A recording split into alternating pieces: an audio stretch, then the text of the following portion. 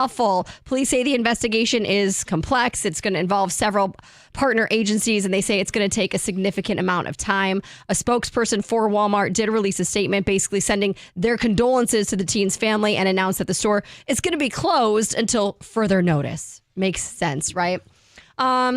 There was a Taylor Swift, or is, I guess, a Taylor Swift themed cruise at sea in the Atlantic right now. Oh, really? Okay. Swifties are just flocking. But there was a tragic event that took place on Tuesday. A 66-year-old woman fell overboard on Tuesday night, and yesterday officials basically called off the search for her pending further developments. TMZ was talking to two passengers who were aboard the ship. One of them said people were yelling that somebody had just jumped. And then there is a representative for the Royal Bahamas Defense Force. They did confirm that a woman jumped from the 14th floor of the cruise ship, and now they have completely called off search efforts. It's very sad. Terrible. And finally, NFL players, they can miss practice for a slew of different reasons, right? Injuries, rest days, personal days, things like that. But on Wednesday, Dallas Cowboys Pro Bowl kicker Brandon Aubrey missed practice because he was summoned for jury duty. Jury duty. Good for him. Yeah. There's no word yet if he's actually been selected to the jury. Or if he just had to go and it doesn't matter if he misses practice anyway. Do his time. He's on my fantasy team. He better not get summoned. Well, he's been great this year. I don't believe they hold court on Sundays. Right. And he wouldn't be sequestered. Right, yeah. So he'll be available to travel on Saturday and kick on Sunday. And if he misses practice all week, who cares? Heather with the news. 2 Grand Slam time.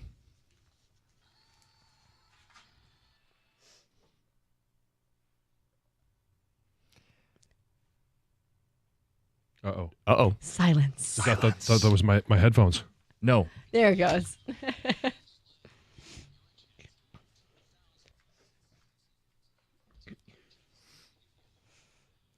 All right, I hope today is the day. Our contestant can win $2,000 if they correctly answer 10 questions in 60 seconds. If they can't do that, they're going to get $25 for each question they do answer correctly.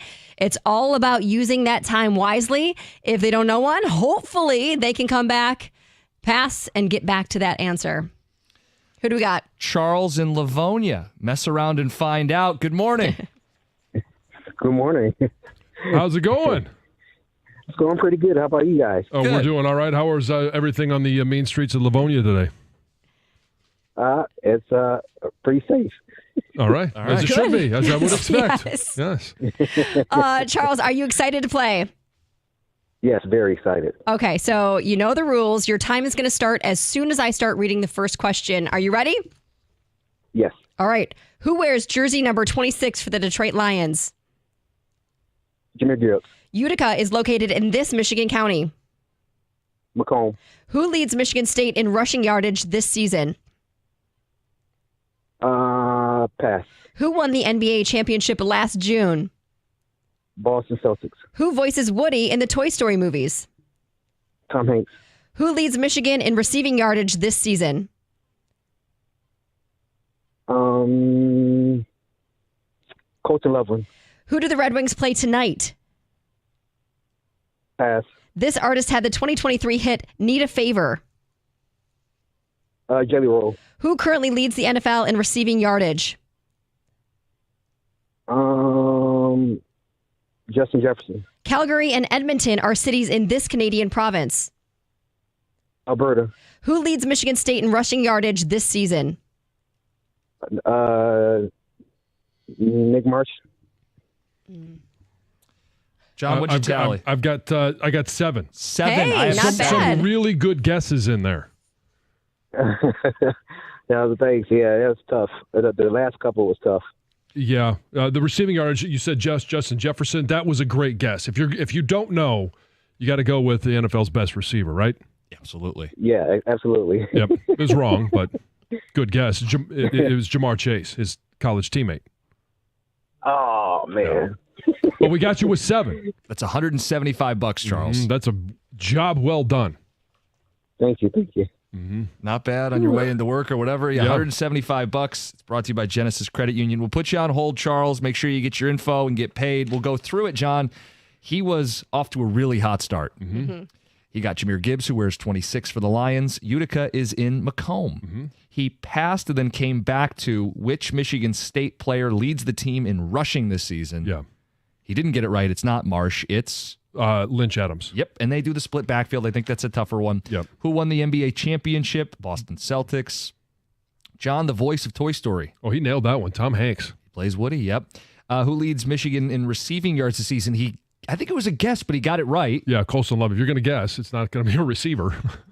Who do the Red Wings play tonight? He passed, didn't get back to it. The Devils. Yep, Star Wars night tonight. Artist that had the 2023 hit Need a Favor. Jelly Roll. Yep.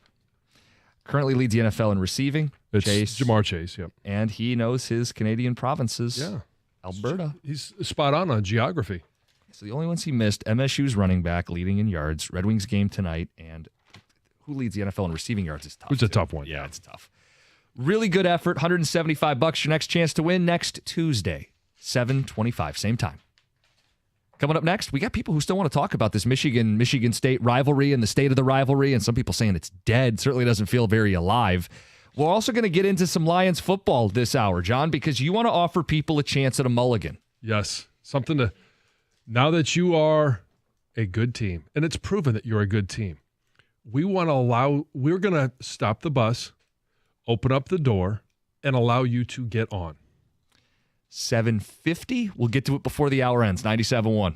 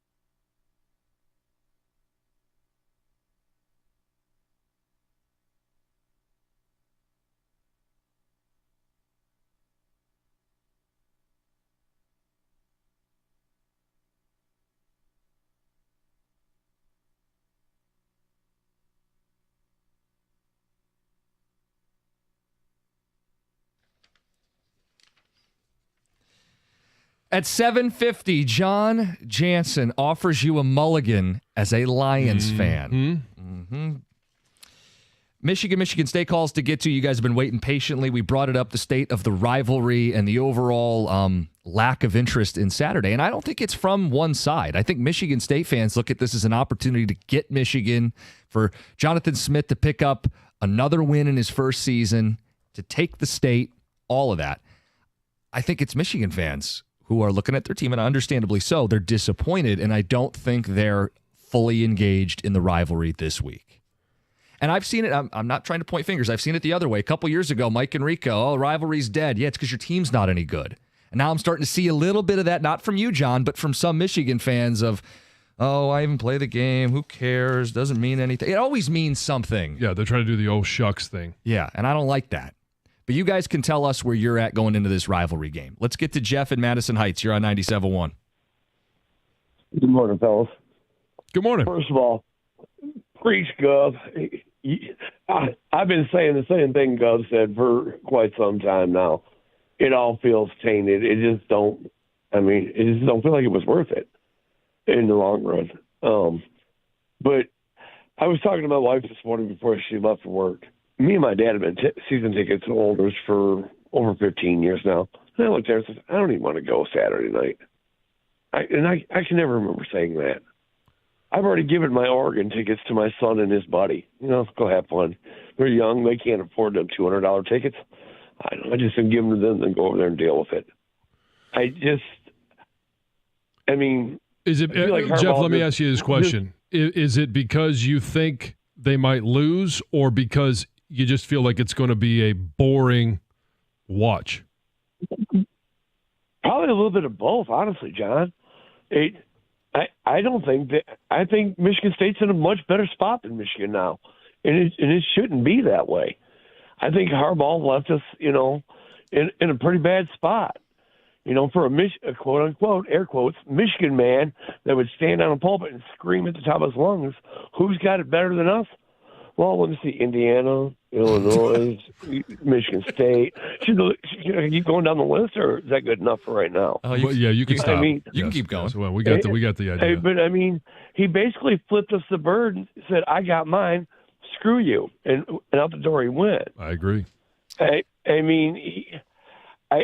I'm probably one of the few minorities that would say I would give it all back if Harbaugh would have never showed up. I remember the day he got hired. I was bouncing off the walls. We got a coach.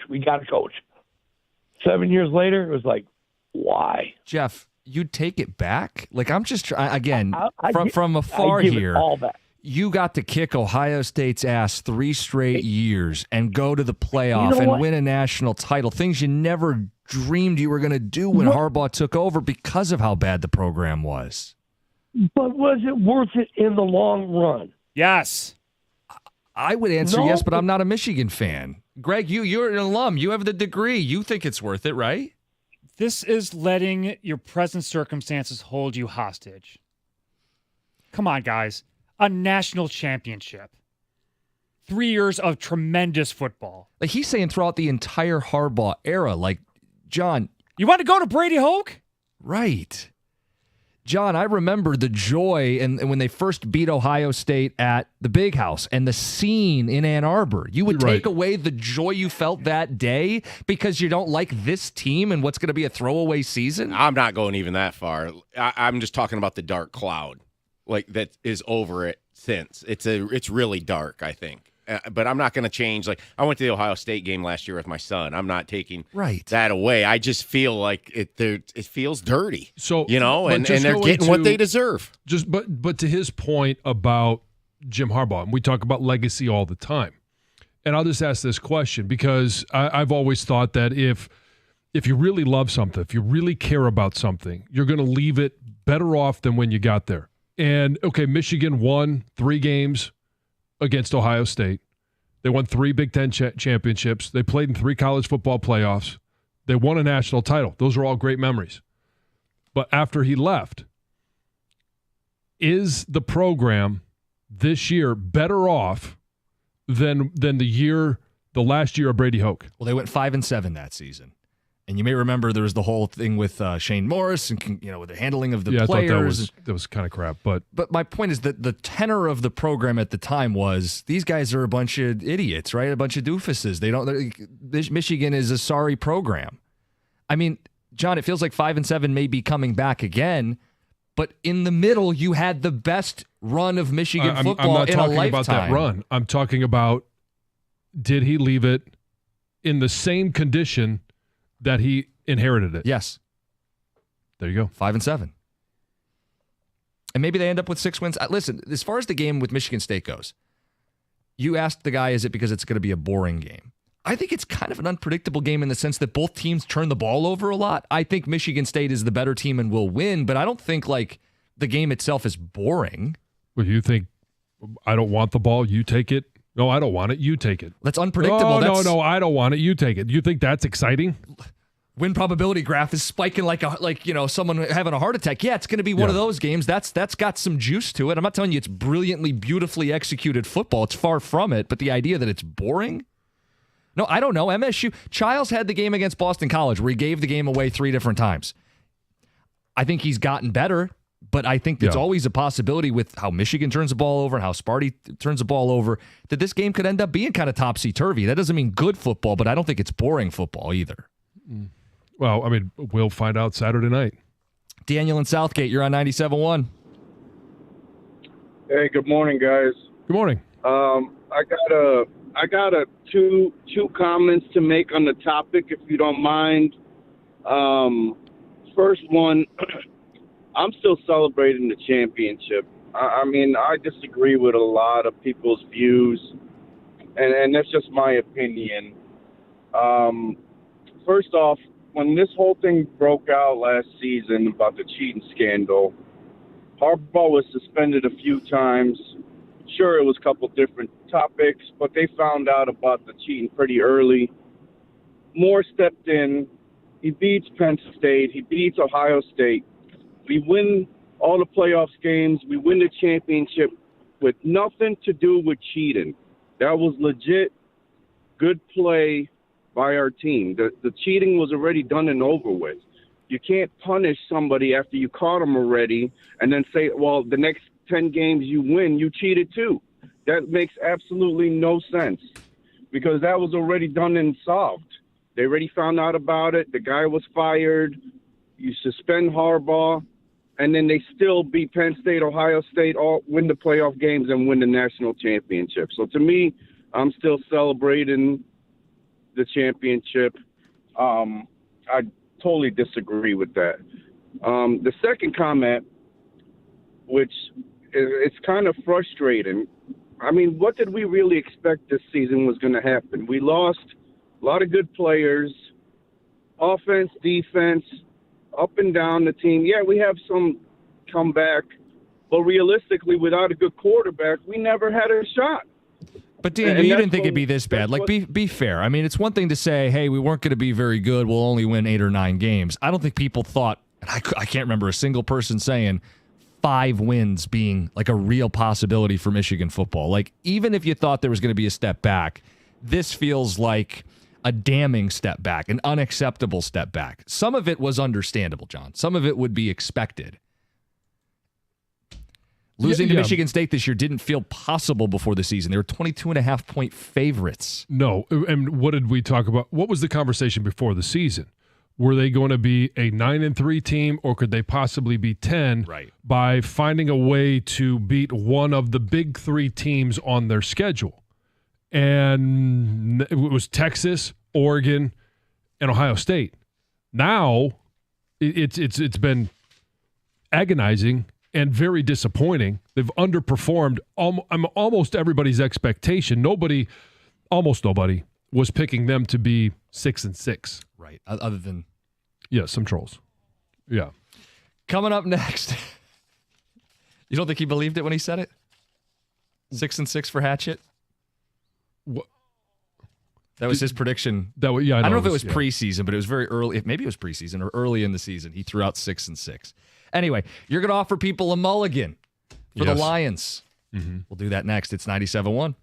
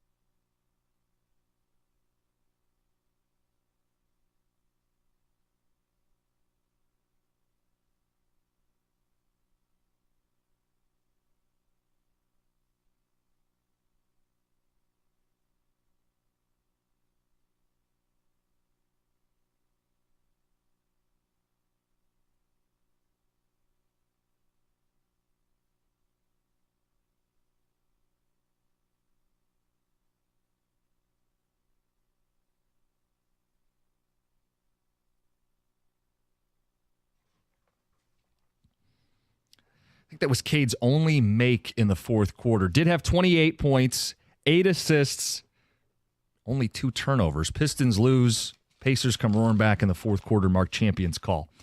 All right, John. Before the season, you said something about the Lions. People kind of looked at you sideways. I'm people. Yeah. We went through the schedule. We played the schedule game. And I went through the games that I thought they should win, the ones I thought they should lose. And overall, nobody's going to be 100% exact on the wins and the losses. But I did think that they were going to be a 14-win team, 3 losses. Tom was on the same train as me. 14 wins, 3 losses. And as it sits right now, they are 5-1 in the catbird seat for the number 1 seat through 7 weeks. They've had their bye week already. And the contenders along with them in the NFC, 5-2 Washington, 4-2 Tampa, Seattle, Minnesota at 5-1, who they just beat, Green Bay in division 5-2, Chicago Bears also in a playoff position currently at 4-2. But the Lions are sitting at 5-1. And we could sit there and talk about that game against Tampa, how it should have been a 1, how they should have been, should have been a win, how they should be 6-0 versus 5-1, but they're 5-1. Mm-hmm. I want to give the opportunity for anyone out there to hop back on the bandwagon, to get on the bus. We've stopped and door is open. The sign is out. No passing traffic. Thank you very much. In fact, we're even backing up the bus.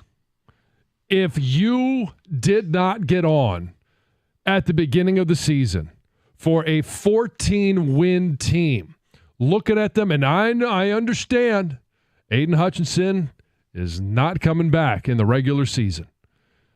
But this is the most dominant offense the NFL has this year. Is there anyone that wants to hop on that bus and say, you know what, I think this team is going to beat Tennessee. They're going to go on the road, get a couple of wins against Green Bay and Houston. At some point, they have the opportunity to lose 2 games. And it will happen. They're not going to go 16-1. I'm not saying you got to get on the bus to go 16-1. I'm just saying you got to get on there to go 14-3. And if you want to troll like Jeff Rieger, you want to be smarmy like Jim Costa, I'd like to hear it from you as well. Why aren't you getting on the bus? Why can't this team be 14-3? Mr. Costa, you are first in line. You're at the bus stop. Are you taking your CMU Fire Up Chips backpack and moving on, waiting for the next in line? Or are you ready to say, instead of that meager 12 wins that you thought, meager 12 wins, are you ready to say this team, they're going 14-3? Because Tennessee, no great shakes. We'll talk about the division as we continue to go, but Houston, they don't seem quite as scary as they once were, even though that game is there. Jacksonville, last year we were talking about Jacksonville. Which organization would you rather be? The mighty Trevor Lawrence, or just have Jared Goff as your quarterback? A coach that has Super Bowl pedigree versus Dan Campbell, who's just simply biting kneecaps, never been a play caller, couldn't possibly be successful as a head coach. Indianapolis, boy, they don't seem like they're as tough as they once were. Buffalo, no Stephon Diggs. What are they doing as an offense? Defensively, they're all right. San Francisco, the San Francisco treat at the end of the season. Oh my goodness, it's going to be who goes to the Super Bowl. It's a reckoning. It's a revenge game for what happened in the NFC Championship game. Couldn't possibly win that one, could they? Looks a little different now, doesn't it? Before the season, you said 14-3. Tom said 14-3. You guys are sitting at the front of the bus. Yeah, I'm driving it. Waving people on right now, saying, hey, get on board 14-3. And they are the best team in the NFC right now. All bus routes lead to the Super Bowl. Oh, here we go. It's taking off. You better get coming? on. I'm waiting for the next bus. Oh, I'm waiting for the 12-5 bus. Couple things you left out, John. Okay. They have not played the majority of their games in the division yet, the best division in football. Still 5 NFC North games.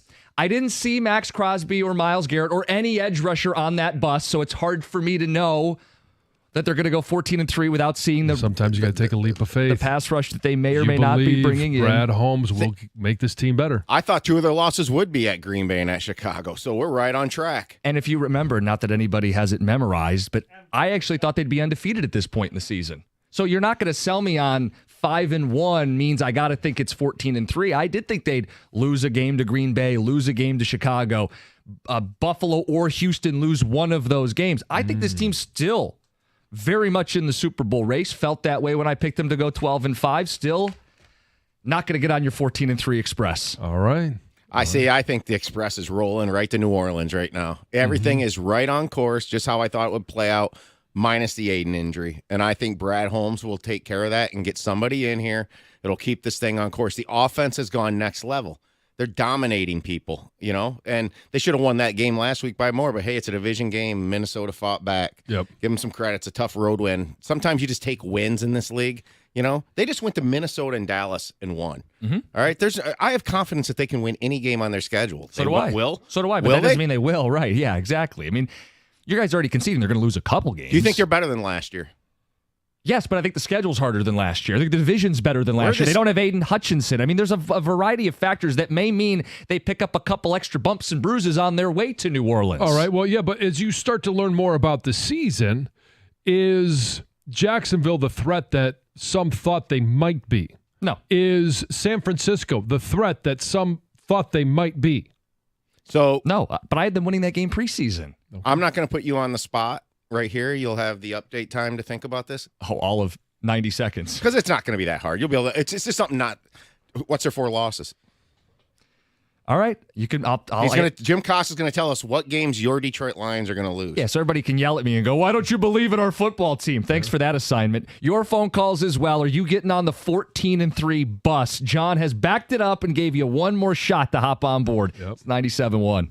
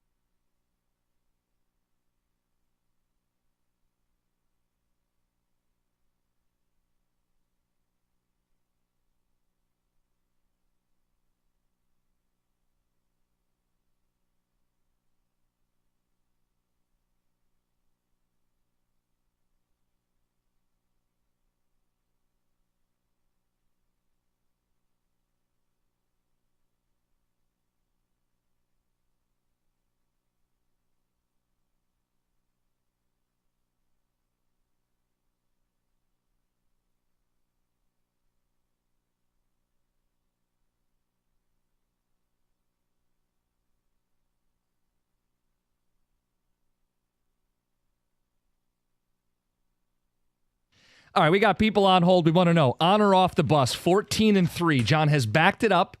You said it preseason. He wants to know. You got one more shot to hop on. Lions, 5-1, best team in the NFC. Will they finish with that 14-3 prediction that he threw out before the season? And he offered me a chance to hop on before the bus takes off. I was in the 12-5 bus that's a couple stops away. And I'm going to stay on the 12-5 bus because I don't know what they're doing with the edge spot because the division is better than anticipated because they still haven't played 5 of those division games or Buffalo. And Tom asked me to come up with the other 4 losses. And maybe I just surround myself with like-minded people, those that are more positive, those that maybe know a little bit more about football. Oh, maybe not. Come on. But I am receiving text messages from friends. And I don't know what the ticket texts are saying this, but the theme on the text messages that I'm getting, this one comes from Rodney, Brighton. He's such a Debbie Downer. 12-5 is not a Debbie Downer. First place in the North is not a Debbie Downer. Feels a little down. Where have we reached where unless you're 14-3, you're a hater? Okay, if you don't pick, answer hold on, that if you don't question. pick them to win every single week, you're a hater. Where have we reached? It's not where have we reached because we're not there yet. It is what we are reaching for, and that is greatness. It is something special. It is something unique. It is something that the Detroit Lions have yet to accomplish, but that is what they are doing. They're reaching for the stars. They want the entire thing. Ticket Texter says, you surround yourself with slappies, John. Another one says... Yeah. He does work for Michigan. Yes. Rodney does fit that category. Sorry, Rodney. Ticket Texter says, by the way, John, your last bus was the Michigan to the national title bus, and it went off the cliff to a fiery death. I'll be in the 12-5 Uber arriving shortly with Jim. Okay. But there are plenty of people that do believe what you are seeing, John. Ticket Texter says, I'm on board. I have met 15 wins, John. I'm on board. Adam in Franklin, you want to join in on that conversation? I've got the Lions at 15-2. I will drive the bus to New Orleans. I've got the Bills circled, possibly another division loss. But you've got Dan Campbell in that locker room every single game about how important it is to beat the other teams in the division. And quite frankly, the conversation since we lost Aiden isn't about are we going to go on the road and beat the Bears or the Colts or the Texans. It's are we going to beat the Ravens or the Chiefs in the Super Bowl? 15-2. Yep. All day long. That's the question. Who are we playing in the Super Bowl? And can they win that game? And I did you watch the Baltimore game this past week? Every time Baltimore, but specifically Lamar Jackson, plays against an NFC team, they show the record against NFC opponents. Going into that game, it was 22-1. Now it's obviously 23-1. Yep. Couple ticket texts. I didn't know Mark Ryan was filling in for John today. Preaching. Oh, wow. Sermon. Can I get an amen? No. This one says, I'm not on the bus. Why do you hate me? I'm just reading what the people said. The texter. Why do you hate me? It's from Ken in a car. Direct your anger at Ken. I'm not on the bus without Garrett or another pass rusher at the very least. Says Brad is cheap. If we don't go to the Super Bowl, it's Brad's fault. Okay, he's cheap, yet, I mean, what's Amon-Ra making? What's Penny making? What's Jared making? Like, okay, let's go down the list of contracts that he's handed out for guys that have earned it. And let's also understand that I do believe, even though I don't think it's going to be Myles Garrett or it's Max Crosby, I do believe he adds somebody that will help on the edge. He's got 2 weeks to do it. Yep. You know, the other thing too is like people around the league are like gushing over the Lions right now. Like you have Jimmy Johnson in the post game this week, just like, man, like he looked envious. Tom Brady after the Dallas game pointing over his shoulder late in the game, who's the best team in the league, Tom? And he uses his pencil and he goes, I think it's these guys. You know, the love that they're getting. It's like you have the greats of all time like gushing about this team. Great teams go 14-3. I mean, I know some people think it's impossible. Nobody goes 14-3. I didn't say it's impossible. Even though the Eagles did just 2 years ago, but no, listen, I've not said it's impossible. So don't put words in my mouth. Ticket Texter says, Jim, your points are valid. Impossible to argue with. You could be right, but take a leap of faith. Kyle and Royal O, come on. You see what this team is capable of. Don't be scared to be good. Or in this case, great. Great teams go 14-3. You want me to answer your homework assignment? I've had a couple minutes to sit on it because I got to come up with 4 Refresh more me. losses. I don't know that I was paying attention. Well, they're 5-1 right now. Oh, so to who go are 12-5, that means they're only going 7-4 the rest of the way. So Jim Costa's got them for 4 more losses. Yep. That's just a fun game to do. People can yell at me. Why don't you believe? They'll split with Green Bay. Okay. They'll lose the game on the road in Chicago in November. So that's 2. Those are 2 losses you still had before the season. I had them losing to the Texans. I feel like I got to keep that if they're going to go 12-5. And I think Buffalo would be the other one. You feel you have to give them a loss. Okay. I actually think Buffalo might be the toughest remaining game on the schedule. I do too. But that was a home game. It is. It's going to be domed. We know how good Jared Goff is. By the way, we were looking at ticket prices for the rest of the games. The most expensive one, right? Is Buffalo, because Buffalo fans are driving it up. I'm sure that's Don't sell part of those it. tickets, Lions fans, or those Buffalo people. Get to Tyler, who's waiting on hold. Tyler, good morning. You're on 97.1. Hey, good morning, guys. How's it going? Yeah, it's going good. Yeah, I got the Lions going 14-3 and losing the division. Wait, what? I have them losing the division because Minnesota doesn't play anybody the rest of the season. I could see them maybe losing one more game on their schedule. Lions-wise, I think they're going to split in Chicago, and they're going to lose to Buffalo, making that 14-3. So you think Minnesota's going 15-2 or 14-3 with the tiebreaker because of some NFC record or something like that? Yeah. Yep. I see the remaining of their schedule. Sam Darnold he's playing really good right now, and he's still throwing the ball good. So I think Minnesota just holds the destiny, and they ride the whole wave all the way to the top. Okay, I certainly am not going to call the Vikings frauds. I think they held up their end of the bargain and played a hell of a game at home against the Lions. I don't think they play tonight, though, right? They're going to lose tonight. The Detroit Rams. They're going to lose tonight. Get your Detroit Rams shirts out. John, that is not a 15-win team over there. I mean, come on, people. No, it's not a 15-win team. Or even a 14-win team over in Minnesota. They may put a streak together, but it will be interesting to see what they do tonight on a short week, coming off an emotional loss. How do they respond? And what do teams after they play the Lions? They're over, even on a bye week. Ask Jerry Jones. Yeah, Vikings at Rams, Packers are at the Jags, and then the Bears are at Washington. So the other North teams are all on the road against what I think are all potentially losable games. I know selling that Packer-Jag thing might seem crazy to people, but I think the Jags might be turning a little bit. And you're not going to go 14-3 and lose the division. No, I don't think so either. That would be unreal. Now you could go 14-3, and if you split with Minnesota, tie with them. And then it goes to NFC games, and you're down an NFC game because you lost to Tampa. I don't know what that means in the division, but it would matter for seeding in the NFC. Yeah. Ticket Texter says, John, talk that talk. 14-3 loading. I want on that bus. Let's go. Hop on. Plenty of seats available. Costa hates puppies and ice cream. Yeah. I knew this is where I was going to go. I think they're 12-5, first place in their division. Best team here. I know you like cats. Puppies and ice cream get you to 14 wins. You guys actually think we should call Rieger? Because he said 10-7, didn't he? No, you got into a shouting match with him that over got a that. little out of control, admittedly. But did he have him at 9 wins? I think it was 9 wins. No, it was 10. No, I think he had him at 10. Yeah, he was preaching, they're still double-digit wins. Oh, okay. So we should call him and get his 6 more losses. Yeah, wake him up. See, what you got to realize with 5-1 is they're actually on pace for 14-3. Sure. Win 5 of every 6 games. They're actually 15-3. That's including the first playoff game. There you go, 15-3. 248-539-9797. So the math is all working out.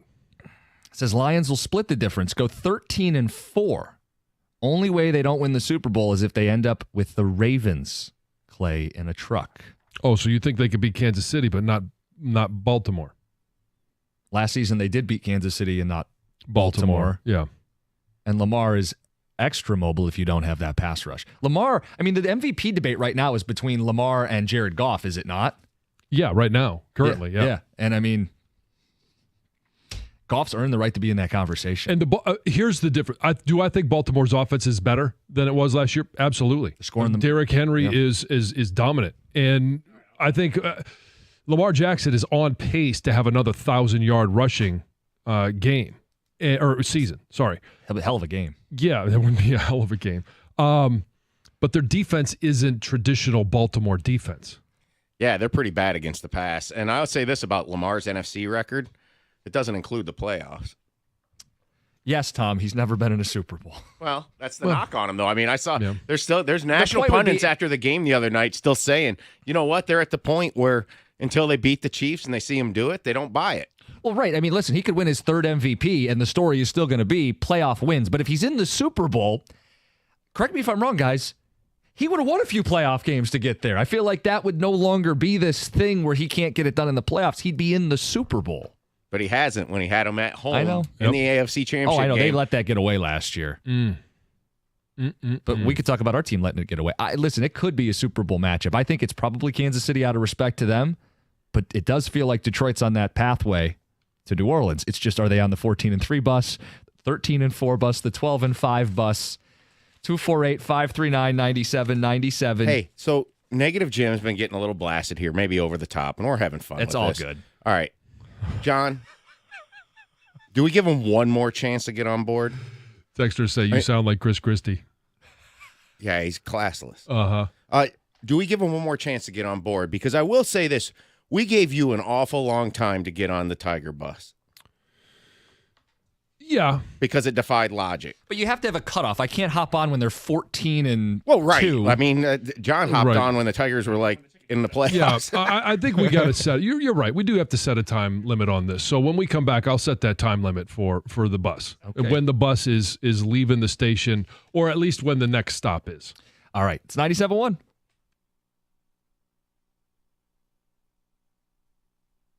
All right, guys, here's the deal. It's time to get off the sideline and get into the game with Moran Chevrolet, where GM employees and immediate family members can lease a 2024 Equinox 2LT EV for just $159 a month, 24 months, $999 down. Moran Chevrolet, where you always get the best price, period. Moran has shipments arriving daily. They're going to have the vehicle you're looking for. Score your best deal at moranexpress.com or check them out in person. Stop by, meet with the staff. Gratiot, north of 15 Mile in Clinton Township. Chevrolet, together, let's drive.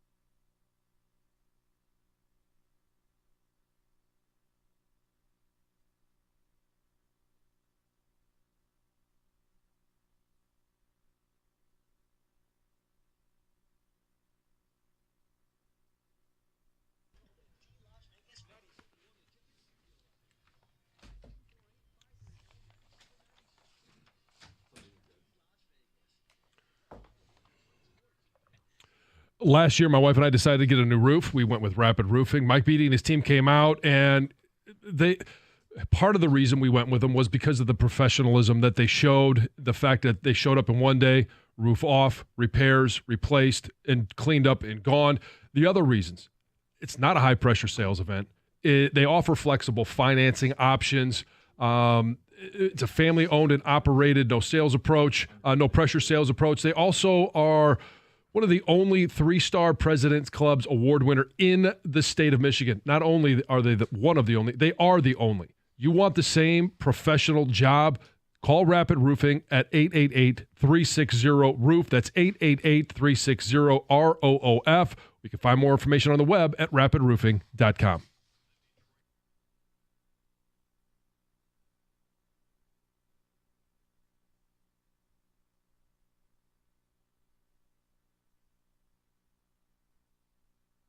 That is a bus, a 14-3 bus that John Jansen is currently putting in reverse. Yep. Asking us to join him and Tom for the Detroit Lions. And apparently just ran you over. And that's okay. You can stand in the way. But we want all those that believe in the Detroit Lions, what they have built, what they continue to build, because I do have faith that Brad Holmes will go out and address the edge of the defense, whether it's one guy or two guys. We don't know who that is. Doesn't that matter? Yeah, it does. It does matter. And so you need more proof. Like I needed more proof. I couldn't just believe in the Detroit Tigers. I needed proof. As each game went by, it provided more proof. And now all of a sudden, I'm tasked with coming up with the deadline for you. Could it be the trade deadline? Thanksgiving. You tell me. What do you think the cutoff is to be on board the 14-win bus? So they play the Packers just before the trade deadline. Yeah. And you said you feel like you're still forced to give them a loss against the Texans. You picked them before the season, yeah, and I feel like I still have to hold to that. If you feel like you have to hold to something, I will give you until after the Texans game. Okay. 3 games left. John, if they win all 3 of these games, and they've added a pass rusher, I'll be running from behind trying to catch the bus at that point, as long as it hasn't taken off. But just make sure you bring your car flag with you. Okay. We'll put that on the bus. 12-5 was my preseason pick. Losing Aiden, not knowing who they're trading for, knowing what this division now looks like, knowing Sometimes you still you got gotta have Buffalo. faith. This doesn't change my opinion of the Super Bowl. It's just a realization of a tough schedule, and you are going to, guys, brace yourself for this. You are going to lose a game down the stretch. You are going to lose a couple games before the season's over. I'm giving you a couple games. And I got a couple more on top of it until I see what they do. Because you feel like you have to. Dorian, your opinion. You're on 97.1. You're in Detroit. What's going on? Hey, how are we doing today? Good. This is a local Ravens fan that stays in Detroit, but the Lions do need to get a pass rusher. If they want to get through the playoffs, they need to get a pass rusher to be able to get through the playoffs. And nobody's talking about the Kansas City defense. They've actually been keeping the Chiefs in games. Patrick Mahomes is really not playing well this year. You're right. And as far as the MVP race goes, I would say probably 1 is Lamar Jackson, 2 is probably the Kansas City defense, and 3 I would have to say Jared Goff. He's actually playing very well. I love that you're saying Kansas City's defense and not Mahomes. Like, you can bet on Mahomes, but the story of Kansas City last year and this year is their defense. Do you agree with this? Dorian didn't give us is he on the 14-3 bus? It said on the screener he was. Yeah. But yeah, I suppose he didn't share that. So we'll take that one. John, you agree with his order? Well, we have yet to see a side of the ball win MVP. I get his point, but I am going to remove Lamar them. number 1. I'm not going to argue that one too much, because I do think that he is playing at an extremely high level. He's hitting more deep balls. At least I don't know what the numbers say in regards to where it was, but more impactful, explosive plays downfield. And some of that is the fact that defenses have to honor Derrick Henry, as they should, or else you will pay the price, a very steep price to pay. Monday night, Lamar threw 5 touchdowns, so it really does draw a line between the two. He has 15 touchdowns to Goff's 10. He has fewer interceptions and more touchdowns, a higher quarterback rating. And Baltimore, as an offense, they're scoring more points per game. He's thrown more big-time throws, which is a stat that Pro Football Focus tracks, more big-time throws. He also, under pressure this year, has 5 touchdowns, 0 picks. Goff has 2 touchdowns, 2 picks. He's been better against pressure, but all the numbers tell you right now Lamar is playing better than Goff. If we see, and I do agree with Dan, where that Cardinals game, even though he did throw an interception, we saw a different Jared Goff. That's where the transition started to happen. But then against the Seahawks, the Cowboys, the Vikings, we have seen if Jared Goff can play even close to that level that we've seen the last 4 weeks, but specifically the last 3, I think he'll run away with the MVP race. I just don't know how sustainable that is. That's why I say he has to be close to that. And it's protecting the ball. It's taking what is there, not worrying about the total numbers of, hey, I need this passing yardage. I need these amount of passing touchdowns. It's simply about the win. And I think that's the big shift for Jared Goff, is that he is just simply taking what is there. And if he continues that, this offense is, I'm not going to say it's impossible, but it's near impossible to defend. We have Dear John coming up at 9:02 on a Thursday. Oh, John, one of the questions is, did I eat too much? Oh. We have a question about pet rent. Oh, I actually have one I'm going to ask you guys. And I was going to say, turn the tables. This week we'll have an Uno reverse card. You have a question to ask advice of us. Yes. 9:02. Shifting one to the team. All right. Cool. Heather's ready for it. Let's get to the news. A Clinton Township man charged in the death of his 2-year-old son has pleaded no contest. This 26-year-old Jonathan Cheek was charged with second-degree murder and second-degree child abuse after his son starved to death.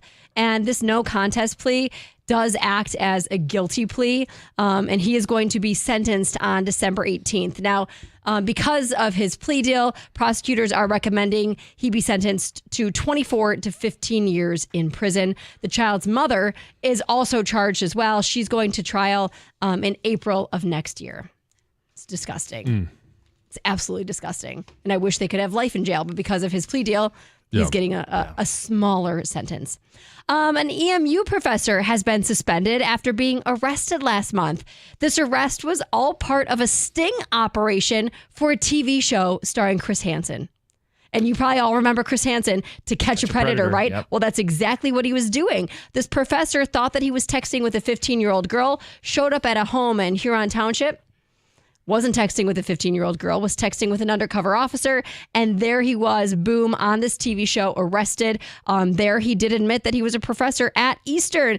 Like I said, he was immediately suspended, banned from the campus, can't access emails, things like that. He hasn't been charged yet, but charges are expected to come in the very near future. The search is on for a pair of suspects who broke into a clothing store in Detroit and stole a whole bunch of merchandise. Police just released some surveillance footage from outside the store and inside the store. It shows these guys getting in, basically taking as much clothing from the shelves, from the racks as they can, and then fleeing the scene. One suspect is believed to be a man in his 50s, a gray goatee. He was wearing a baseball cap with the word boss on it. And then the other suspect is believed to be in his late 40s, bald with a beard. So if anyone knows who these are, urge to contact the police. As you guys might know, gender reveals, super popular these days, right? Instead of either finding out on the ultrasound or just opening the envelope, people are doing sometimes extravagant things. Very dramatic. But most people do, a lot of people do the cake gender reveal, right? They have a cake. You cut into the cake and it's got what, pink icing or blue icing? Yep. Yeah. Which is chocolate. a safe way. You know, you're not lighting anything on fire or things like that. Well, there was a woman who recently decided she was going to have a gender reveal. And she took the little envelope from her doctor, and you go to the bakery, right? And this was in California. She hands the note to the baker and says, if it's a girl, could you do raspberry or strawberry filling in the cake? If it's a boy, we'd like blackberry or blueberry filling. Sure. Pretty simple, right? Well, the whole thing was ruined when she got a voicemail from the baker.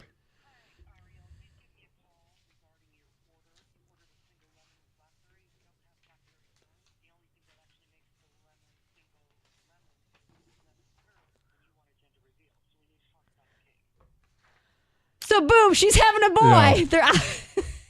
right there, completely ruined everything. That's how she found out she was having a boy. And then the kicker was it actually turned out that they were wrong and they did have blackberry filling. Oh, come on. I'd be so bummed if that's the way I found. If that's what you wanted the cake and you wanted to do it, however, with a party or with your significant other, and then you found out through voicemail. Yeah, but okay, so nobody else knew. You still get a chance to tell everybody else. And her husband didn't know. I know, but I get the disappointment. It's still a disappointment because we did this. We did a little cake, just Colin and I. We didn't have a party. We didn't do a big gender reveal, but we got a cake. You gave us the cupcakes, and then I made cupcakes, and that's how we surprised our family and friends. And I brought them in too, and so it was still fun to share what we're having with other people. But I get it, a disappointment for her. Finally, by the end of next year, Denny's will be closing 150 of its low-performing restaurants. I honestly didn't even realize there was still Denny's locations. There's 12 in Michigan. So I don't know if any of those will be impacted or not. They didn't release a list, but they say 50 will close by the end of this year, and then the rest will close by the end of next year. I know they closed the one in Ann Arbor, at least the one that I would frequent as a college student and every once in a while now. And then they say even if they are going to remain open, they may no longer be 24/7. They're going to reduce the menu as well. What are you going to do at 1 a.m? Taco Bell? Nah, you know what? It's not even the pandemic has killed all of the. Yeah. Are they even open anymore? Like a late night Taco Bell run. Like, can you go at 1 a.m.? Yeah, you used to get late at the bell. College students, let us know. 248. They're keeping the Grand Slam, right? The big breakfast that you would imagine they would. Moons over Miami. You never know. All right, Heather with the news. Coming up next, it's the Thursday touchdown. It's 97.1. All right, you guys, I have a really cool story to share with you. So I was talking to Dr. Berkowitz from Michigan Hair Restoration, and he was telling me all about this really nice wedding he was at recently. And he said what was so cool is that one of his patients came up to him so excited to introduce Dr. B to his fiance. And he went on to say that his hair restoration treatment with Dr. B changed his life and that it was because of his newfound confidence that he was able to go and meet her online. And then he was saying a little while later at that exact same wedding, another one of his patients came up to him with almost that exact same story, but this time they were already married. And this patient was so excited to introduce Dr. B to his wife, who he says he wouldn't have met if he didn't go to see Dr. B. How cool is that? And you know what? Your life is waiting for you on the other side of your hair loss treatment. With a full head of hair that you can run your hands through, who knows what you'll have the confidence to do. So go to MichiganHairRestoration.com today and schedule your consult with Dr. B. That's MichiganHairRestoration.com.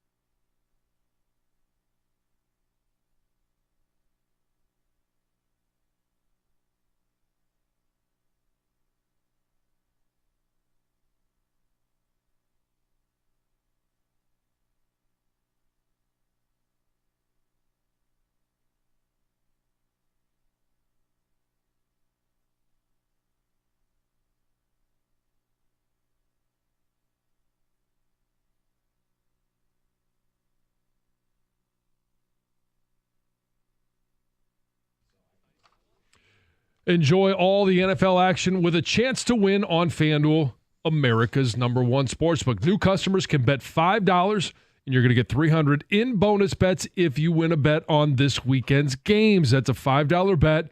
You win on this weekend's games and you get $300 in bonus bets. And here's some of my favorite features of the app.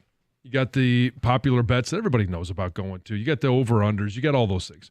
FanDuel Squares, same as Super Bowl Squares, but you can bet them at any point, and you can do it even after the game starts. But here's the one that's really fun, Parlay Hub. Check it out because you can build your own or choose from one that's pre-built for you. You can also do that after the game begins. Just visit FanDuel.com/Jansen to make every moment more this season. FanDuel is an official sportsbook partner of the NFL. Must be 21 or over and present in Michigan. First online real money wager only. $5 first deposit required. Bonus issued as non-withdrawable bonus bets that expire 7 days after receipt. Restrictions apply. See terms at sportsbook.fanduel.com. Gambling problem? Call 1-800-GAMBLER.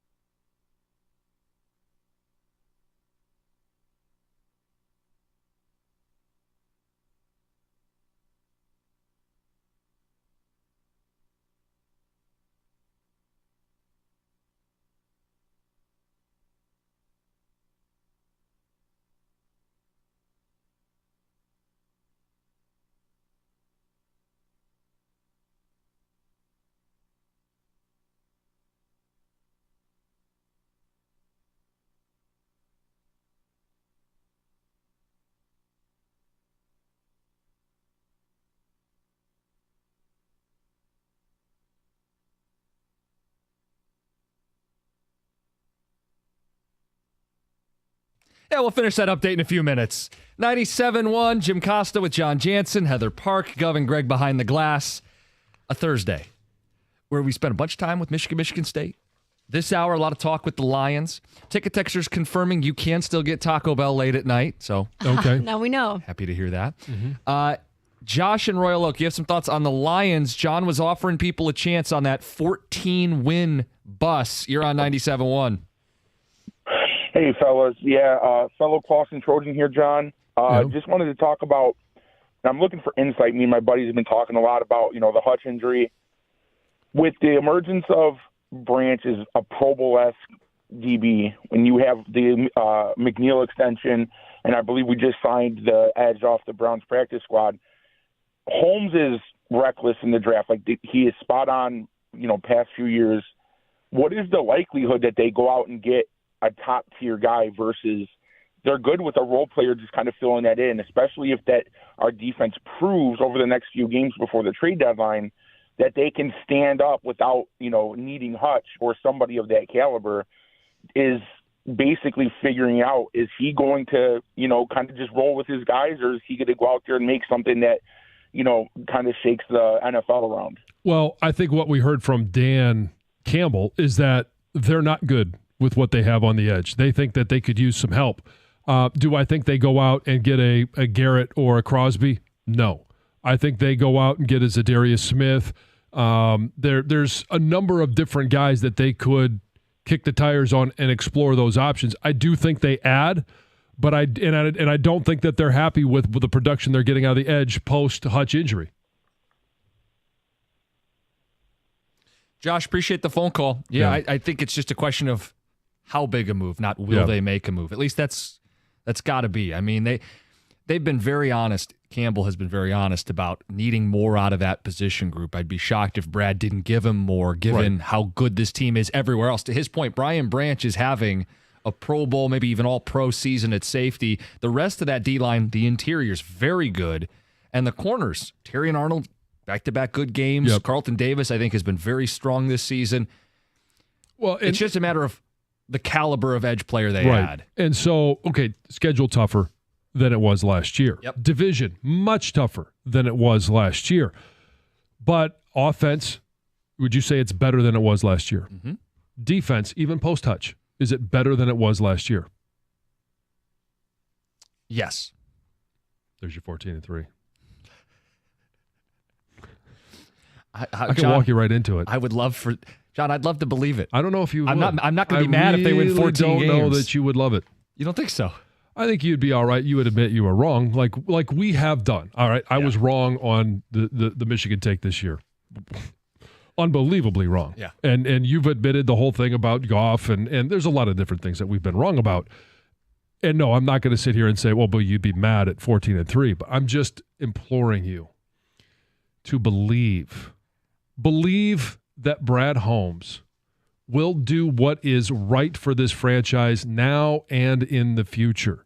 I don't think we would all love, just like you think, would love to be 14-3. Mm-hmm. I would love to have Max Crosby. I would love to have Myles Garrett. It's not going to happen. I don't think they need those guys to get to 14 wins, to be clear. But I just want to see the level of player they add so I could feel good about hopping on the bus with you. Even if I'm on the very last row of that bus. Seat, I don't know. Hey, you don't want to go full Forrest Gump. I mean, seat's taken. Seat's taken. I'm running behind the bus as the the gas. Yeah, the exhaust. The fumes. Yes. Yeah, gets me in the face. Yes. All right. You're such a child. 248-539-9797. Some ticket texters with some of their thoughts on this football team, as well as we got Dear John coming up at 9:02, and some of those prompts. And a fun spin this week, John will ask us for advice, something going on in his life. But some of the prompts that we're going to hit you with, including, did I eat too much? Pet rent. And if we have time, a question about weddings and standing in those weddings. Ooh. We will see if we have time to get to all Unleash of it. Bridezilla. Oh, boy. Texter says, question, Goff has been criticized positively and negatively in recent weeks. John, is there a quarterback that Goff resembles from the past? Is there a quarterback that Goff resembles? He was criticized positively? How's that? I'm just reading the text. Yeah, no, I know. He's been talked about positively and negatively. I think you got to go to some of the more recent, quarterbacks that were drafted, highly, maybe even number one overall, like a Baker Mayfield. Mm-hmm. Wouldn't Cleveland right now, if they could turn back time, they could find a way. Thank you. Let's set that one up for you. And would they rather have Baker Mayfield now versus their quarterback situation and Deshaun Watson? And don't take that as a slight. I think Goff's better than Baker, but it is that story. Right, but that's that type of story. Yeah, I think another one. It's a poor man's version of Jared Goff. Yeah, I'm just trying to think of guys who got off to slow starts or had to change teams to find success, and Baker's a good one for that. Texter says, how come nobody has brought up this Stafford to the Vikings rumor? Is it fake news? Is there any truth to that? I don't know if I've even seen that. No, I've seen like social media whispers. I don't think it's real. No, I don't think it's real either. I mean, they're just the fire sale. They're getting rid of Cooper Kupp. As long as Cooper Kupp increases his trade value tonight, and Matthew Stafford, you can increase your trade value tonight. Just go out there. Do me a favor. Go out there and show tonight that you are still a starting quarterback, that you can find. You've got all the arm angle throws, and you've got Cooper Kupp, and you've got the ability to go out there and be a quarterback that can win against a good defense. That's all I'm asking for today. I think the Rams are going to win tonight. I do. It's that hangover after playing Detroit. It's you have short your jersey, week, don't you? Travel. You're a Detroit Rams guy. I did not like the Detroit Rams. I did not like that movement. Don't put that on me. We'll get your advice on all kinds of matters next. It's 97.1.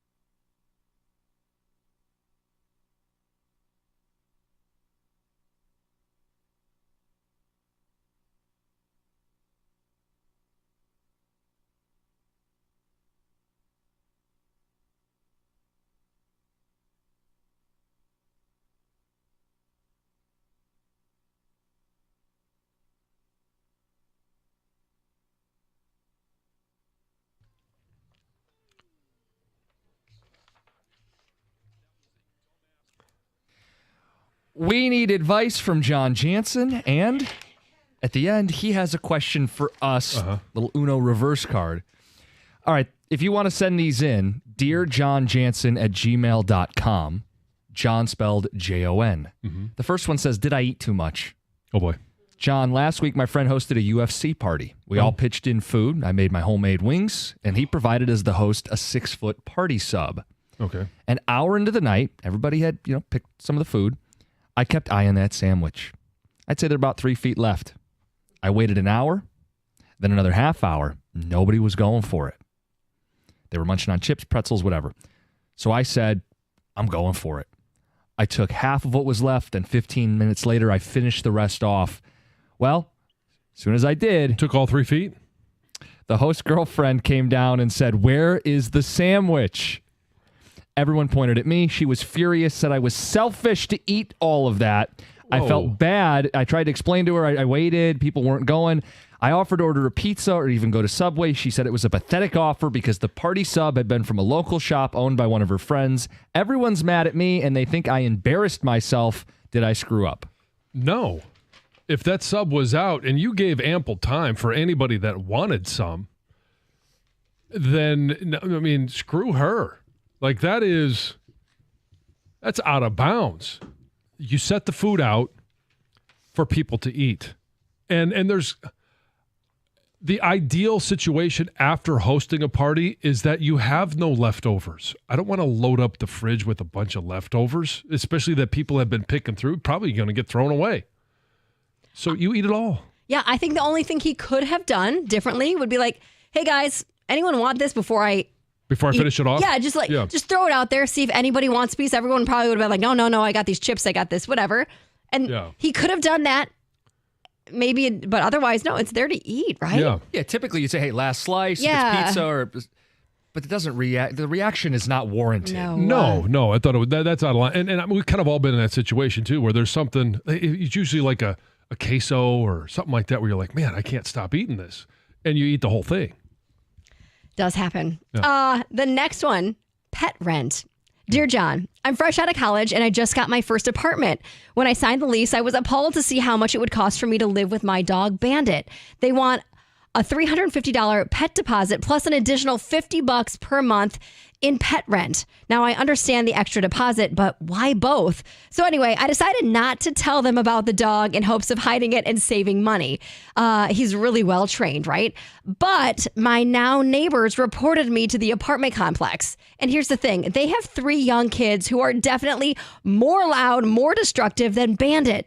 They don't have to pay child rent or have any extra fees for those little brats. So should I tell the apartment they should be paying extra for their kids too? It is whoever drew up the lease, whoever's building, whoever owns it, it is their prerogative to do whatever the hell they want. You knew it when you signed the lease. If you didn't want to pay the price, then find somewhere else to live. There is, and I get it, the kids can be very messy and very destructive. Dogs can be as well. They can chew on molding. They can chew on things. Their hair is near impossible to get out of everything. They can pee on the carpet all over like that. So can kids. Yeah, but. Oh, trust me. When you go to pay. Really? Oh, when you go to potty train. Oh, no. Oh, Brooks? yeah. Brooks. Oh, yeah. Yeah. But there's something about dog urine or cat urine for sure that can literally destroy a house or an apartment. I get it, but that's not the point. I know. The point is it's in the contract. You decided to live there. You wanted to skirt the rules. It's not the leasing company that you should be mad at. It's yourself. Why isn't child rent a thing? Because they're human beings. If pet rent's a thing, they're not humans. Why aren't child rent? I'm just saying. No, he doesn't have a case, unfortunately. No. That the lease is the lease. He tried to get away with it, didn't get away with it. This next one says, standing in the wedding. John, I'm in a bit of a dilemma. My fiance recently participated in a big wedding, and now she's set on having a similar one with a lot of bridesmaids. The problem, I don't have a big friend group. It's just my one brother who I'm kind of close with. I can't fill out the groomsman's side.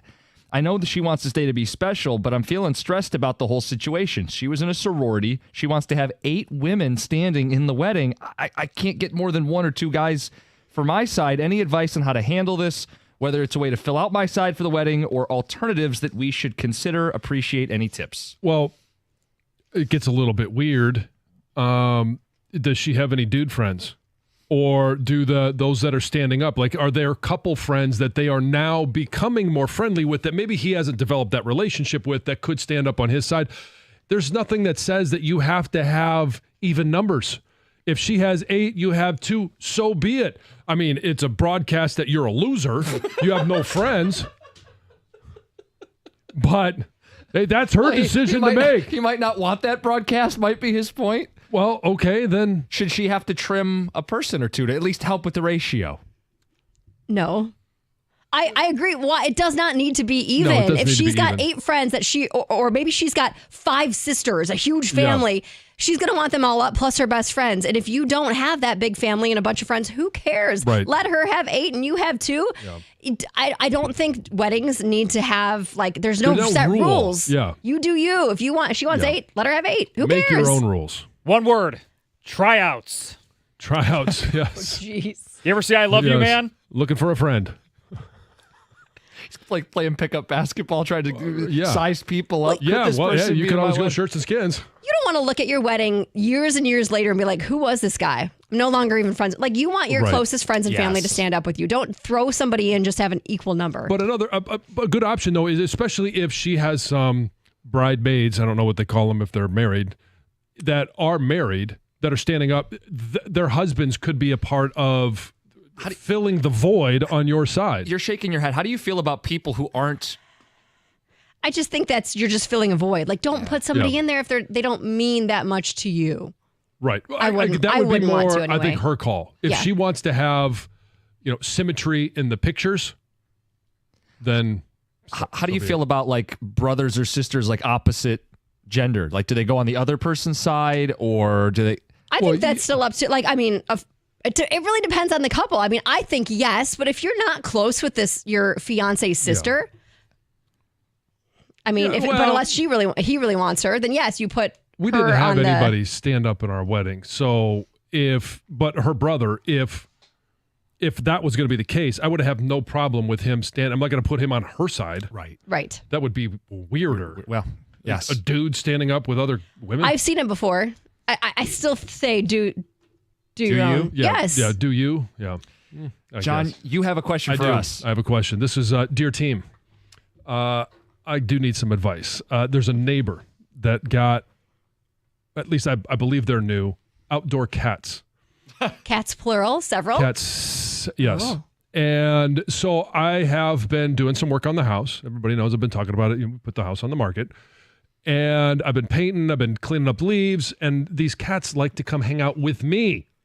The problem is, and I don't have an issue with it. It's like they're not disturbing me. Teddy's out, and I don't necessarily like the fact that he's playing with cats that I don't know about, or that he's chasing them around. He could chase them into the street. Same thing with our dog. I don't want the dog to chase the cat into the street, or God forbid the dog catches the cat. Like I don't want a claw mark, but I also don't want to be accused of Responsible for anything. Yeah. the dog did this. So I finally got a hold of one. It has an air tag on it, so they know it's going to be roaming around, and it has a number on it. So I called the number.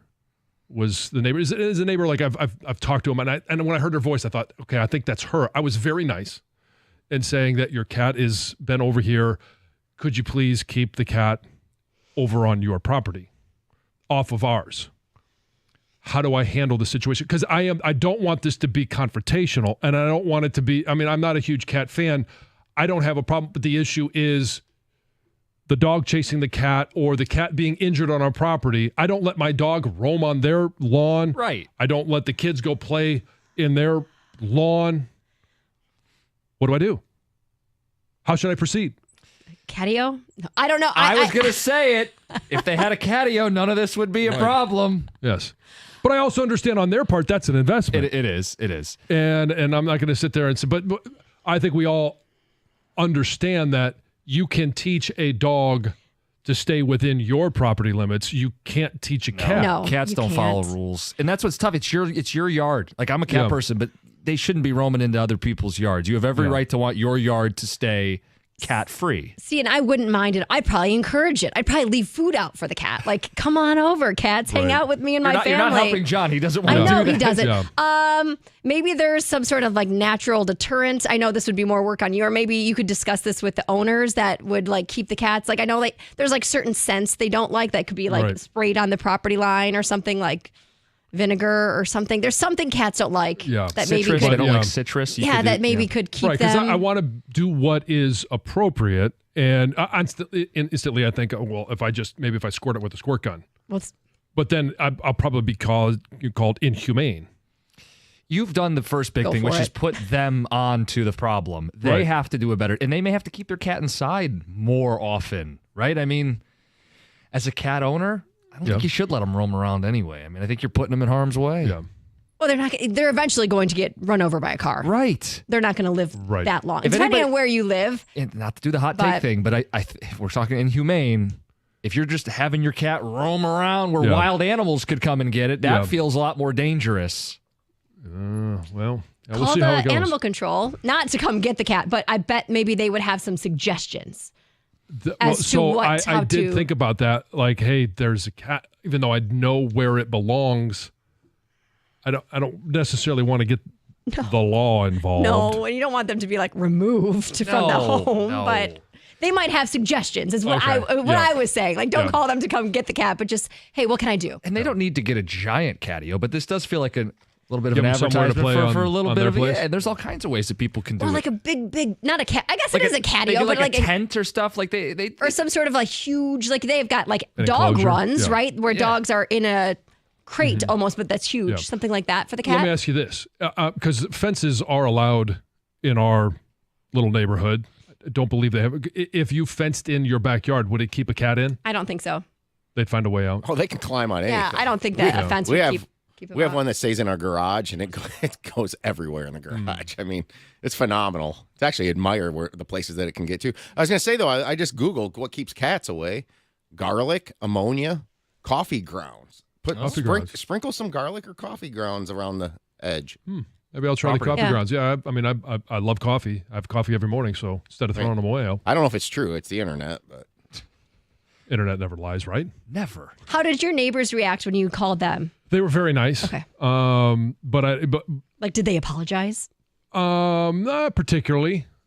It was more of a. It was a very nice interaction. I wasn't confrontational. I didn't want to be confrontational. I just wanted to let them aware of the situation and that I didn't want the cat there. Ticket Texter says, charge the cat rent. Problem solved. We'll get more of your thoughts next. 97.1. Hey, when it comes to managing your finances, you need a bank that gets you, understands you, and is genuinely interested in your success. That's why I bank, and I think you should as well, with First Merchants Bank. Whether it's your business banking or day-to-day personal banking, First Merchants Bank is 100% interested in helping you prosper. And as we all go through life, different things pop up at different times. They're attentive. They're going to take the time to get to know you and understand that life does have those ups and downs. They want to build a financial plan that fits your unique situation. When you make the switch to First Merchants Bank, you're also going to get access to their highly rated mobile banking app with innovative personal finance tools. Plus, they're deeply connected to the community's needs because it's their community as well, and they volunteer and donate to local causes to ensure that we all prosper together. This is the difference of a 100% interest in you. For a better banking experience, visit firstmerchants.com. That's firstmerchants.com. First Merchants Bank, helping you prosper. Member FDIC, equal housing lender.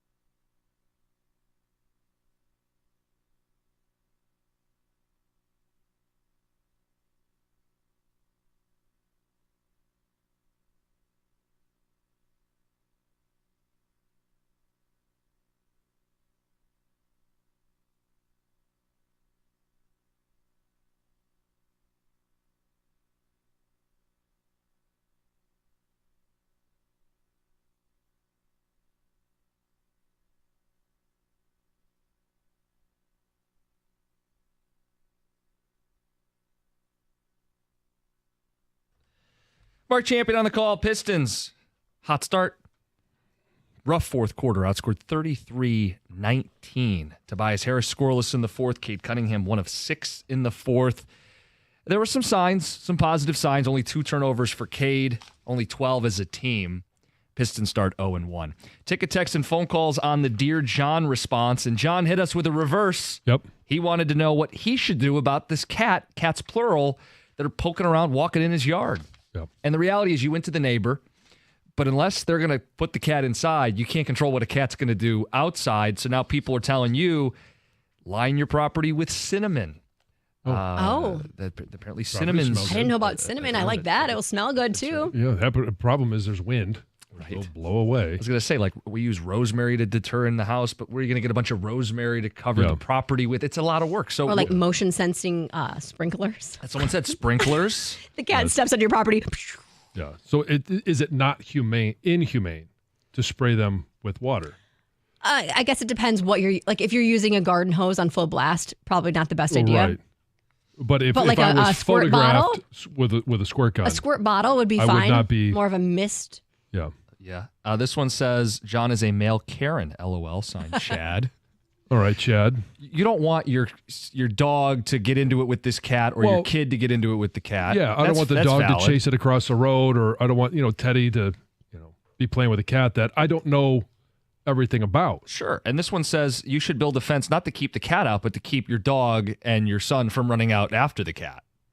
Oh, so it's my responsibility now, even though the cat is coming in my yard, because the dog doesn't run into the road, and neither does Teddy. Well, you're concerned that he's going to, like, following. Sure. Yeah. Well, making the most of the situation. Mike in South Lyon, what do you think?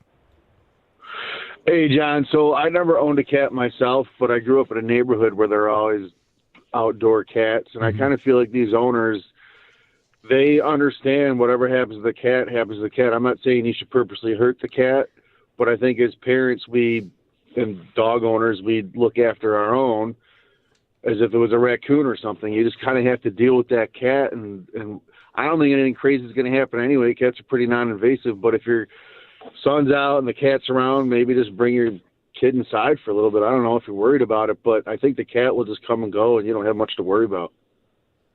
Well, so if it's an outdoor cat, I imagine it has claws.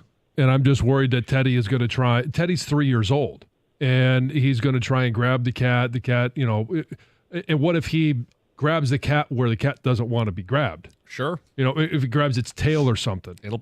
I know, but that's right. Like us as parents, you would, if you see the situation, you would just grab your son, right, and keep it away from the cat as if it was a raccoon. I think John's or point is right? it's his yard. He doesn't want to feel like he has to. We haven't been attacked by very many squirrels. Right. Yeah. No, I get your point, though, Mike. I appreciate it. Kyle and Howell, you got some thoughts here on 97.1. Yeah, so I'm a cat owner as well. I got one that goes outside now and then 2 that are going to be going outside next summer. And as far as like trying to train them on my end, you have to train them in the moment.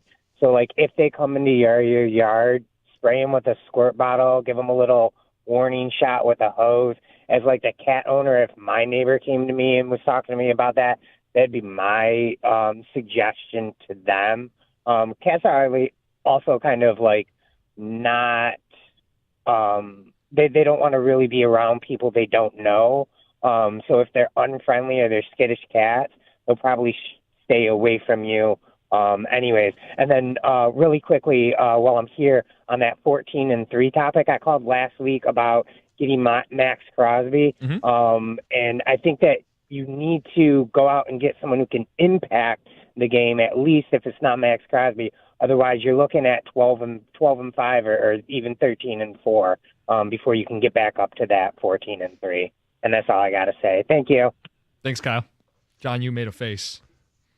Yeah, we have an irresponsible person behind the glass texting me things that are not to be repeated on air. Okay, then. They're egging me on because they know.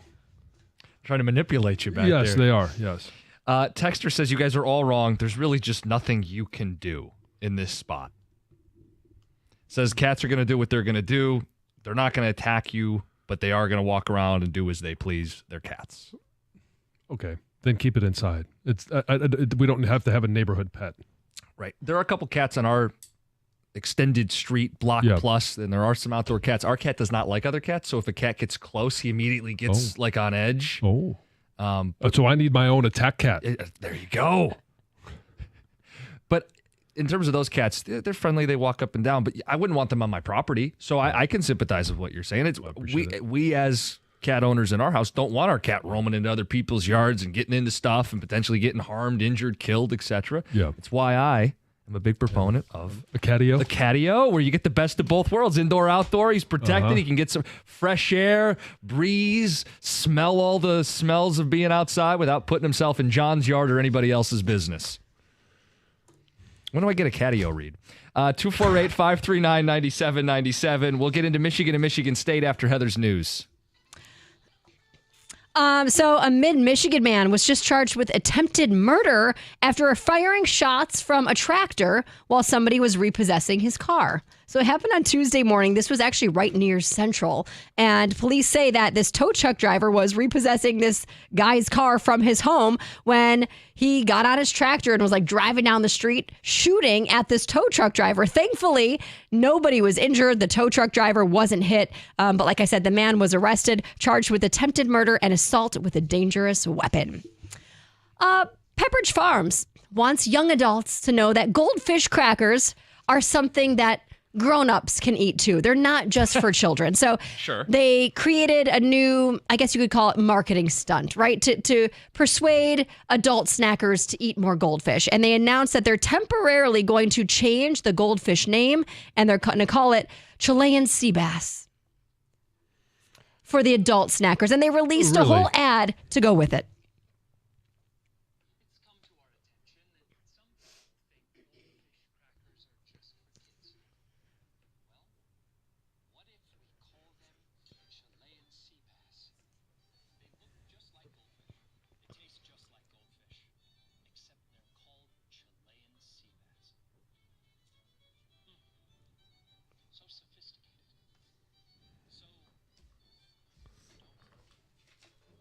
I didn't realize adults weren't eating goldfish. I mean, I don't think it's not something you go to store directly to purchase. I don't think they are. I think adults like goldfish. Who Right. doesn't? But I don't think that that's what they're going to buy. I think this is just for fun, right? Stunt Because you marketing. cannot buy these in stores. They're only available online at ChileanSeaBassCrackers.com. So I think it's even less likely that somebody's going to order Chilean sea bass crackers. Oh, I bet they're sold out already. What? People buy This the is crate. dumb. Jim's going to find out. I want to find out. I might buy them. See if you can. While you're You buy- finding yeah. that out, I'll tell you Okay. some more. Dave Chappelle and Enough rapper said. Killer Mike are teaming up for a joint show at the Fox Theater. So tickets for this November 15th show go on sale on Friday. And the show there at Fox Theater basically kicks off a 7-city run for the pair. There's going to be other shows in Atlanta, Chicago, Boston, New York. The list goes on and on. So pretty cool. What'd you find out? They are sold out for today. Come back tomorrow at 9 a.m. for a chance to buy more. The package is the same exact packaging as goldfish, but it just says Chilean sea bass baked cheddar. Yep. I knew it. I knew it. You mark People are anything as limited edition, can't get your hands It's a on it. collectible, John. Oh, yeah. They're going to not even eat the fish. They're just going to display it on the shelf. Whatever. Okay, so we're a week away from Halloween. I'm super excited. I know my kids are, and there's a lot of kids that are ready to go trick-or-treating. And hopefully this year we're going to have some really good trick-or-treating weather. Last year we had snow. It was frigid. It was cold. This year, no snow in the forecast at all. Should be in the 60s, about 60 degrees right around trick-or-treating time. The only fear is that there could be some rain. However, experts say that this rain should be done before trick-or-treating starts. So, the roads could be a little damp. There might be some puddles in areas. I'll take that, though. I will take that. Not too cold, not too wet. Nope. Perfect fall weather for Halloween. Finally, which NFL quarterback would you most want to grab a beer with, guys? You ever thought about that question? That's a great question. It is a great question. Well, Josh Allen? Baker Mayfield? there was a 460,000 Instagram followers for, I think this was Bro Bible that posed this question, and people responded.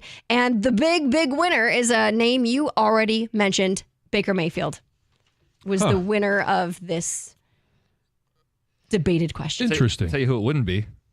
Aaron Rodgers.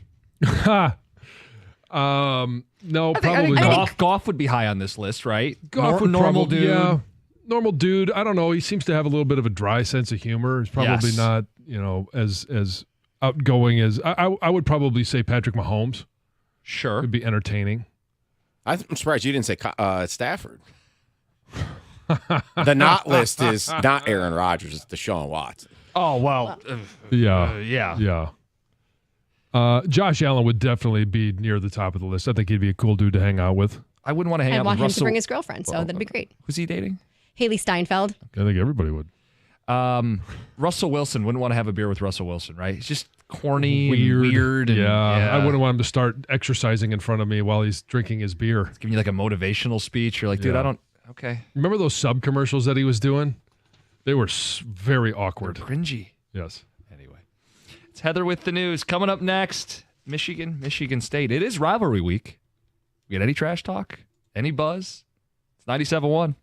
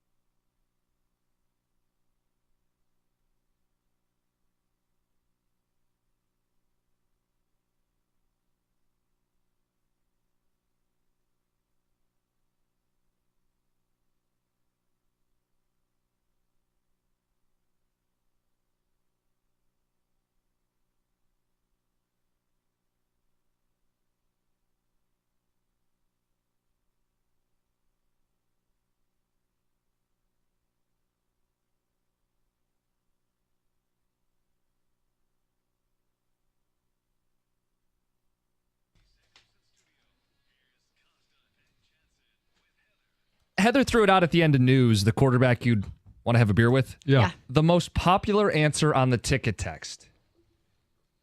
Gardner Minshew. Yeah, I can't believe we didn't say Gardner Minshew.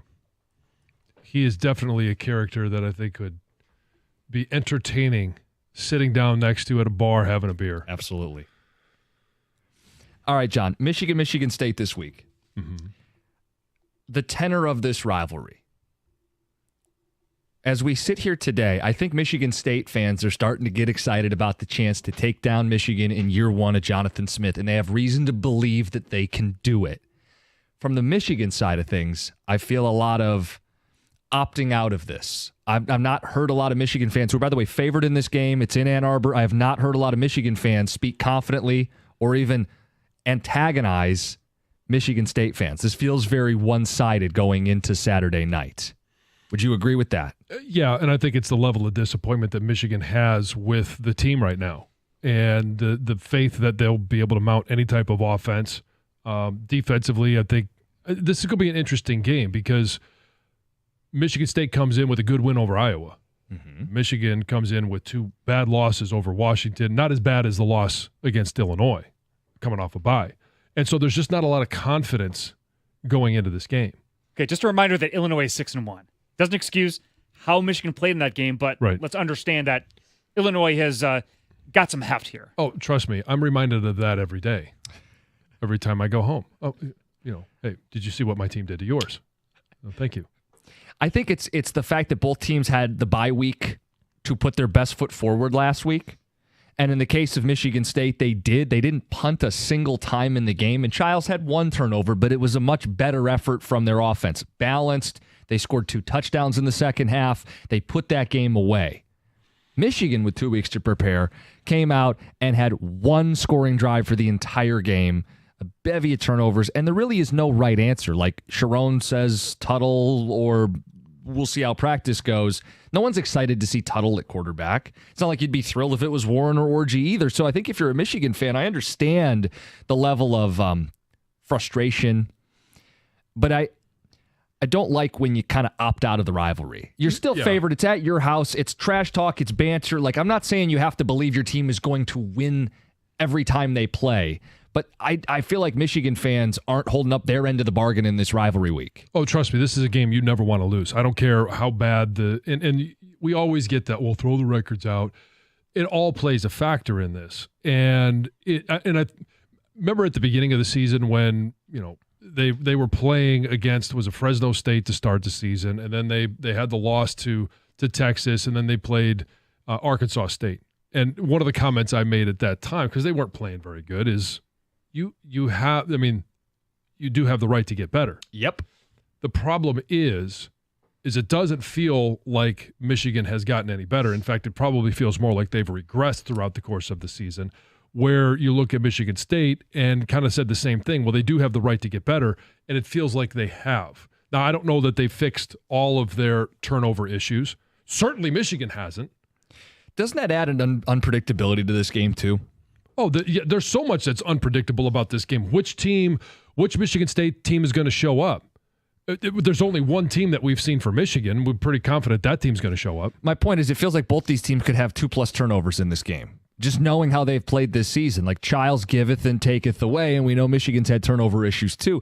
It's not out of the question that both these teams are tripping over themselves. It's very sloppy, back and forth, helter-skelter, and that would mean it's anybody's game to win. I mean, I think that's how Spartan fans are using it as a positive, because preseason it wasn't viewed as a toss-up game. They're still underdogs. I happen to like their chances, but I feel like the way it's been discussed is Michigan is going to walk in and lose this game. And I've seen very few Michigan fans sticking up for their team against MSU. Well, it all depends on the play calling. To me, and I know Michigan State's good against the run. I don't care. That's the one thing that Michigan has been able to do.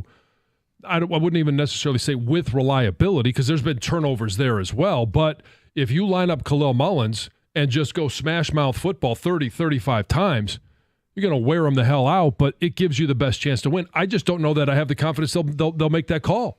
Does it matter who the quarterback is? I mean, clearly the answer is yes, but do you have a preference for who the quarterback is? I guess in a game like this, I would probably go with Alex Orji. I was going to say the same thing. And here's why. It's especially if Sharon Moore is talking about, okay, Davis Warren to 3 interceptions. We've seen interceptions from Jack Tuttle. We saw one intercept. The one that protected the ball the most was Alex Orji. Now, the ball was at risk the least because he doesn't throw the ball downfield. But if you want to make your running game a threat, then add your quarterback as a running threat. I think there's a real case to see Jaden Davis as the season wraps up. But if you're just asking me this game, best chance to win, it'd be the guy who doesn't turn it over. It'd be Alex Orji taking the air out of the ball, saying we'll punt, we'll play field position. If Michigan's defense is playing well, you'll have a real chance. And I have been disappointed in their defense this season. You thought, and I think you're right, that last week was better for that side of the ball. If Michigan went Alex Orji and just said, hey, we're content to win this game 13-10, we're content to take the air out of the ball and just win this game ugly, I think there'd be a case to doing that as opposed to Tuttle or Warren, who are going to throw 2-3 interceptions, bury you because you're not getting the explosive plays that a passing quarterback would give you. Exactly. And, I mean, I think Jaden Davis becomes more of an option after this week, simply because of the number of games left. And you can remain a redshirt if you unveil your freshman quarterback with 4 games left. Unless you make a bowl game, and then you have to decide for a 5th game. Yeah. But that's a good problem to have at that point if you're let's not 4-4 is not sure about that. We're talking about the bus and 14-3 for the Lions. Let's not get the cart before the horse with our college football teams. This one says, hey, Jim, as a Central Michigan alum, maybe you should not tell Michigan fans how to feel or what to do. I'm not telling you how to feel or what to do. I'm observing. I would tell you as a CMU fan, I can't observe. And I've seen Michigan State fans do this routine too. When their program was bad, right, they're a 3-win team, they would kind of opt out of this rivalry. We're going to lose. We'll lay down. We got no chance. They wouldn't bring a zest for the rivalry. And I've seen Michigan fans do this historically too. You beat us with Rich Rod. You beat us with Hoke. We're no good. It doesn't matter if your program is a 10-win team or a national title team or not. The game counts anyway. Look, I will defend this and say that fans of directional schools think both fan bases suck. I do take pot shots at both. I try to. That's fine. They're still a directional school. 248-539-9797. We got calls to get to, text to read. State of the rivalry. It's 97.1. We talk about big games, places to watch those games. Talk about Stadium Swim, the best pool in history, Circa Resort and Casino, where you can catch the biggest games at a viewing experience that's built for us. It's built for the sports fan. And when you're there, you'll know exactly what I'm talking about. 6 pools, 3 different levels, but no matter where you are, you've got a perfect view of that massive 40-foot-tall high-definition screen. Stadium Swim, America's favorite place to watch football with the swim-up bars, the Insta-Ready selfie walls. It's a nonstop party. Score your perfect game day spot. They've got the cozy day beds, private cabanas, lounge at the center of the action, but reserve your place today. 365 days of sports, poolside. Located at Circa Resort and Casino, downtown Las Vegas on Fremont Street. Stadium Swim, all sports, all seasons. Book your spot today, circalasvegas.com.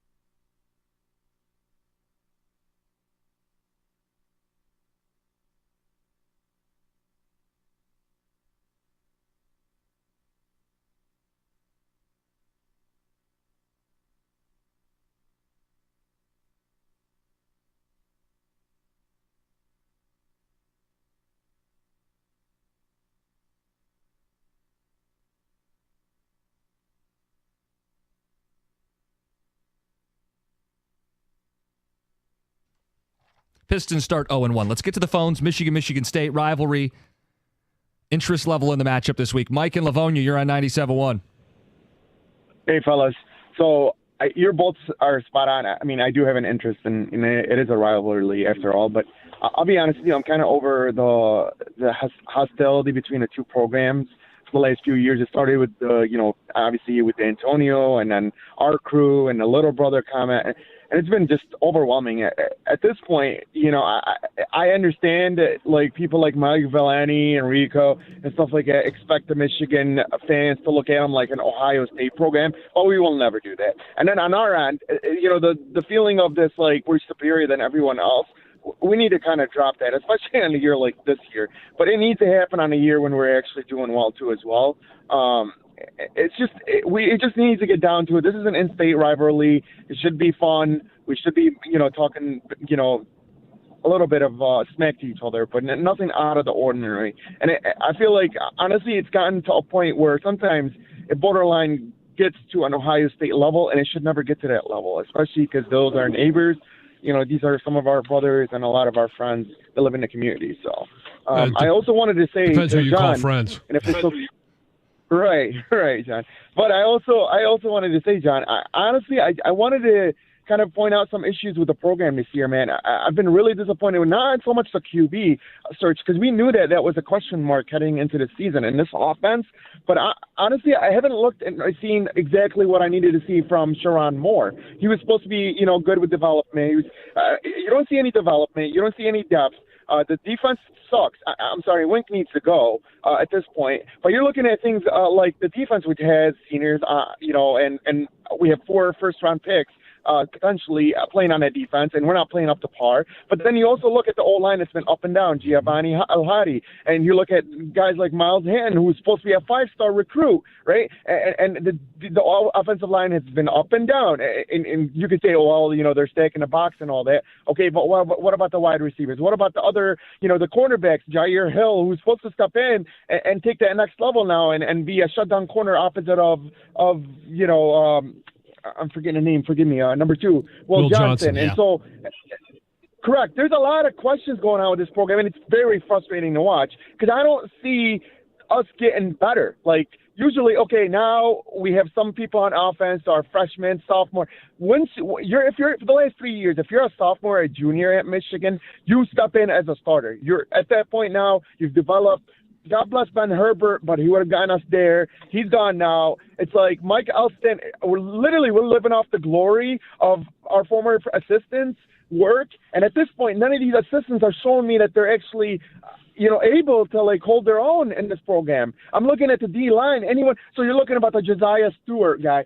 He's killing it. But again, these are guys that were propped by the former assistants who are no longer there. So what have you done with these new guys now that are coming in? Because I'm not seeing a development. I'm not seeing what's going on. Sharon, you're not making adjustments on a weekly basis. It's becoming really frustrating with this program. And I feel like everybody on the radio is just centering in on this offense and this QB situation. But it's the more egregious. But to your point, Mike, yes, I think even defensively, they're not what people expected preseason. I think we're focusing on the offense.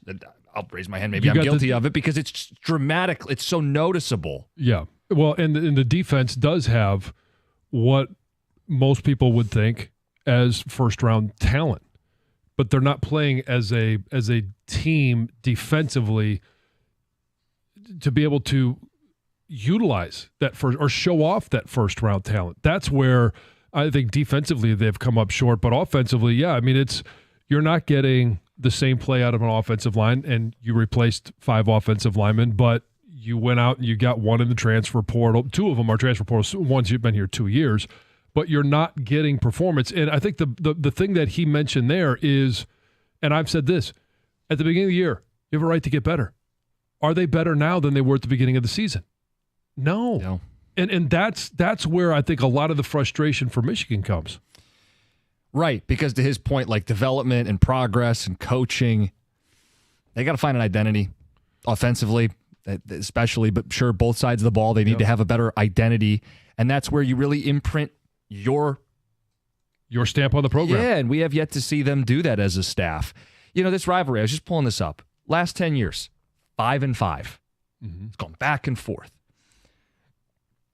you would like it to still be treated as like a juicy matchup on a Saturday night, even if the teams aren't 10-win football teams, even if neither team is ranked. I would like to believe that there will still be a healthy banter, a bitterness that is healthy with a college football rivalry. But we've seen it wane, and both sides have let it wane in the past. Like last year, Michigan State fans opted out of the rivalry. I mean, I think they knew what was coming. They knew they were going to get beat down, and they did. But there really wasn't as much of any trash talk on that side, and now it's flipped the other way. I don't expect a 49-0 win, but I do feel like Spartan fans are taking up more of the trash talk this year as opposed to Michigan fans. Yeah, there doesn't seem to be as much, juice in the game. Like both teams are rebuilding. Both teams have a first-year head coach. Both are trying to make a bowl game. Both should be bringing the energy this season, this week anyway. I agree. And when the game kicks off, I think you're going to see energy between both programs. Yeah. I think the players absolutely will be wired for this. Texter says, losing to State hurts more when the team is good. 2021 was gut-wrenching. If they lose tomorrow, it won't ruin my weekend. Signed, an unnamed Michigan fan. Guys, this isn't new. According to my Michigan fan friends, no State win over them ever counts. Even in 2020, when State was 26-point underdogs, all my Michigan friends downplayed the loss and said it meant nothing. MSU fans were nowhere to be found last year. Michigan took over their stadium. That won't happen this year. That's a big difference in the rivalry. Well, there was a lot going on in the program last year. Absolutely. And were there issues? and I hate for the players what was going on outside of their control last year. It sucks for the you got four. I mean, we got 7-year quarterbacks now, but in a traditional sense, you've got 4, maybe 5 years to play college football, and then one is stolen from you because a coach does something stupid or somebody in the program does something stupid. That's where I hate it for the players. Like, Gator, how do you feel about the buzz leading up to this game? Does it feel like it's down? Oh, yeah. Yeah, both teams are unranked or whatever. But I mean, everybody's like, and I understand it. Michigan fans are down because their season's done. They expect to compete for championships, and they're not. And for Michigan State fans, we don't know what to think of this team yet. They had a fantastic effort against Iowa, and that's what we've seen. Because prior to that was, okay, you beat teams you should, and then you lost a couple of one heartbreaker in there anyway, and then you got housed by 2 of the top 3 teams in the country. So I think Spartan fans are feeling a little chesty about this one. But they've also, they were humbled enough last year that there's too much ammunition to be, to be lobbed back at them if they were to get a little too chesty about it. But they should feel pretty good about themselves with a chance to win on Saturday night. You watching the Pistons yesterday? Yeah. What'd you take away? Oh, yeah. I mean, it's one game. It's one game, right? And it's disappointing that they couldn't hold on to the lead in a game that they led basically the whole game. And then when they trailed, they got right back and took the lead again. And then unfortunately it was just a bad fourth quarter. And that's the difference between the two teams. Pacers made it to conference finals, right? Mm-hmm. So you got a Pacer team that's battle-tested, knows how to pace themselves. They literally are the Pacers. And they know how to win against a young Pistons team that's trying to figure things out in the first game under a new head coach. And there was a lot of positives. I mean, the first half defense was good. Yep. They cut down their turnovers. I think there were only 12 turnovers in the game. And Cade only had 2. Yeah. Which is big. And Cade showed up as a superstar in the third quarter, which was great. But there's bad to it as well. Obviously, the 3-point shooting was pathetic last night. And then you had a Jekyll and Hyde half performance from Tobias Harris, where he was great in the first half and didn't show up in the second half. But there's encouraging things. I am encouraged by his first half performance. Mm-hmm. So I think Tobias can be one of these. He's a veteran. He can be a veteran leader on this team, and he wants to lead by example. Good. Go for it. What do you guys got coming up for your show? Well, we'll talk about the Pistons and their effort last night and kind of, it's overreaction to the first game you saw and stuff like that. And we'll get into a little bit of Michigan State. And, of course, Lions on the forefront. Everybody wants to know what's going to happen with this team. Dan Campbell's comments yesterday, did he say something that makes you think twice about, wait a minute, didn't you say the other day that, but so we'll get into that as well. You can read into it. What's Doug got? Nothing. Will you guys get on the bus John offered everybody a mulligan today with the Lions. I was 14-3 before the season. And you're telling everybody to get on board? Yeah. Well, we do have a Lions question that's along those lines. We will get to in the 11 o'clock hour. Oh, all right. Carson Anderson coming up next, 97.1.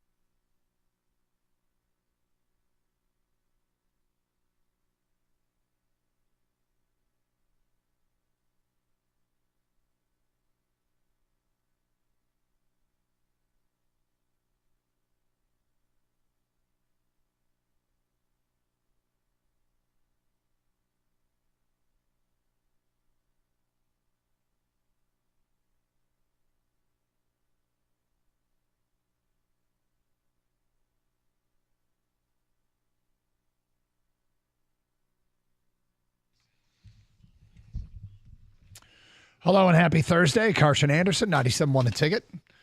Hope you're doing great. Scott, how are you today? Fine, Doug. Yeah? Anything exciting in the Gator household yesterday? No, I wouldn't call it exciting. Big parties? Living that single life? All kinds of ladies coming over?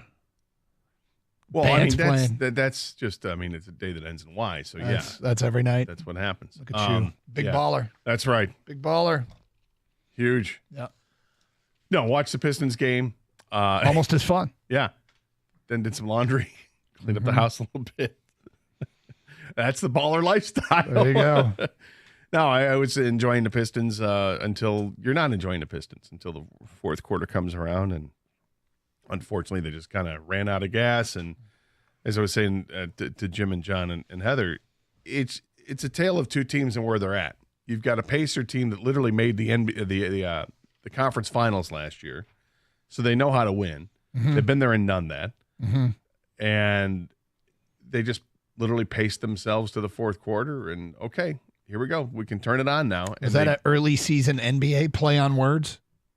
Yeah, I did it. I didn't want to make it as obvious as I did in the crosstalk. So, but yes, with the pace. Mm-hmm. But they're.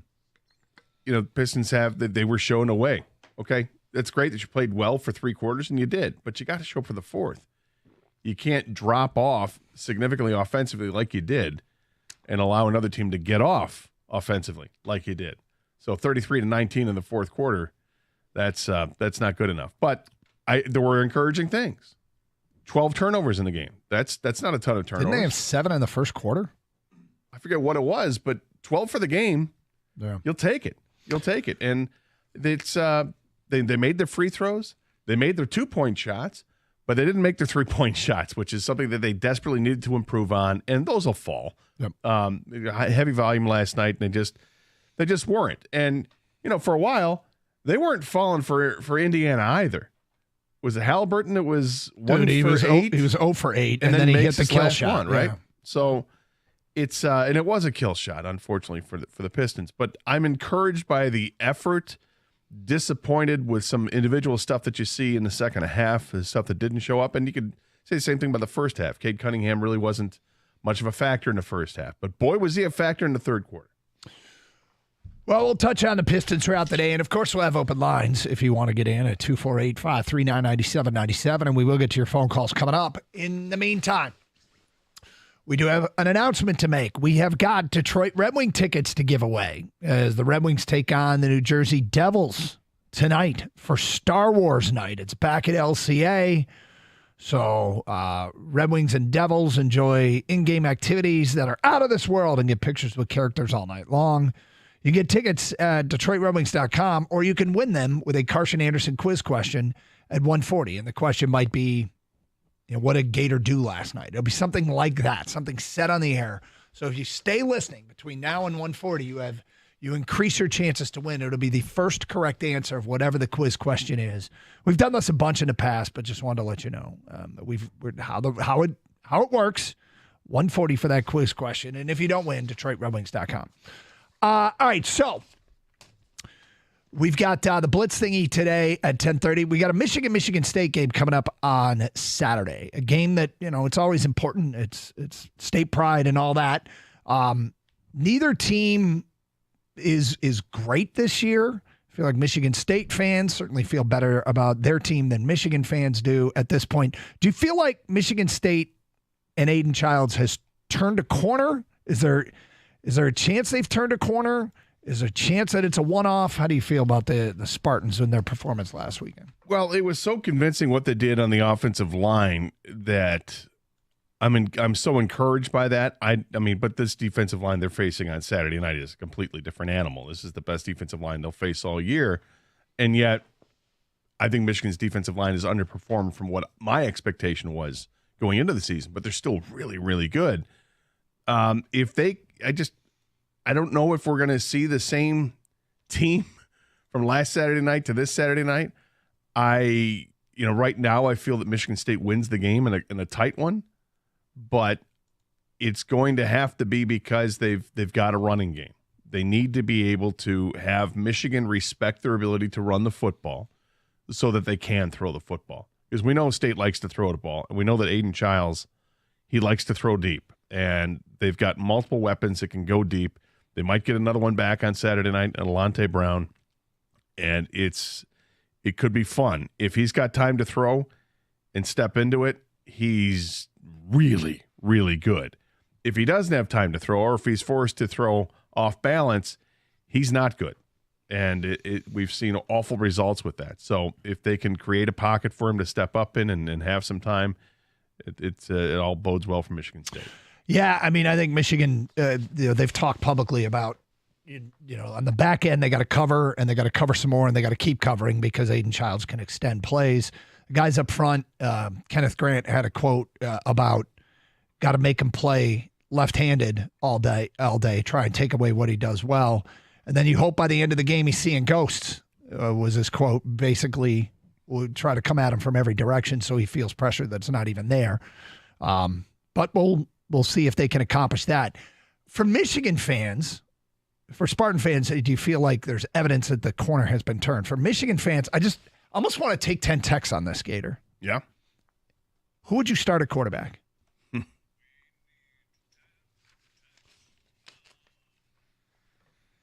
Who would you start at quarterback, Michigan fans? And I know we're going to get a lot of cynicism and snark, and I got it. Yeah, okay. But you I won't include those in the text. Yeah, you probably won't get those read on the air, so it's a serious question. I want to know who the no matter people. How many times you write down Tom Brady? Yeah. Or Gom Brady. Yeah. Yeah. Eighth-year transfer. Yeah. Tom Grady, whatever it is. Yeah, but we just I do want to get a finger for the pulse of Michigan fans. Put a finger on the pulse of Michigan fans. You want the finger from Michigan fans? That was very fans?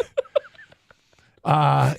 Put the finger on the pulse of Michigan fans. Who do you want to start at quarterback Saturday? 248-539-9797. We'll get to your phone calls and feedback on that coming up. Blitz thingy at 10:30. Sarah Chevrolet in Sterling Heights is ready to celebrate Halloween football and the best deals of all. You're not going to believe this deal on a 2024 Equinox EV.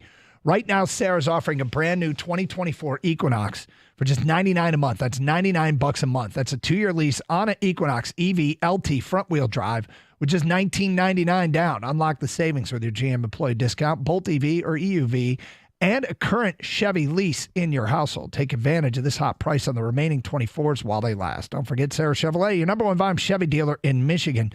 17.5 in Van Dyke and Sterling Heights. Call 87-SAY-SARAH or go to saysarah.com. Together, let's drive.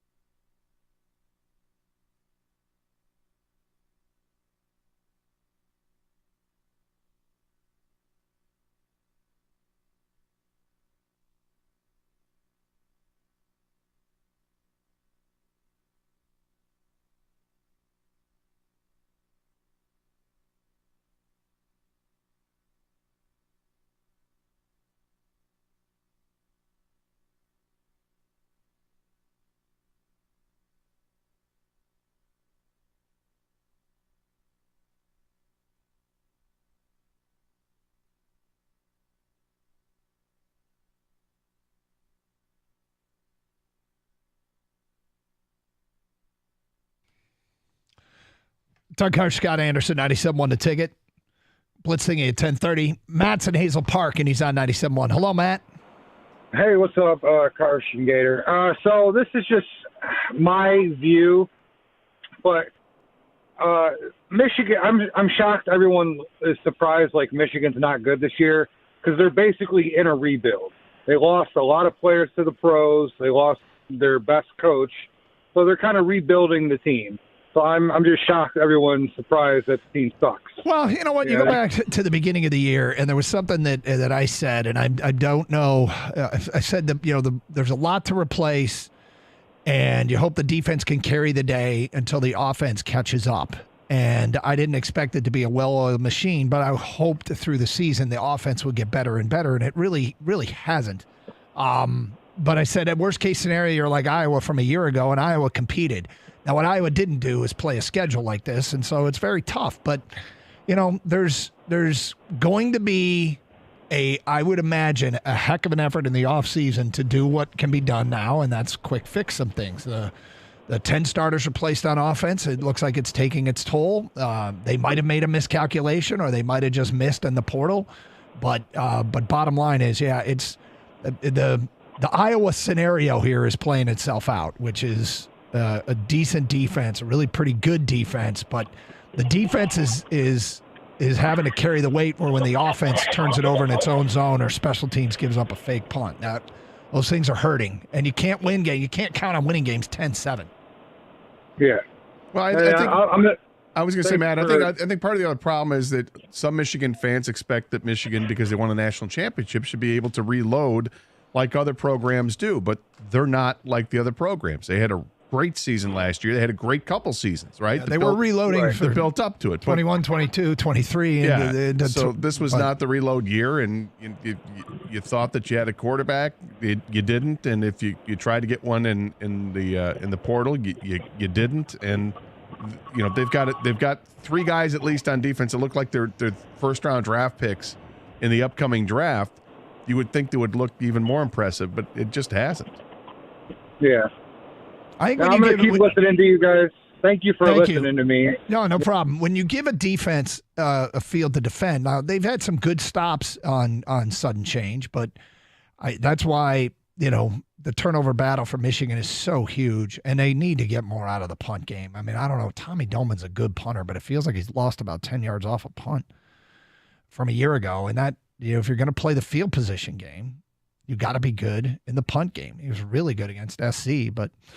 All right, here we go. From Brian in New Huddy, do the quarterback combo, but I would start Alex Orji. From Marshawn in Belleville, Orji, run the ball 1,000,000 times. I don't care. That's all you got. From Connor in an Amazon van, we should start the freshman.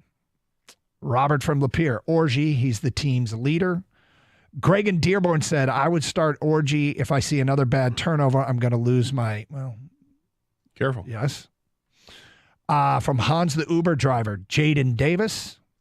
He's the freshman. Cam from Troy says, start Orji. You can't pass anyway, and he will limit the turnovers. Philip at work, I would start Jaden Davis the rest of the season. Chris at work, Jaden Davis might as well get the kid some experience. Robert in Mount Morris says, Tuttle with a bit of Alex Orji. So the Jaden Davis thing is intriguing because, he was a highly regarded recruit. I'll say this just as a general statement, okay? This is not specific to Jaden Davis. I used to be a guy that got super excited to see freshmen play, thinking that, who's the next great star and why isn't this freshman playing? Why isn't that freshman playing? I heard he was great. Then I started going to practice. And the first few practices I was allowed in when I got the job as a sideline reporter, I was started to get to watch some of this stuff. And as a general statement, it became abundantly clear why the freshmen weren't playing. Mm-hmm. A few things is physically, they do look like boys playing amongst men. And, there's a lot of physical growth that has to take place. But like young quarterbacks, they'll drop back to pass, make one read, and start to scramble around and do stuff that they did in high school, which isn't how the game is typically played at the collegiate level. And so, again, this is not specific to Jaden Davis. It's just my impressions of being to practice. Yeah, people want to see the young new talent get out there and have a chance to play and perform. And sometimes, a lot of times, they're just physically nowhere close to it. I mean, you have your exceptions, right? Yep. Lamar Woodley looked like a dude from day one. Yep. TJ Duckett, Josh Thornhill, guys like that, they looked like they were ready to play from day one. Mm-hmm. And then you have others that did not. Like, do you need bubble wrap on this guy? Yes.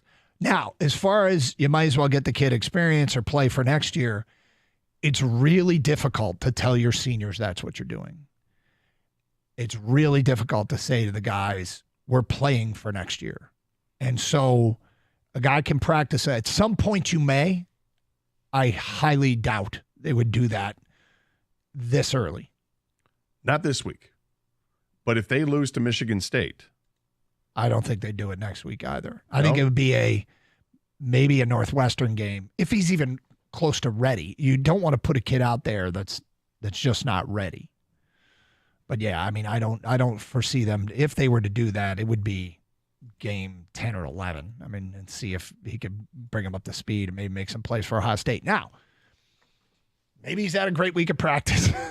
Maybe he's ready to go. Maybe he's exceeded, expectations and he could be the guy. But I'll get down there today and I'll get some semblance of a clue.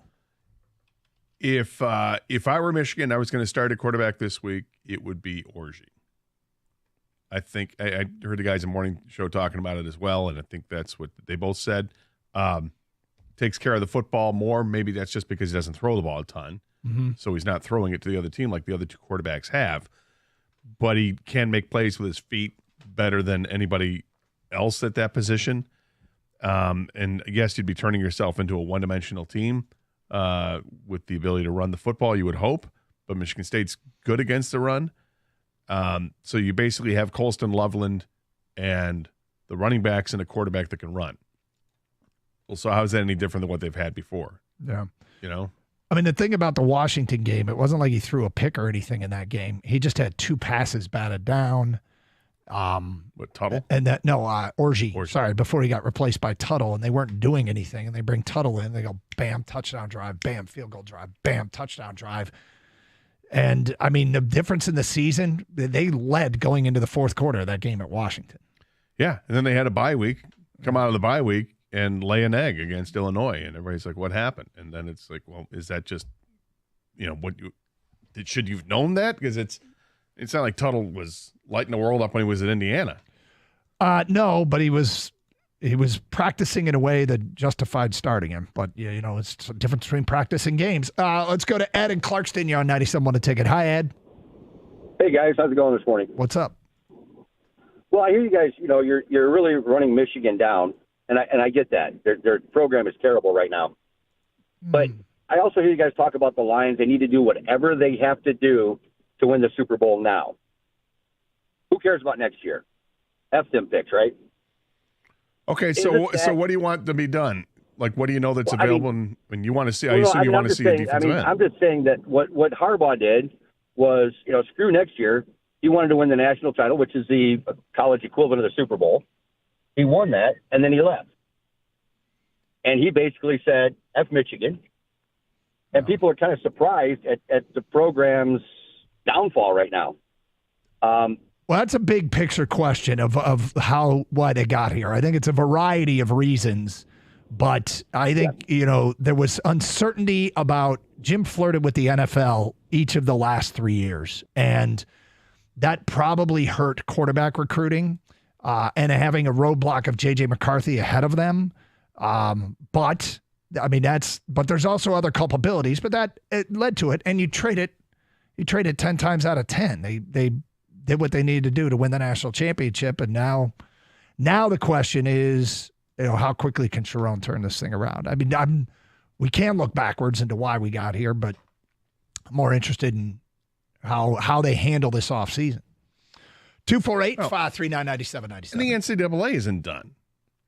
Well, yeah, I mean, that's something that's still moving. That would be one of the things that I would be. I mean, I've had some pretty good conversations about where that's headed, but yes, that would be one thing that could change with Harbaugh. But that as far as the way you look back at Jim Harbaugh. But again, I've had decent conversations about where that may head. We shall see. 248-539-9797. All right, coming up, we swing around the NFL with the Wide Night Omaha 4 Down Around League Blitzing. Just a reminder, Listen for your chance to win a pair of tickets to the Red Wings Devils game tonight with a Carson Anderson quiz question today at 1:40. 97.1 the ticket.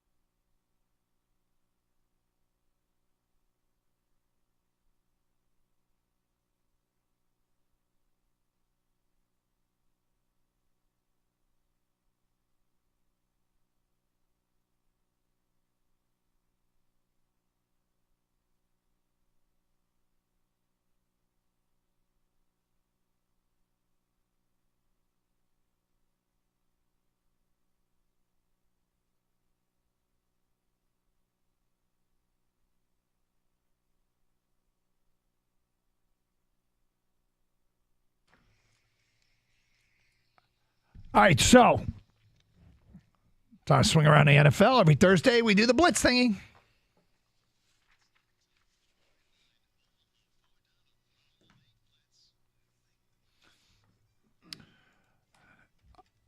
Yesterday, I won a toss and received. Gator, you're up. All right. All right, here we go, boys. Tua is set to return this week for the Miami Dolphins versus the Cardinals. This week, he spoke to the media, and when asked if he will wear a Guardian cap, he said no, he would not, and it was a personal choice. Your thoughts on this? Well, he's right. It's his choice. He doesn't have to do anything he doesn't want to do. He's been cleared to play. He's been practicing. Go ahead and play. But I treat it this way. I mean, if you're asking me what would I do, I look at this. It's just like wearing a seatbelt if you're going to wear a Guardian cap. You don't have to. But I'll never get into a car, driving a car, or being a passenger in the passenger seat of a car without putting on my seatbelt. In fact, If I were in the NFL, I'd wear a Guardian cap even if I didn't have a concussion. If the evidence shows and the research shows that it's going to reduce my risk of concussion, I would. And I'm surprised more players don't. Now, maybe that speaks volumes to where the research and the evidence really is on the Guardian cap, but the fact that it's a possibility out there, I'm surprised more guys don't take advantage of it. Well, CBS Sports cited a report that the NFL did, an investigation study. The severity of player impact is reduced by 10% with Guardian caps. It's reduced by 20% if both players are wearing Guardian caps.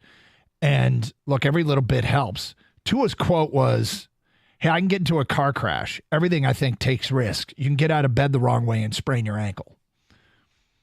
Tua, that's why we wear seatbelts. And that's why our beds aren't 15 feet off the ground so you don't have to plunge out of them in the morning.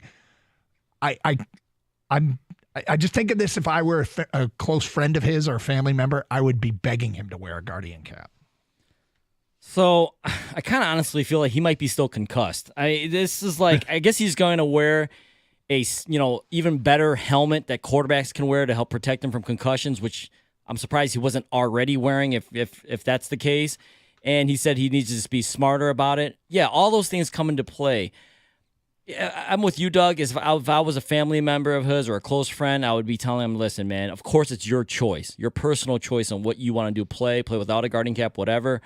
I would personally advise him to not play anymore and think hard about it, or at least take longer time to think about a decision like this, because head injuries aren't like your knees or ankles where, hey, that kind of lingers, I'm still hurt, When your concussion, quote unquote, goes away and you're symptom free, it's almost you feel like you never had one, right? So why would you think like, well, I'm fine? No, this is about future down the line, years, whether you're going to play with your kids, your grandkids, all that stuff. I would be really concerned about that stuff.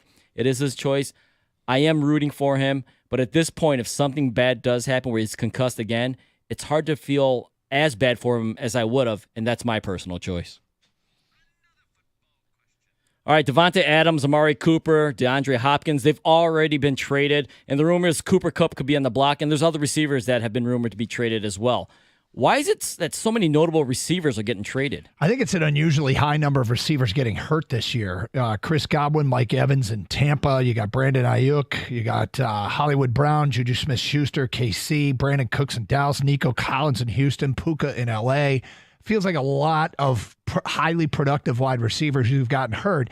And, offense wins championships, and I think teams know it. And if you have a chance to win a title and you lose a receiver, I think you're in the market to go get one. And so I think that's the reason. I think it's just that it's what the market is this year because all the injuries to the position. I think it's a 3-point plan. First of all, the Raiders, the Browns, and the Titans are terrible teams. So they're looking to move on from players. Second part of that is the wide receiver market, as Doug said. There's a market for the wide receiver, and all three of these wide receivers are north of the age of 30. Okay, so that's also why it's there. And the other thing is, wide receivers you can find in the draft, through trade, and free agency. If you have a great one, you want to hang on to that great one. But these guys have already performed great for the majority of their careers.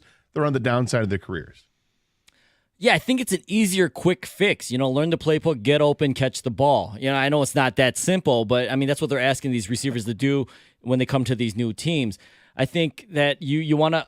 It's just something, it's easier to upgrade if you lose something, like you said, Doug, to get a receiver than other positions in football.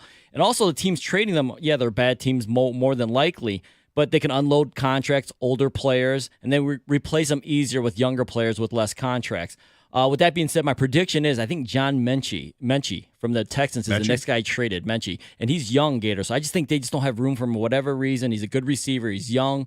Nico Collins is hurt, but still, it's Stephon Diggs and Tank Dell and the other guys. So that's just a little prediction I have. All right, Patriots head coach Jared Mayo this week called his team soft to the media publicly. Do you have a problem with this? I don't have a problem with this, but you have to understand when you do something like this, it comes to the risk. First of all, he better have said that to the team inside the locker room before he goes outside the locker room and says it to the media. Because if you haven't, then you're going to lose the team. But the risk is if you do something like this and you tell these guys to their faces that they're playing soft, you're either going to find that you piss these guys off in a good way and they're going to respond to it, or you find out that you pissed them off in a bad way and they're going to alienate you and then you're not going to be around there much longer. You better have their respect. Yeah. If you say something like that, I hope you've earned their respect. Nick Saban used to say horrific things at the podium about his football team. But the team respected him, so you can get away with it, and not get away with it, but the team will take the message and it won't be offended and won't turn on the guy. I don't know. I'm not covering that team. I find it hard to believe he's respected well enough already to be able to say something like that. But if he has their respect, it can be effective, yes. So I have a cop-out answer a little bit. I think it's yes and no. Yes, I think I would imagine that he knows his team well enough to say something like this publicly. But then I say, why do it publicly, though? I mean, you tell the team yourself in practice, in the locker room, before the game, after the game, whatever. Like, you can tell them, because I think NFL players can take it if their coaches call them soft. I'm sure they've said worse to their face. I just don't know if you need to do it to the media. And I know Jared Mayo, first-year head coach. I know he's been there for a long time before he's been the head coach. But I think at this point, your team, hopefully he knows the temperature of his team, because this could definitely backfire doing it to the media. All right, who would you rather be right now, the Tampa Bay Buccaneers or the 49ers? I'd rather be the Buccaneers.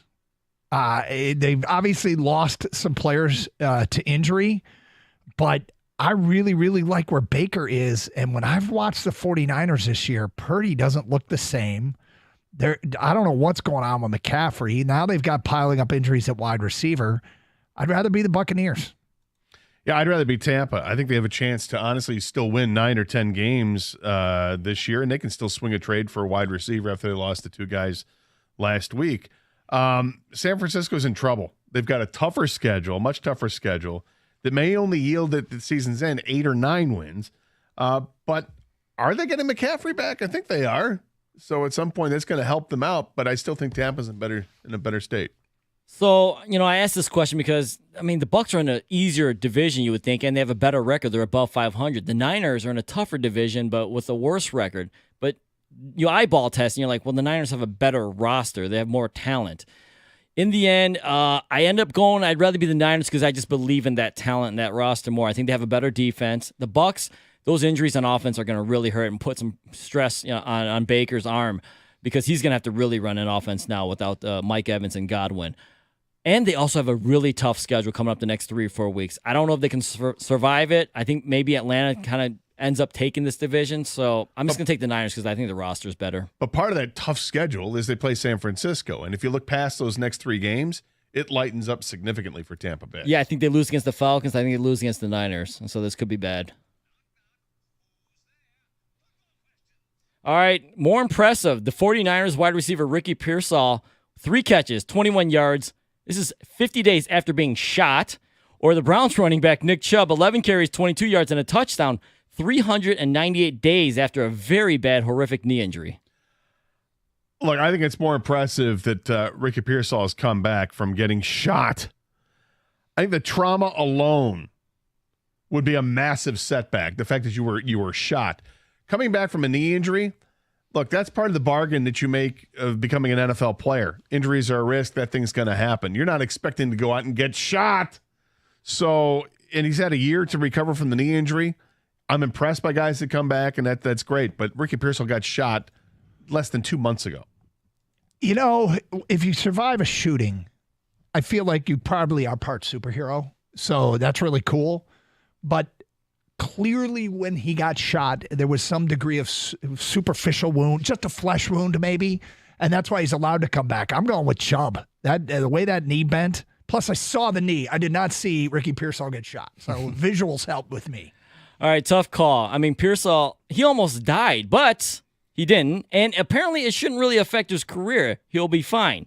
Nick Chubb, he might not ever be the same, so with that being said, I'm going to give it to Nick Chubb because he does go back to the scene of the crime every Sunday, and I think that could weigh on you. You could think about it. Maybe you don't, but for me, right now, I'm going to give it to Chubb while I still can because who knows, his career may be done after this year. Yeah, dude almost died, but it's okay. Good call. Well, it's my choice, right, Gator? Yeah, way to go, Tua. Personal choice.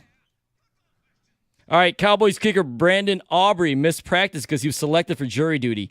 He was actually selected for the 12-person jury, and it's a felony case, but apparently you don't have to be on lockdown or anything like this, so he will kick this weekend. But have you ever been selected for a jury, and if so, what was the case?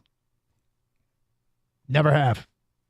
Never have. I went in for jury duty once, sat in the courtroom, got dismissed. That's the extent of my jury duty experience. Right away? Yep. I've been in a jury room twice. The first time I got selected, second time I did not get selected. The first time was in the mid-'90s, early to mid-'90s.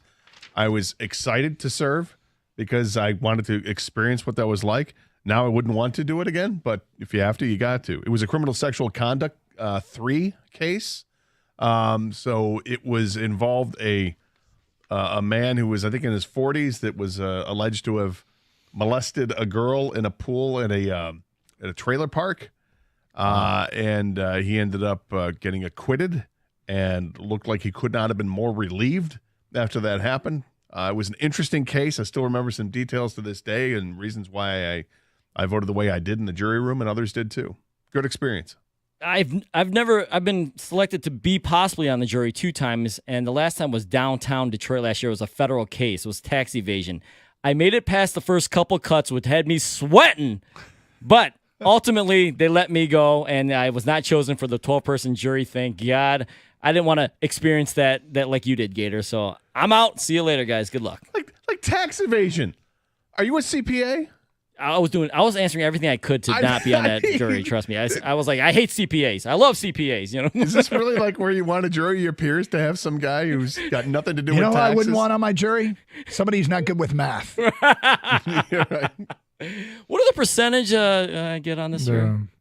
And that concludes the Wide 9 Omaha 4 Down Around the League Blitz thingy. Michigan Auto Law, auto accident attorneys. They specialize only in auto and truck accidents. Many law firms don't specialize but focus on many different areas of the law. Michigan Auto Law is nationally recognized for winning truck accident cases. They also board certified in truck accident law. They have the only Michigan lawyer who voted in the truck accident law, who's voted in the Truck Accident Lawyer Hall of Fame. Michigan Auto Law has also taught over 300 truck accident legal seminars in 26 states. So there you go. Michigan Auto Law, auto accident attorneys. Visit autolaw.com. That's autolaw.com.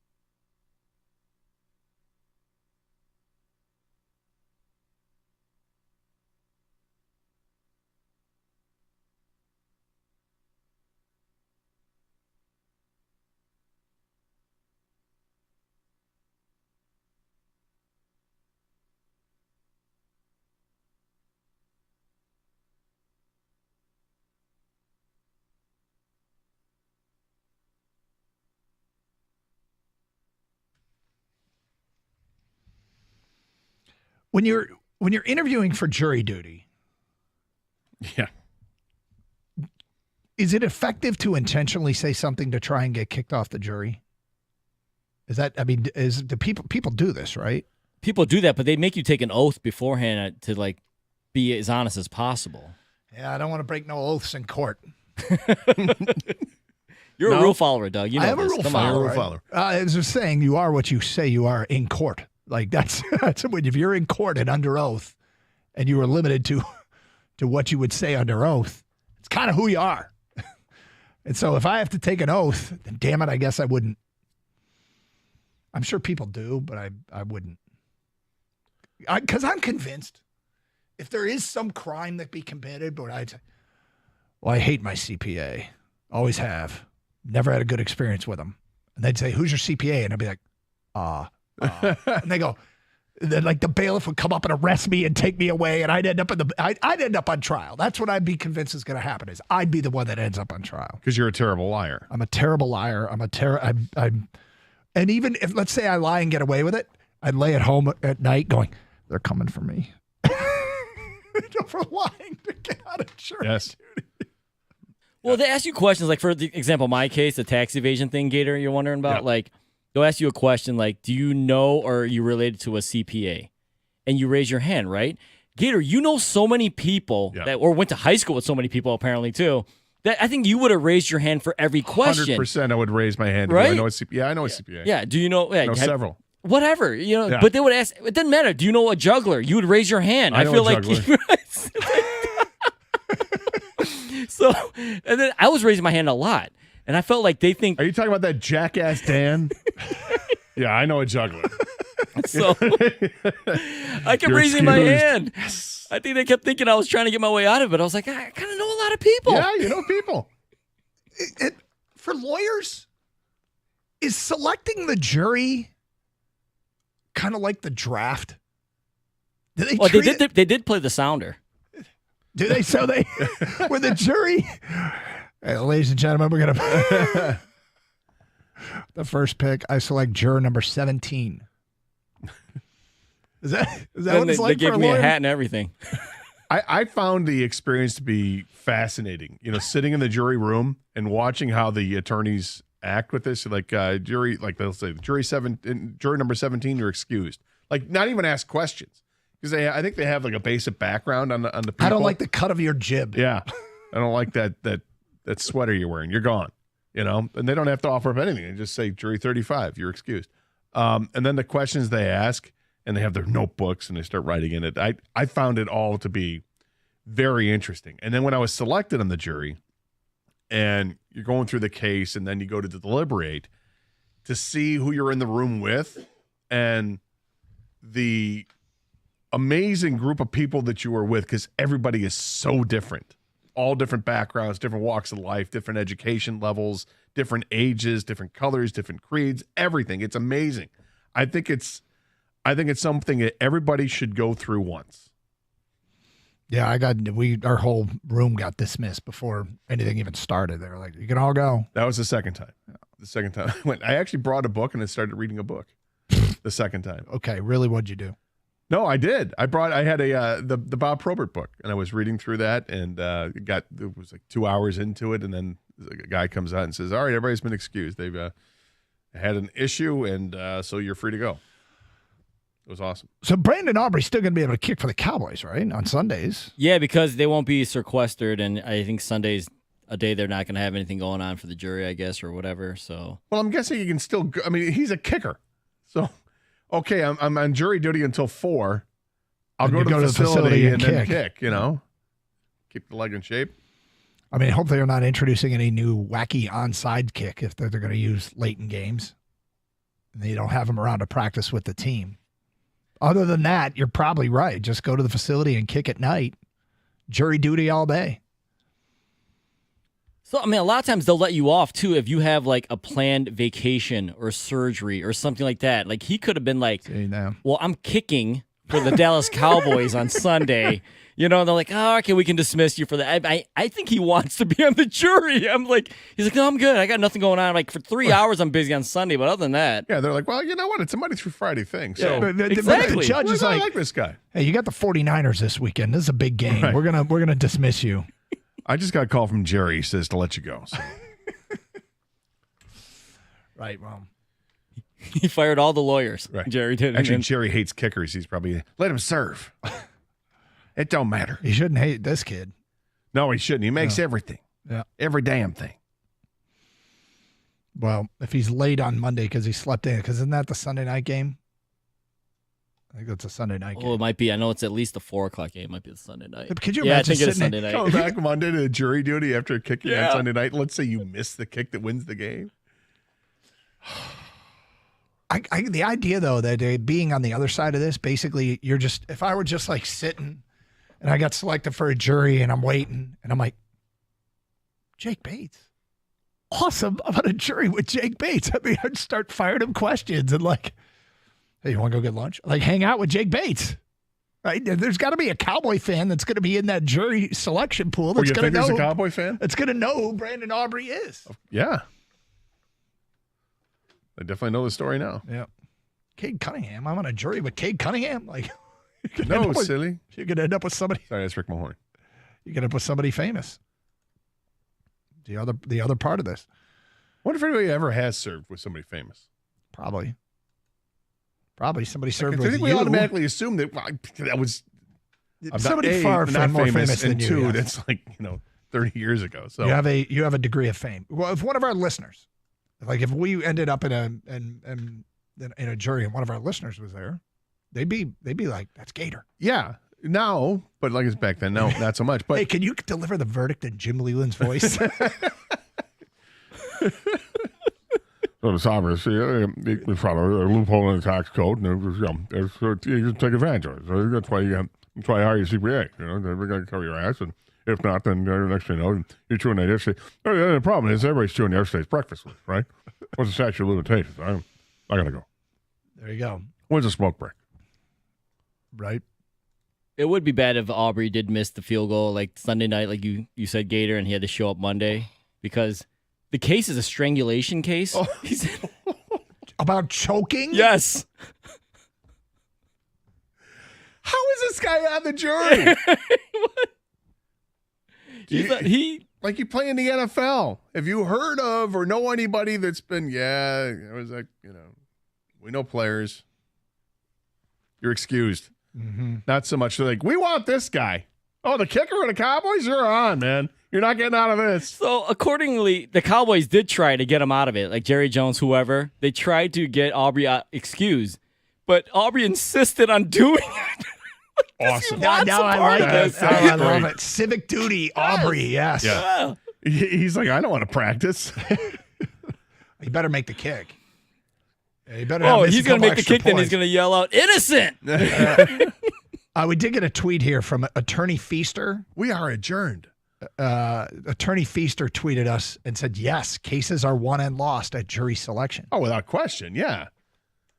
They know what they're looking for when they're trying to, depending on the case. I actually kind of like the concept of picking a jury. Like I like this.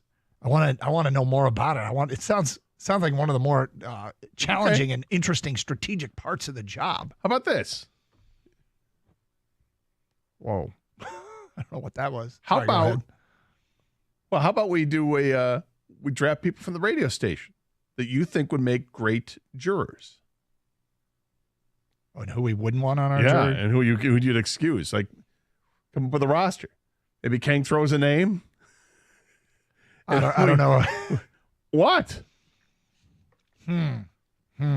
Like, for instance, I think I would want you on a jury. You think you'd want me on a jury? Yes, Are you because guilty or are you innocent? I think if you are innocent, either way I'd want you on a jury. If you're guilty, I'm going to see right through you. See, but you look at things from a 360-degree view. I do. So that's why I think you'd make a great juror. Okay. Here we go. So I get selected with the first pick. I would select with the first pick in the jury pool. from the radio station, I would select Doug Karsh.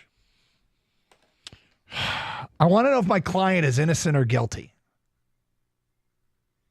Your I would client? select- well, if I were picking, if I were a lawyer, Yeah. Well, this is how it's selected. Yeah. yeah. If I is the guy I'm defending innocent or guilty? He's guilty. Okay, I pick. He's guilty. So I want somebody who's gullible for conspiracy theory. With the first pick, I select Rico Beard. Oh. Yeah. Oh. Yeah. If my client's guilty. If he's innocent, I go with Greg Hargrave. Greg's a great call. Yep. Morning show. Very, producer. very, very smart. Board up. All right. Is my client guilty or innocent? Client's guilty. All right. Then I would rule out Kang. We're going to rule out Kang. I think Kang brings in a lot of prejudices to this case. You do? There's no way that I want him on the case if there's even a hint of guilt. I think Kang's going to sniff it out and he's going to be guilty. So I know Kang's a lot of out. CPAs. I'm right. Exactly. I'm dismissing Kang. And a juggler However, named Dan. I would have Caputo on the jury. Would you? Yes. Because sometimes I think Pat wants to be the smartest guy in the room. Yeah. He'll be the contrarian. If my client's guilty, Pat's going to find a way. I like it. To defend him and say that he's innocent. Well, we got to move on because we're out of time. But there's something weird going on with our Lions. Are you buying in? We'll get to that at 11:05 here on Carson Anderson on 97.1 The Ticket.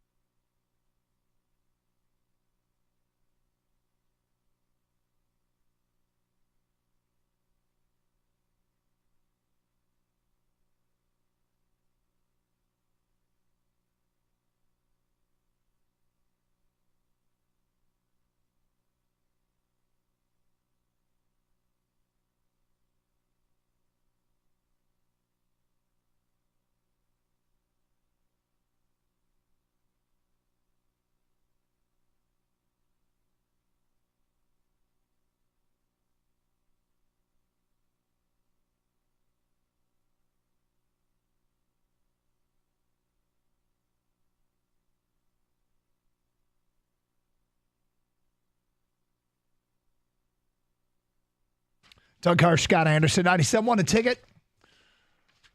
All right. Moving beyond nonsense and back to what we kind of do. Nonsense. I guess we do nonsense. I said doo-doo. There it is. Can't keep you on track for a minute. No, I'm just a mess. All right, so getting to the lines. And this team's 5-1. They're an 11-point favorite going into this game against the Tennessee Titans. And what I'm going to get into is somewhat of a personal question. We want to know how you feel about this. This week's round of power rankings that came out, ESPN, Lions are number 2 behind Kansas City. On The Athletic, the Lions are number 1. On CBS Sports, the Detroit Lions are number 2 behind Kansas City. On Yahoo, the Lions are number 2 behind Kansas City. On NFL.com, the Lions are number 3 behind Kansas City and Baltimore. What do all these things have in common? They have the Lions as the top team in the NFC. If you go back to the beginning of the season, we would do topics like outside of San Francisco, who is the biggest threat to the Lions? Like that was, and we got a lot of calls on that. We got a lot of talk on that. The premise wasn't debated much. The premise being outside of San Francisco. Okay, do you feel personally out there, Lions fans, that the NFC is Detroit's to take? Do you feel like it's moved beyond the question? You're ready to say, yeah, this is our conference to win right now. I mean, last week, for instance, the Lions were playing one of the teams that they were and still are a threat to win the NFC, and the Minnesota Vikings. It's not over by any stretch of the imagination. But it was, as we all know, the first game without Aiden Hutchinson. And what did they do? They won the game. They won the game with the defense doing a pretty good job. And I know the point total got up there to 29. But the defense, without Aiden Hutchinson, it was only 24 points scored against the Lions defense. I guess it was 23 points technically against the Lions defense. But in special teams, they did a serviceable job against a pretty potent passing game on the road, an undefeated team. And so, I mean, it's hard to say, because I think a lot of people are going to say, no, I don't consider them the favorite until I know what they do about replacing Aiden Hutchinson. But we're not going to ask you the question after that. We're asking you now. It's a today question. Do you feel like the Detroit Lions are the favorite in the NFC? If so, why? If not, why not? 248-539-9797. Are you settling into a very confident place that this team is going to win the NFC and go to the Super Bowl? I kind of am. Are you? I'm feeling much better about this team. Obviously, the win over Minnesota goes a long way. To do that without Aiden Hutchinson, to still see the defense stand pretty strong. They weren't as strong, clearly, as they are with Aiden Hutchinson, but they can survive without, and knowing that that's an explosive offensive team, they were able to handle. The Lions' offense is very good, and they did that against a very good Minnesota defensive team. I'm definitely encouraged. I feel like they're on a roll right now, the way that they're playing. You look back and you think, how the hell did they lose to Tampa Bay? How did that happen? And then I go back and look at the box score. Jared Goff threw for over 300 yards in that game, had a couple of interceptions. If memory serves me, there was like a tip, and then was like I think it may have been a bad pick. There was a tip. The Lions ran for 139 yards in that game, over 5 yards per carry. You're talking about a team that had, over 450 yards in offense. Aiden Hutchinson had 4.5 sacks in that game. Yep. The Buccaneers ended up with 250 yards in offense. How the hell did they lose that game? There was no scoring in the fourth quarter. It was 20-16 after 3 quarters, and the Lions did not win the game. That's got to be killing them that they lost that game to an extent. I mean, I'm sure they moved on from it at this point, but right. I mean, it's a long time ago. But the fact that, who did they lose to? They lose to Seattle? No. They exercised that demon. They beat Seattle, beat them handily. By double digits. Comfortably, as you would say. It was Tampa Bay that beat them, which is crazy. So now you're looking at the landscape of the rest of the NFC, and teams that you thought going into the season might be a problem. Are they? Is Philadelphia a problem? I think Philadelphia's talented, but they're not really a problem. The Cowboys certainly aren't a problem. The Vikings Lions just beat them in Minnesota. They beat Seattle. So what's like Washington's 5-2 and can be a dangerous team, but looks like Jaden Daniels won't play this week. And I'm not sure if they're for real yet. I'm not giving them that. Not just yet. I love Jaden Daniels, but I'm not sure I want to give them the fact that they're the best team in the NFC. I think the Lions are the best team in the NFC, and I think it might be by a decent margin. Wow. It's not just, maybe this. No. Look at what they've done. The resume is pretty impressive, and it's the other teams that just aren't there. San Francisco, we thought before the season began, it's San Francisco. Injuries have decimated that team. Oh, it's just too bad. You hate to see it. Sorry, San Fran. Then people thought the Rams might be the team. Oh, no, I'm sorry. Rams, you're no good. It's not there. The Niners, Rams, and Cowboys are nowhere to be seen right now. And maybe we're selling short the Atlanta Falcons, but the Falcons, didn't they just lose to Seattle? So I think it's the Lions conference. If they could, but the problem is the Lions division might have the three best teams in the conference. So there's a few things there I want to. The weird thing about the injuries is I went through and was trying to, for the blitz thingy, I was looking at wide receiver injuries, and they had every team's injuries listed. So you could see some teams, the list was, this long, was like 5 lines long. Other teams, it was like 8 lines long. The Lions had one of the longest injury reports in the NFL. They had one of the longest lists of injured guys in the NFL, and they are still getting it done. The only reason I don't feel comfortable saying the Lions I feel comfortable that, yes, the NFC is theirs to take is because it's just too early. Seasons are so long. So much can happen. If you had to plant your flag now. If I had to plant my flag now, I'd plant it with the Lions, but I'm not interested in planting a flag just yet. And I keep talking about this 4-game stretch. And like the earlier you call something, the more street cred you get. Right. I'm never in a rush to do that, but we know how this works. And it's why somebody says, I think so-and-so is going to be a star before they step on a court or field or whatever. It's a guy currency thing, right? We work very hard to be the first of our group of friends to call something. And we're all friends here. Did you hear that, Anna de Armas? I am not. No, did you call? I don't even want to get into it. Point being, it's too early for me to say that the Lions are the favorite in the NFC. And I'm not planting a flag. What about you, Kang? Are you comfortable with this? Not yet, and here's my reason why. I look around the NFC, I'm like, my first thought is, wow, the Niners suck this year so far, right? The Eagles, Sirianni is their coach still, so he could mess that thing up easily. Cowboys aren't as good as they're supposed to be. I'm not super worried about, the Commanders yet. So I'm like, yeah, the Lions should be easily the best. And then wait, I look in our own division, and I'm like, wow, this is the best division in football right now. And it's not even like, I feel like the Lions, my head says, well, the Lions are the best team by far. But then I look at the standings and I'm like, no, it's not by far. They have the win over the Vikings, the tiebreaker, and the Packers are 5-2. And then if you really want to go down to the last place team, the Bears are 4-2 in the division. So for me, that's the reason why I'm holding back as full confidence is I look at the division, it's just too close right now. And I'm not saying you're calling it, Gator, or anybody else's, but I'm not, all right, they're going to walk away with the conference. The division is too tough. Look, I get it, because it's kind of easy to sit back. Let's let this play out a few more weeks because you'll see games against Houston and Green Bay in particular, right? And I do agree. I think first of all, I think the 3 best teams in the conference are in this division. I think it's Detroit, Minnesota, and Green Bay. And Green Bay might be better than Minnesota, even though Minnesota beat them head-to-head earlier. But now that they've got Green Bay is back to kind of being healthy, they're an interesting team, and I think I feel pretty good. The Lions are the best of the 3, but I do think these are the 3 best teams in the conference. All right, it's a personal question. You watching this team? We've broken a lot of glass ceilings with this organization in the last couple of years.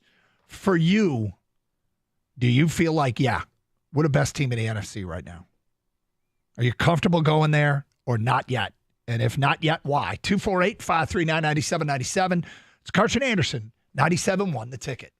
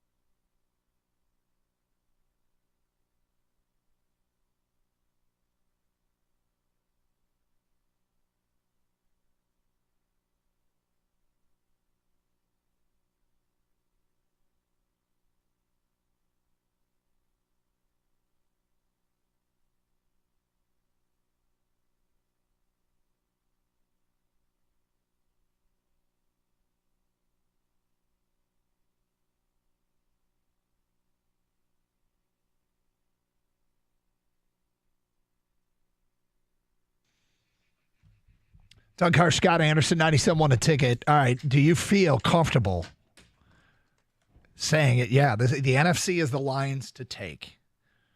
Is it too early? I think it's a little too early. Kang thinks a division, and there's not just enough separation. There's a lot of teams playing well. Certainly, power rankings wise, that win elevated them to the top of the NFC. Gator says he's comfortable with it, and said, I think he fell just short of saying, and by a wide margin. But you think they are comfortably the best team? Yes. In the NFC. 248-539-9797. I also think the top three teams in the NFC are in the NFC North. Yeah. But you're comfortable in saying that they're the best of those three? Yes. Let's get to your phone calls. We go to Michael. You're on 97.1 A Ticket. Hello, Michael. Hey, how you doing? All right, Michael. Yeah, I definitely would agree. I think the Lions are comfortable in that top position. I don't think anything is comfortable in the NFL, but I think that, looking forward, we've got that tiebreaker right now over Minnesota. So there's something to be said for that. I think that when you look forward or at the rest of the conference, I don't think Chicago's played anybody. I think that San Francisco's still, they've got their issues they've been dealing with, but, it's a long season. They'll probably get it together at some point. And I think Philly, they're interesting, but, we saw what happened last year. So maybe they'll get something together there. When we look at our schedule, this week we got to take care of business. And then that big game at Green Bay will be a big one. At Houston will be a big one. Then we got to take care of business. You got the Buffalo game. And then at San Francisco versus Minnesota. So we got some games left, but nothing has shown so far that this team doesn't have the talent, doesn't have the resiliency, doesn't have the moxie to get it done. So I would say comfortable as that number one team in the NFC. As far as the NFL is concerned, you've got KC, who always seems to win, and Baltimore, who's got that same talent over there in the AFC. They're the Lions of the AFC. Well, thank you for the phone call, Michael. I made a prediction last week, and it was based a lot on schedule. And the prediction was the Lions are going to sweep Minnesota, but Minnesota's going to win the division. And it was because of Minnesota's schedule. Now, one thing's for sure. If Minnesota does win the division and Minnesota is the 1 seed, the Lions, I have no fear of them going on the road and winning there, as they are currently constructed, because they just did it. Mm-hmm. They just did it. And as for the bulk of that game, it felt to me like the Lions were the better team. Yeah, and my feeling about them being the best in the NFC right now, that's not even thinking about, are they going to add the trade deadline, which I think they will. It's not even thinking about that. It's just because the most recent evidence we have, playing without Hutchinson, hostile environment against a really good football team, and they handled him. So I like that. The caller mentioned about Chicago, they haven't played anybody yet. They played Houston the second week in the season, and they lost 19-13. Mm-hmm. A close game against a really good football team. But the problem with Chicago, their second half of the season is a brutal gauntlet. They play the Packers, the Vikings at home. Then they play at the Lions, at San Francisco, at the Vikings. Then they're home against the Lions, home against Seattle, and at the Packers to finish up the season. There are no gimmies in there. I mean, there are no There's gimmies. nothing in there. Like San Francisco will be healthier at that point, you would imagine. And, the Bears are going to be an interesting team to watch over the next couple of years with the evolution, because they're just going to get better with their young quarterback. But it ain't going to happen this year. That's a gauntlet, man. That's a rough 8-game stretch. 248-539-9797. Keith, you're next on 97.1 The Ticket. What's up, Keith? Hey, good morning. How you doing? Good, thank you. Good. I told your screener, I make a distinction between the Lions, the favorite, and is the NFC their conference to take? Because if you say it's their conference to take, that means you don't believe that there's anybody else in the conference who is capable of beating them. I'm not ready to go that far yet. But I do believe that as of right now, they should be the prohibitive favorite because they cover all the bases. Offense, I think they have the most efficient offense in the NFL. Defense is very serviceable. Our special teams, both with our kicking game, punting, and field goals, and our coverage on defense on special teams, I think is more than serviceable. My prediction was that the Lions would beat Minnesota twice like you, and I figured they split with Green Bay and then, really should sweep Chicago, because Chicago, I don't believe, is all that good. But the games that did concern me were the last game against San Francisco and the game against Buffalo. Houston, I think, is still riding on the success of last year, and I think the injuries have really hurt them. So I would say that the Lions have a very good chance of going 13-4, which I believe would give them the top seed in the NFC. Well, home field advantage, and Keith, I think you're right about something. Title. I think you're right about something, and that is there is a distinction between the favorite and theirs to take. You're correct about that. The fact is, they have checked so many boxes. They look so good. And that's why when Gator, said, if I forced you to plant a flag, and I'm like, if you forced me to plant a flag, yeah, I would pick the Lions at this point. But that's because they've got the best. They got the best case. You can build the best case. I apologize. What I should have said is fork to your nose in a dark alley. Yes. That's what we normally say. Yeah, we don't like promote gun violence here on the show. Tony writes in, no NFC teams concern me. I don't think there's a team that can keep up with us offensively or can contain our offense. Maybe Washington, just because we do sometimes struggle with mobile quarterbacks, we should beat them in any game, but at least a threat. We should beat them in any game, but at least a threat. I don't know what that means, but if we do, they are at least a threat. Maybe that's what he meant. Yeah. But if we do get to the Super Bowl, my biggest concern is Baltimore. We should learn from last year's embarrassment, but even with our top-tier run defense, having to account for Lamar Jackson and Derrick Henry is something else entirely. That's from Tony. Well, I'm not even thinking about, I should say, that an opponent, if you get there. But to combat that, I would say DJ Reader has experience taking on Lamar and company. So there's that.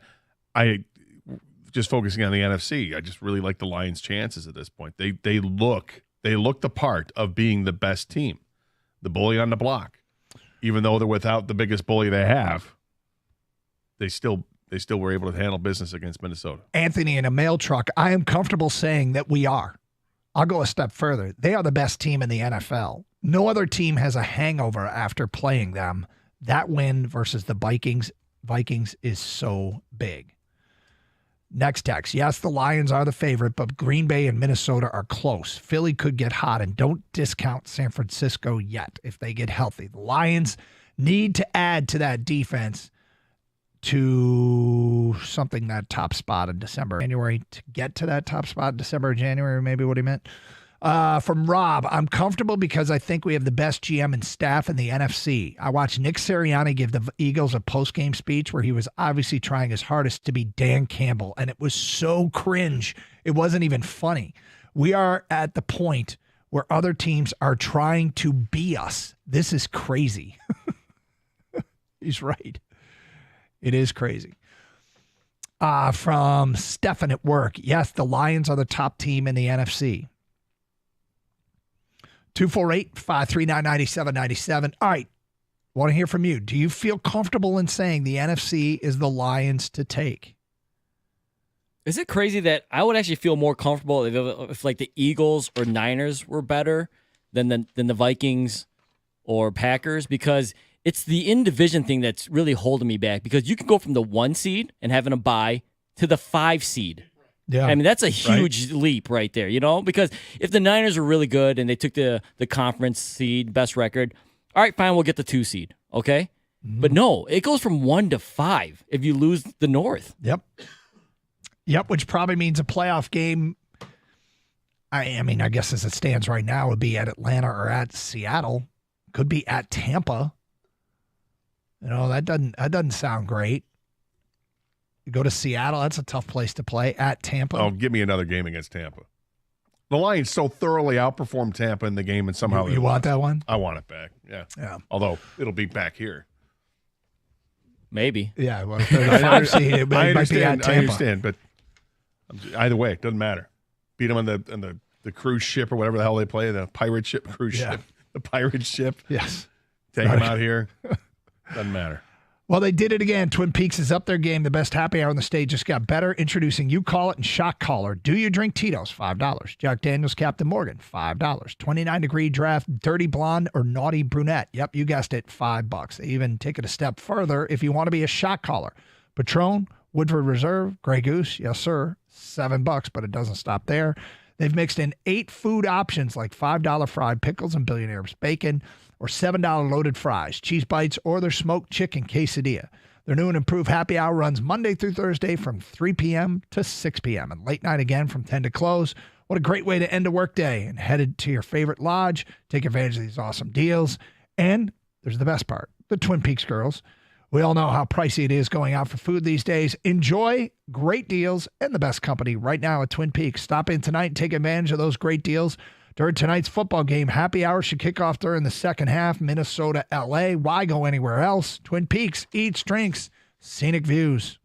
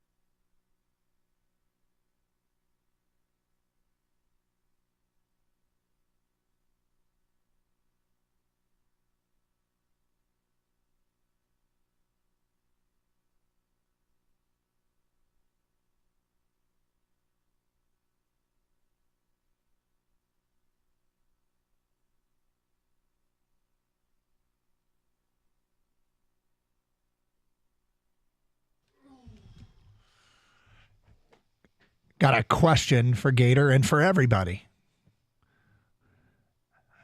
Test your knowledge. Great. Yeah. You love these, don't you? You like to spring surprises on Gator. We'll get to that. Because normally, you know what my wheelhouse is, and you know what the holes in my game are. Mm-hmm. So more often than not, when you're going to do something like this, it's to expose the holes in my game, which is mean. And I never thought you were mean, Doug Karsh.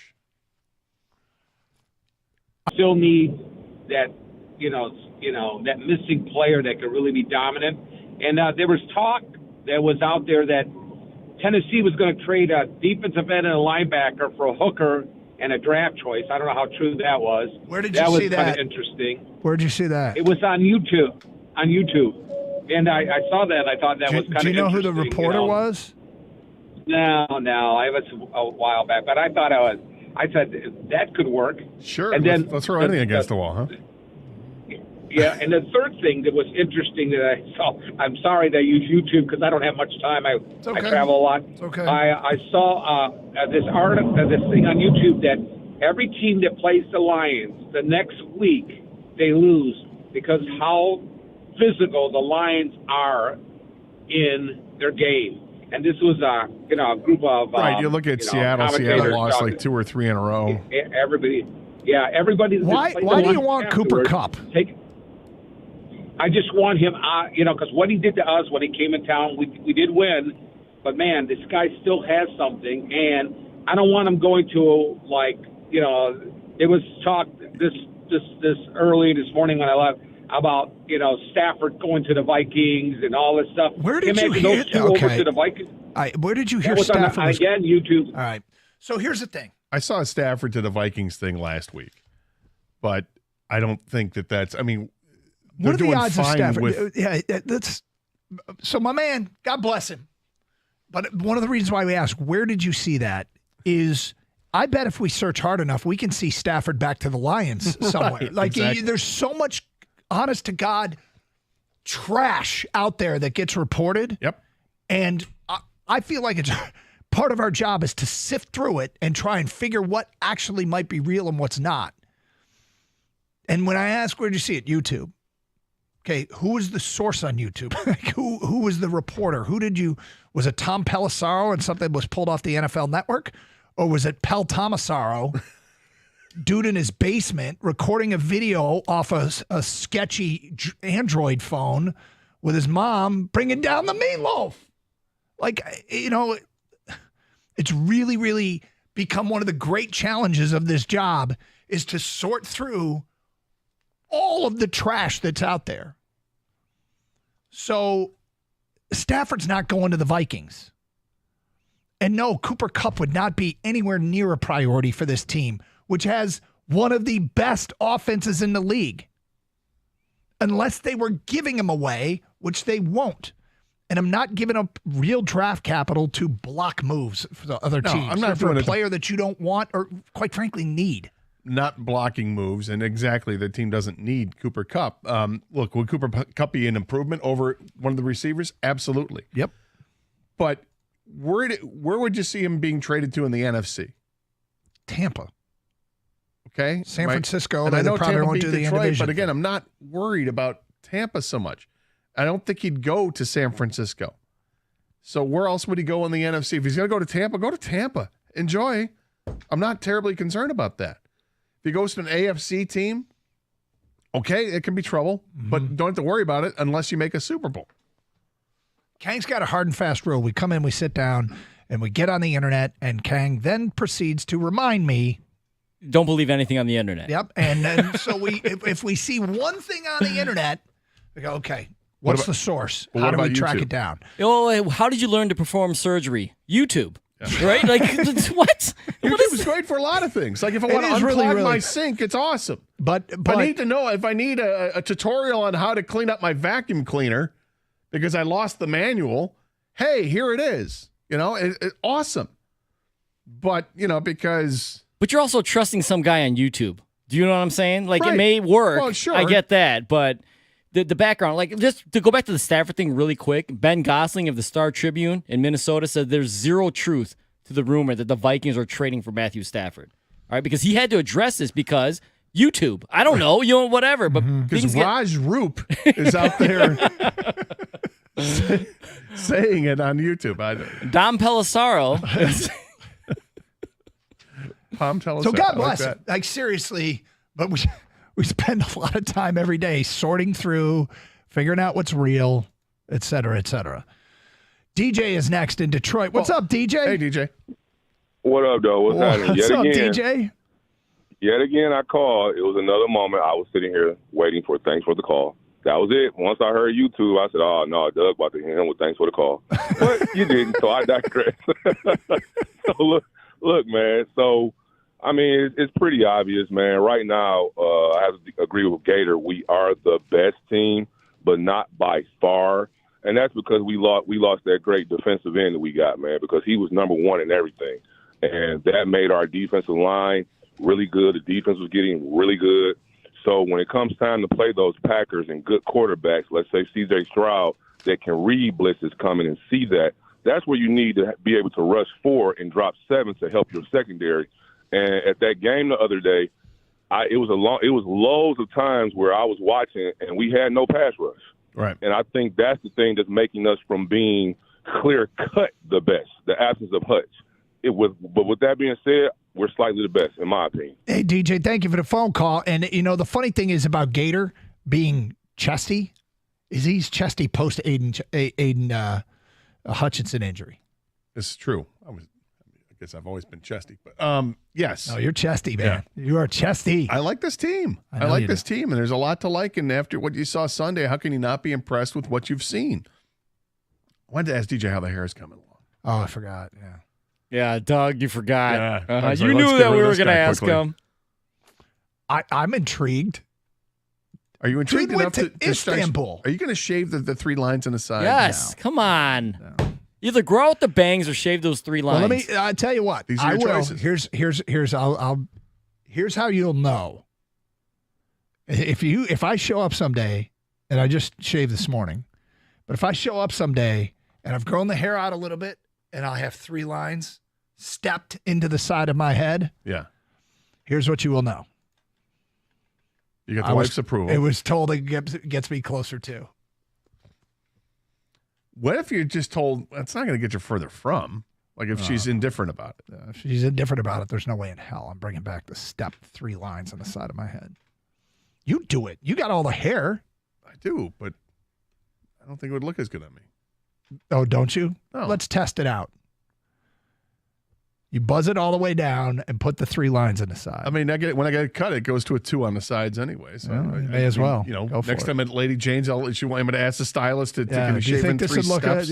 The tap into my give me 3 ice, steps? Vanilla ice on my hair? That would be kind of funny though. Give me the vanilla ice. Yeah, I'm curious what happened to DJ's hair. The Istanbul trip was how long ago now? Okay, well, he'll call again. It's been like 3 weeks. Yep. 3 weeks? Yeah, what kind of growth we taking here, right? Doug needs to know. Doug does need to know. Doug's very happy. I got to tell you, if I were to do some sort of cosmetic surgery, I don't even think it would be hair. Reduction of some kind? Yeah, probably.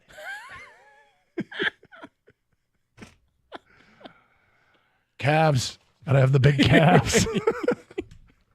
Calf implants. Is that what you're looking for? All right, we got a quiz for Gator and for all of you coming up today at 11:55. We just got a text that grinds my gears.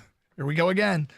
That coming up at 12. It's Carson Anderson, 97.1 the ticket. This NBA season, you can make every play, pass, and point mean more with FanDuel, America's #1 sportsbook.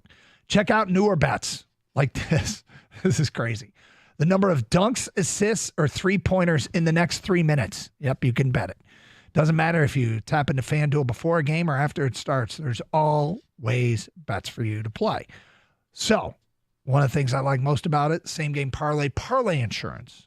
I only do the same game parlays when I can get the insurance, which at the top of the app, there's a banner, and you click on that, and it means if you lose, you get your money back in bonus bets. And you can do with those whatever you want. Just visit FanDuel.com/Doug for your chance to score $300 in bonus bets with FanDuel, official sportsbook partner of the NBA. Must be 21 or over and present in Michigan. First online real money wager. Only $5 first deposit required. Bonus issued as non-withdrawable bonus bet, which expires 7 days after receipt. Restrictions apply. See terms at sportsbook.fanduel.com. Gambling problem? Call 1-800-GAMBLER.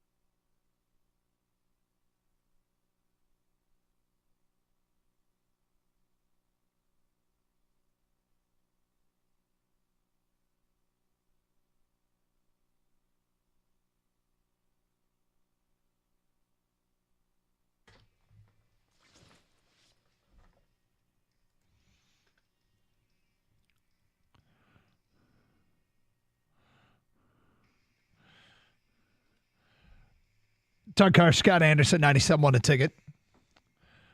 Feedback coming in here. We asked people, are the Lions, is it the NFC, is it theirs to take at this point? It's hard to imagine, but we've kind of gotten to the point where we can ask this question authentically. I think it's too early to say so. Kang is scared of the division.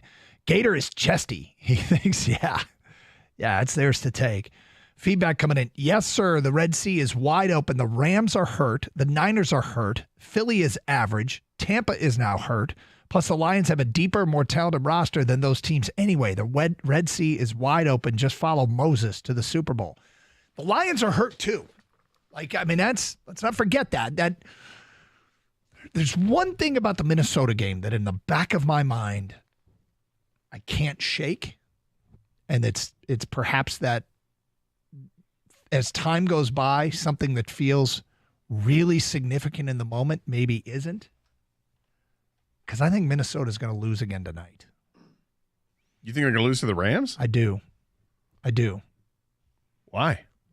Because they just played a huge game at home with a lot on the line, and they have to turn around and travel cross country for a Thursday game. And I still think the Rams are going to get some people before this thing's done. Well, I've thought that for a couple weeks, and I've been wrong. But for an interesting loser-chooser today. Well, I just chose. I'm choosing Minnesota to lose tonight. Gator, have you not seen the, maybe you haven't either, Doug, what teams do after they play the Lions? I have. They lose. Yep. Okay. They get beat up. So I don't know if it stays true tonight, but, I mean, that's not a crazy call, Doug. Yeah, I think they will. But do those teams normally take on really good teams the next week, or they take on? Apparently, it doesn't matter because the Lions beat them up so bad the week before. Well, and you got to talk about the Rams' one-game winning streak. But in the back of my mind, I can't help but think that there's a chance that Darnold comes back to earth a little bit. I won't disagree with that. Yep. Because I'm not a Sam Darnold guy, but I still think there's too much talent offensively there.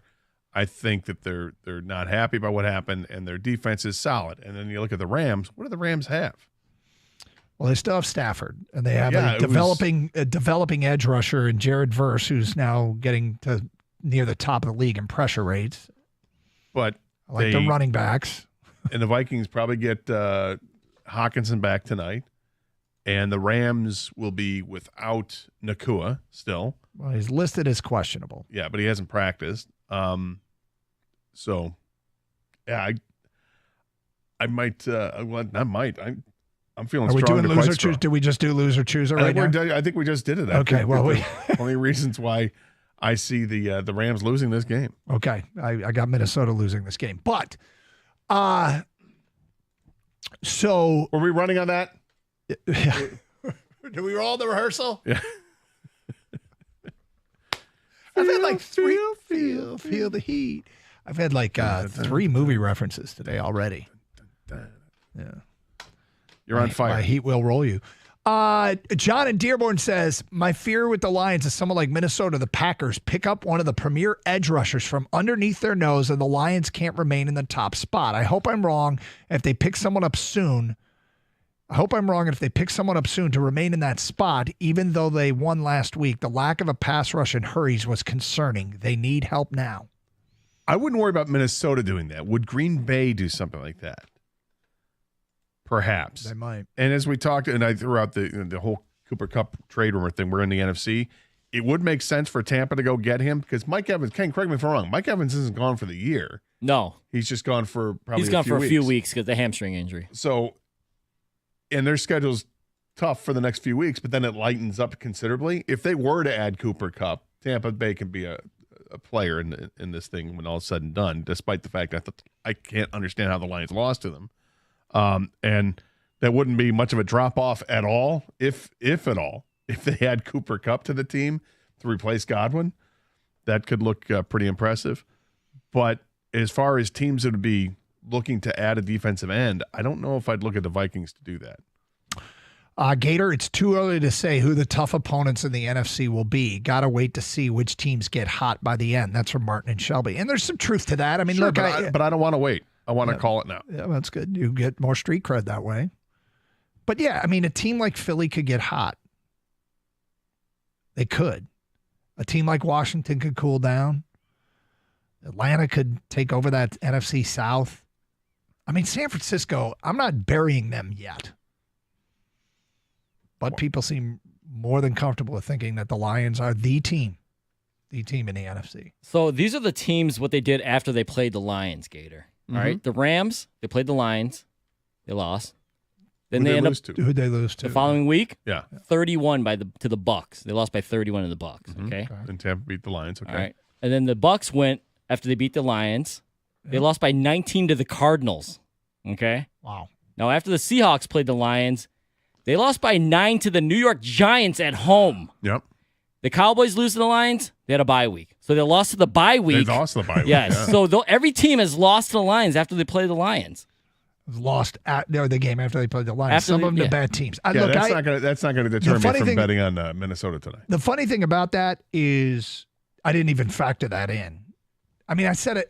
This goes back to my last week. Lions are going to beat Minnesota. Minnesota's going to lose to the Rams. Lions will beat Minnesota a second time, but Minnesota's going to win the division because of their schedule. These seasons, they play it out. There's some back and forth, but we'll see. I mean, look,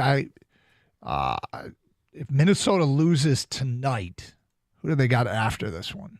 They'll have extra time to prepare, obviously, but the Vikings will play. Here we go. The Colts. Here's where the schedule: the Colts, the Jags, the Titans, the Bears, the Cardinals, the Falcons. I mean, I think they're going to start stacking up wins. They could, but the finish of that season, they play the Bears again. The Bears are not a pushover. At Seattle, home against the Packers, and then at the Lions to finish up. And the Falcons aren't easy either. The last 5 games are tough games for the Vikings. Comparatively speaking, that schedule is easier than Detroit's, in my opinion. But all right, so Gator, last night in college football, there was a massive upset that very few people care about. Liberty was undefeated playing winless Kennesaw State. And Kennesaw State got their first win of the year and hung their first loss on Liberty. Big upset. They stormed the field, then they found out there was 1 second left. They had to clear the field. Play was ran. They stormed the field again. They got to storm the field twice in one night. My question for you, Gator, is tell me one thing about Kennesaw State University. It's in the state of Georgia. There you go. Is that it? Is that all you got? They are abbreviated as KENN on a sports app. Okay, this is good. Okay, here's what I want. I want our listeners right now to text us anything you know about Kennesaw State without looking it up. Just any Kennesaw State knowledge you have, text us right now at 248-539-9797 without looking it up. Kang turned to me this morning and said, name one thing about Kennesaw State. I'm like, their coach's wife is blonde because she ran on the field and hugged the coach.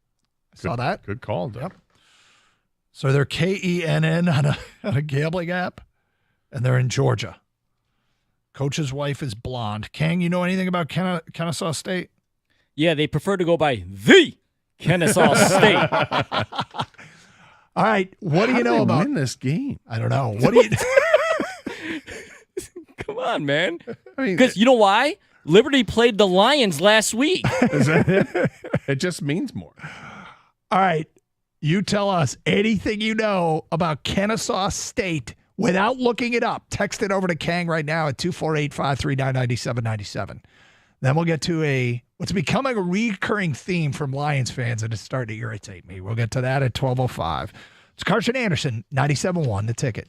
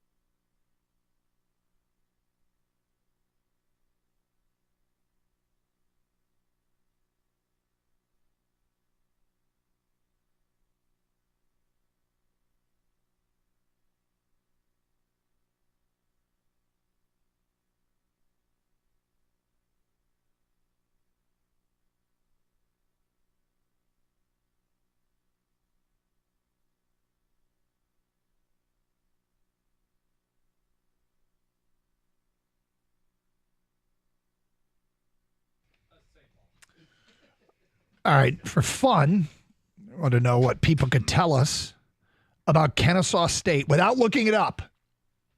Because Kennesaw State last night won a, as Cater put it, how did they win this game kind of game over undefeated Liberty. Here is what people have told us about Kennesaw State. Yeah.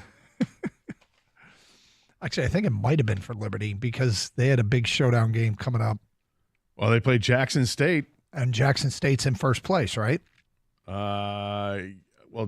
Jacksonville State. Rich Rod. And yes, they are in first place with Western Kentucky. That was going to be a big showdown game, but now Kennesaw. Nobody just walks into Kennesaw. Here we go. Here's what people know about Kennesaw State without looking it up. Kenna what? Kenna who? That's from an unnamed texter.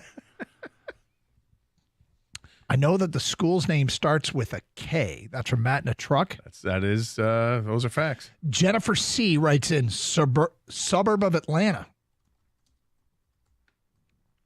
Unnamed texter, they were recently in the NCAA tournament for the first time. Unnamed texter, go Atlantic Sun Conference. Watch out, North Florida. Okay, is the next Conference USA? Conference USA, right? Yes. Braun Breaker from WWE played football there. That's Rick Steiner's son. It's Scott Steiner's son, I believe.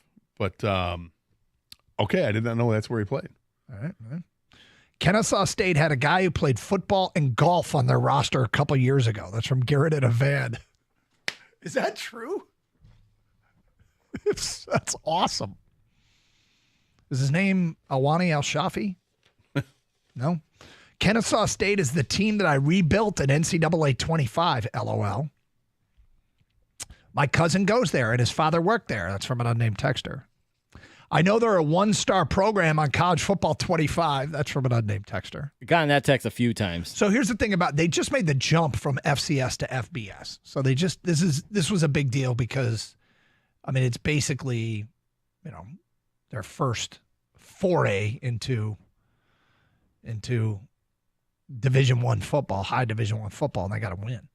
A girl I coached in basketball just went there to play lacrosse on scholarship. That's from Arizona Eric. So there you go, some Kennesaw State facts. Here's the one that Jimmy, our boss, who couldn't wait to come running in here because he's Georgia Jimmy and he knows all about Kennesaw. He told us earlier today one fact about Kennesaw. That up until recently, they were known as the Kennesaw State Hooters. It's fantastic. And then someone built a restaurant near campus, and they decided that they didn't want to be associated with the restaurant with the same name, and so they changed, and they were called the Hooters as their mascot was an owl. Now they are simply the Owls. They are no longer the Kennesaw State Hooters. They also considered Applebee's. Kennesaw State Applebee's? Yeah, they wanted to feel good in the neighborhood. I know a shift manager they can hire. Yeah. Coming up today, speaking of Applebee's and Hooters, coming up today at 12:35, another edition of Are You Going to Eat That? Yes. If I can touch them, they're real to me, Doug. But, all right, so we got this text, and it's coming. It's like every day we get something like this, and I want to address it here. From an unnamed texter, not sure if you guys heard anything, but I'm hearing about Myles Garrett possibly to Chicago. If that happens, Brad Holmes loses a ton of credibility. Okay. Couple things here. One is, as always, where did you hear that? Was it the YouTubes? Is that where you heard it? Two is, if that happens, Brad Holmes loses a ton of credibility. Are we about to do this all over again? Yeah, I mean, people, it's funny because there are a million of these articles that pop up on your feed, right? Whether it's just a Google feed or whatever. And when you look at the source of these things, they're the most ridiculous. It's not even a source. It's just somebody who might have a blog or something like that says, hey, you know what I think would look good? I propose that this trade happens. I propose that the Bears go all in and try to land Myles Garrett. It doesn't come from any kind of sources tell me that this is what's going to happen. It's a totally concocted trade rumor by somebody on the blogiverse. But if they don't get Myles Garrett, are we going to do the taking calls for weeks about Brad Holmes should have made a trade? If, and Doug, I say if a player like Myles Garrett or Max Crosby does get traded and they don't land in Detroit, yes, we will field calls ad nauseum that the Lions missed out, that they should have gone after him, that they should have outbid. And I will understand the ire of fans if that happens. Mm-hmm. Because they should be involved in trade discussions with those teams if those players are available.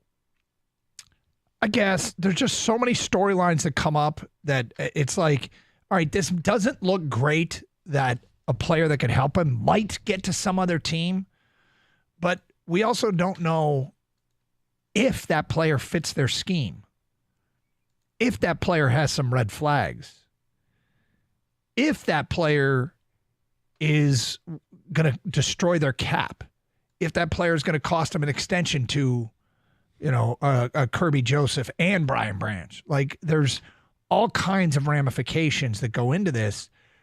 Brad Holmes is not illogical, is he? Do we think he's illogical? No, I think he's quite logical. We think he's quite logical. So if he passed on a player like he did last year, it feels to me like people think he must be illogical. And I guess I just don't see it that way. He hasn't shown us he's illogical. Now, he can make mistakes. He's not infallible. Let me be clear on that. I just think that odds are, if he passes on something that's out there, it's probably because it doesn't make sense for the Lions. It might make sense for another team, but it doesn't make sense for the Lions. Now, he's certainly more open to the criticism if deals like these go down and they never win a Super Bowl. They never win a Super Bowl. Then I'll be on board. But I mean, calling the shot before it happens with a guy who's been almost nothing but good and says he loses a ton of credibility. And what do we have the one yesterday? We're asleep at the wheel. I'm like, are we asleep at the wheel? Wake up. Are we asleep at the wheel? Would he lose a ton of credibility? Or does it all come down about whether or not he wins a Super Bowl or more than one in Detroit? Because, okay, if they don't win this one, but locking their guys up and the continued maturation, they win multiple Super Bowls moving forward. Because, here's what's not going to. Brad Holmes is going to be around for a while. So Brad Holmes is going to get multiple chances to do this. But I don't know. I'm not stoked to do the trade deadline shows again. That Brad Holmes will lose a ton of credibility. Because the implication is he's illogical. Why would we think he's illogical? Well, until I hear that players of that ilk are actually available, I'm not going to get excited. Now, again, from a logic standpoint, if you're Cleveland or you're the Raiders, could you logically tell yourself that moving either of those players makes any sense? I mean, you can, but you're talking about an absolute king's ransom in return to move a Crosby or Garrett, and I just don't see it happening. Teams hang on to players like that. I mean, Carolina held on to Brian Burns amid getting, offers of 2 first-round picks. When they finally dealt him, they waited too long, and they didn't get nearly as much. 248-539-9797. All right, Ben Johnson just said something in practice with the press, with the media, about what's going on in practice that made me go, no way. We'll get to that today at 12:20. Plus, I mean, if Brad Holmes doesn't make a big move and others do, does he lose a ton of credibility, as that guy said? Or do you trust him? I still fall in the trust him category. We shall see. Coming up at 12:35, another edition, Are You Going to Eat That? And a reminder, you can win Red Wing tickets for tonight's game. It's Star Wars night at LCA as they take on the New Jersey Devils. There'll be in-game activities. There'll be pictures with characters taken all night long. So Star Wars night, LCA. We have a Carson Anderson quiz question coming up today at 1:40, and the question might be, what school changed their name from Hooters to Owls? That would be an example of a quiz question. There's something that has been said on the show that, if you're listening, should be pretty easy. You just have to be the first caller with the correct answer, and you get 2 tickets to tonight's Red Wing game with the New Jersey Devils. That's $140. We're going to do that quiz question. If you don't win, tickets on sale now at DetroitRedWings.com. Carson Anderson, 97.1. Well, I tell you, the temperature is definitely dropping. In the last few days, we've seen it drop over 50 degrees here in Metro Detroit. So if you see these red, white, and blue trucks around, they're there for good reason. They belong to the only plumbing and HVAC team that I trust. It's Birmingham Plumbing, Heating, and Cooling. They're going to help you out. Make sure your furnace is ready to go because they want to keep you warm this fall with the most up-to-date and efficient equipment on the market. But don't just take my word for it. Check out their A-plus rating from the Better Business Bureau or some of their 5-star ratings they have on Google. Whether it's your furnace or water heater, boiler or water filtration, schedule an appointment online at birminghamplumbingco.com. Birmingham Plumbing, Heating, and Cooling, your Metro Detroit boiler experts.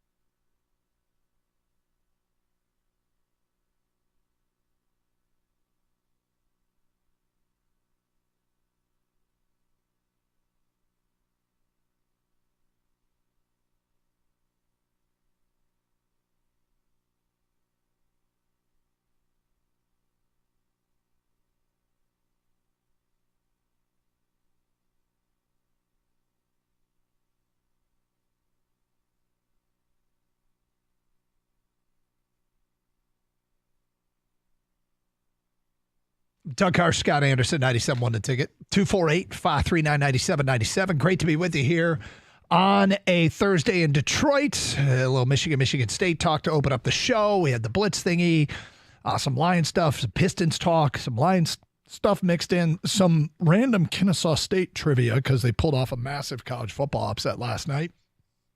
For Conference USA, a winless Kennesaw State team that just made its jump from FCS to FBS beat undefeated Liberty, which is Liberty was, I think, up until that moment, a team in consideration.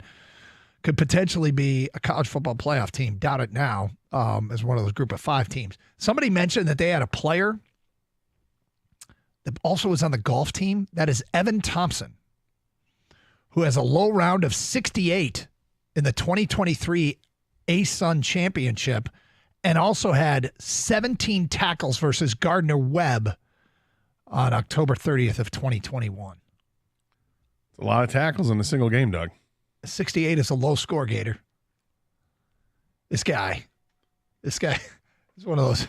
Well, if he's on scholarship, you expect him to be able to shoot in the 60s. But the 17 tackles in the game, come on, man. If he's on scholarship for golf, I expect him to be able to shoot in the 60s.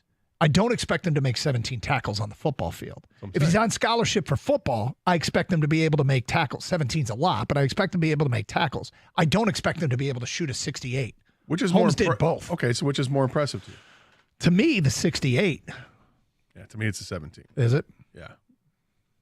I just don't think 17's a ton of tackles. You just don't see that. No, it's pretty crazy. But nonetheless, that's quite a combo. Football, golf, defensive player in football, golf. Like if it were a quarterback, you're like, oh, yeah, quarterback's so good. Or like, kicker. Kickers, yeah, it seems like kickers and are really punters, good. those guys. Yeah. Well, they got time to work on their golf game. Exactly. They're over on the sidelines. They're always doing the fake putt, fake drive, right? Because they're always on the sidelines. Always over there. Always over there doing practicing, that stuff. Working on the swing. Yep. Okay, I mentioned that something was just said by Ben Johnson at Lions practice. Kyle Meinke tweets this out. Fun fact, Penei Sewell threw a few passes at practice last week. We're not allowed to report that. Then he writes, but Ben Johnson just said it in a press conference, so there you go. Wow. You know, why is he saying that? Why did Ben Johnson say it? Yeah. Little Steve Sarkisian in him. Here's what we're going to do. I don't know how he said. I don't know what the context was. Remember we talked to, was it this week when he asked golf? Yeah. I asked him the question. I said, who's the best Who's got the best passer arm? Yeah. on the team that's a non-quarterback? And you had to think about it. And then, so what about Penei? He goes, well, Penei can do everything. Oh, yeah, we know. He can do everything. And in the week before, he said that Penei Sewell is probably not only the best athlete on the team, but might be the best athlete in the NFL. And I saw a tweet that somebody, I think the Lions had tweeted out about Penei Sewell, and it had like 3 or 4 different angles of blocks that he made in the Vikings game that are unbelievable. And one of them is like he makes blocks, moves downfield, makes another block while running at full speed downfield, and then throws his hands up when the touchdown spot. I think it was Jahmyr Gibbs' touchdown run. It's every time you see highlights of Penei Sewell, you can't help but walk away wildly impressed. This guy is as good as he is, and thank you to every team that passed on him in the draft leading up to the Lions taking him with whatever 6th or 7th overall that year. Thank you, Atlanta, specifically. Feedback coming into the Carson Anderson inbox. Doug, last year, Brad Holmes lost on a DN to the very team that kept them from the Super Bowl. So, yes, if he loses out on another top defensive end, you're going to hear about it again. Brace yourself. So, you use the term loses out. I would use the term choose to pass. I think he chose to pass on Chase Young. Chase Young, who, in my opinion, what the Lions did in that game against the 49ers, adding a defensive end, yeah, it could have helped. What they were doing was working, and it didn't fail because they didn't have Chase Young. It failed because for some inexplicable reason in the second half of that game, they did not do relatively rudimentary things, right? They didn't intercept the ball that hit him in the face backs, popped up in the air, and went for a big completion, setting up a touchdown. They fumbled an exchange, a quarterback running back exchange. They dropped 2 passes that were essentially turnovers. One was a 4th down play. One was a 3rd down play, led to a punt. Could they have used Chase Young's 3 tackles in that game? Yeah, I don't know if his 3 tackles in that game would have mattered. Maybe for Detroit, he would have done more. Do you know what? Could he play corner? Well, right. Do you know what Washington got back for Chase Young? I do not know. They got back a 3rd-round pick. Do you know what the Lions used their 3rd-round pick for this year? They traded it for Carlton Davis. So they would have had Chase Young in that game. He may or may not made an impact. He would have left, which is, I mean, he ended up leaving. And I don't think he fit what the Lions wanted. I don't think they wanted Chase Young. Sure doesn't sound like it. And you wouldn't have Carlton Davis. Carlton Davis looks like he's going to be a good player here. A player so much that they're talking about there's a chance he's going to get extended. So now, if you put Chase Young on last year's Lions team and take him off last year's San Francisco team, where are we? Do you think they're in the Super Bowl? Do you think that clearly puts him over the top? I don't think it clearly puts him over the top. Could it help? It could have helped. But the real flaws in that game were not. I mean, I'm not even talking about pass rusher. I guess it could have got Purdy had a couple where he escaped the pocket, made some plays. But they just got to catch the ball on 3rd and 4th down, intercept the pass, not fumble a QB running back exchange. There it is. And no Carlton Davis. And probably no Chase Young. I'm not lamenting that. Not at all. No. I lament the mistakes that were made in the game, but I mean, obviously, nothing as a fan that you can do about it. Are the Lions going to be going after somebody? I mean, that's the question. Early in the week, Dan Campbell was like, oh yeah, hell yeah, we're going to do this, right? You over-exaggerated a little bit yesterday. But not even a little. It's clear that they're going to be looking at players, and they've already looked at players. They've already discussed players. So they're looking to improve the team.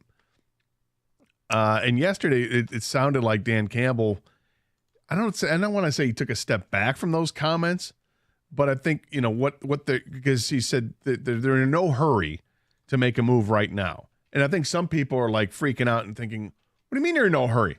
You got to do something. I think what he means by saying we're in no hurry is that they've got time before the trade deadline to vet things out, let the season play on for another 2 games to see if other teams are going to be, waving the white flag and saying we're open for business. And then it could benefit the Detroit Lions. I did see something interesting in ESPN. One of the insider articles, they had a trade preview for all the teams. And when you look at the Lions, it said obviously they'd love to have Max Crosby, whatever, but if it's not there, it's not there. They linked him to Zadarius Smith, if that's a possibility. But one thing they said was one of the writers had written about Trey Hendrickson from the Bengals. And we know that's been a big name out there, and I keep thinking there's no way the Bengals are going to move on from him because the Bengals are trying to make a move this year. They still think that they're a playoff team, and they should think they're a playoff team. It's a good football team. And he's the best player they have on defense. He's an outstanding defensive end. But the point was brought up, again, that other people brought up too. He did ask for a trade before the season began. He was unhappy there. The article, the person who wrote about it said in the article that he thinks Trey Hendrickson could still be had. That the Bengals might be willing to trade him. Be interesting. If you're willing to pony up enough of what the Bengals would want, which he wouldn't cost anywhere near as much as Max Crosby or Myles Garrett. It would come with a price, but I wonder if that's something that is that still percolating there. Are we going to watch? We're going to watch the Bengals record the next couple of weeks, and if they lose a game or two, it might become obvious that they're going to sell a guy who I'm hoping for that is disgruntled. Unnamed texter, stop defending Brad Holmes. He still hasn't found a backup quarterback. What happens if Goff goes down? Holmes has failed at backup quarterback. Okay. First of all, I like the backup quarterback situation right now with Hendon Hooker. I think Hendon Hooker's just fine. Nobody's loaded at backup. But the problem is, if any team loses their top quarterback, they're kind of screwed. Yeah, what happens if Lamar Jackson gets hurt? Baltimore's screwed. Exactly. Like you look at Kansas City. If Patrick Mahomes were to get hurt, you excited about Carson Wentz? Is it Mariota in Washington? That's not actually a bad situation. Who is it? Is it Josh Dobbs still in San Francisco? The backup is Brandon Allen and Josh Dobbs. Yeah, I mean, they'll be in a world of hurt. They kind of are right now. Right. Dan writes in, the reason Brad comes under fire if they don't go get a big-time defensive end is because it's been a known need for 2 years. It is yet to be addressed. Well, it was addressed in the offseason. The guy got hurt. He swung and missed at an injury risk, and he got hurt. So I'll tell you what. I'll tell you want a Brad Holmes. Doesn't get somebody real soon. Okay, I'll tell you what. I'm going to try here, and I'm going to include some punctuation. Do you want me to read it as is? No. I really think I want to. No, I won't. I'll do my best to edit this. I'll tell you what. If Brad Holmes doesn't get somebody real soon, the good guys are going to be gone, and he has no credibility with me other than the draft. He's been horrible getting people trades, signing people out. The deadline always gets broken down. People don't work out. He has no credibility with me and with many people. Guaranteed, hear it every day on the radio. Okay, well, that's the best I could do with that. I can read it as is. Until we see the good players go. Can I get a period or a comma? Right. We haven't seen any good players go. No. Haven't seen the defensive end go yet, right? We don't know who's available. We don't know who's on the market. Don't get worked up about it just yet, big fella. Mm-hmm. You got some time to get worked up about it. If in fact these players become available and they start getting plucked by other teams, then I get it. But until that happens, assume they're not available. As far as Brad Holmes in past trades, Carlton Davis has worked out okay, although they haven't extended him yet. We'll see if they intend to extend him. I don't know. Tim Patrick, is that a good pickup? Seems to be. I like Tim Patrick just fine. All the credibility be lost. Are you going to eat that coming up at 12:35? 97.1 The Ticket.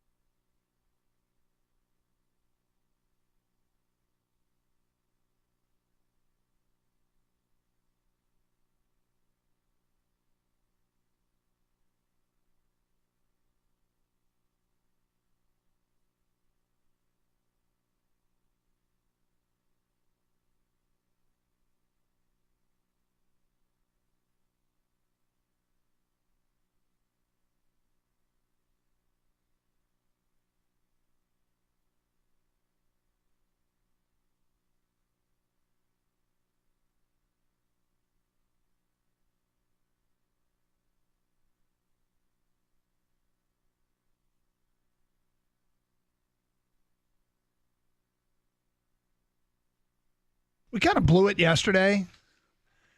Kang was wearing the most awesome shirt, and I really wish we'd brought it up yesterday.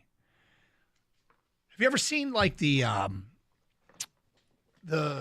hooded like T-shirt, like they're made out of T-shirt material, but it's got a hood? You know what a hoodie is, right? Yeah. Yeah. Have you ever seen one that is a T-shirt, but it's got a hood? No. Okay. I wear them every once in a while. Like I got a Nike one. I got the one I have that has the college football playoff logo on it. You know that shirt? Okay. That's a T-shirt with a hood. What Kang was wearing yesterday was a T-shirt with a hood, but it was short sleeves.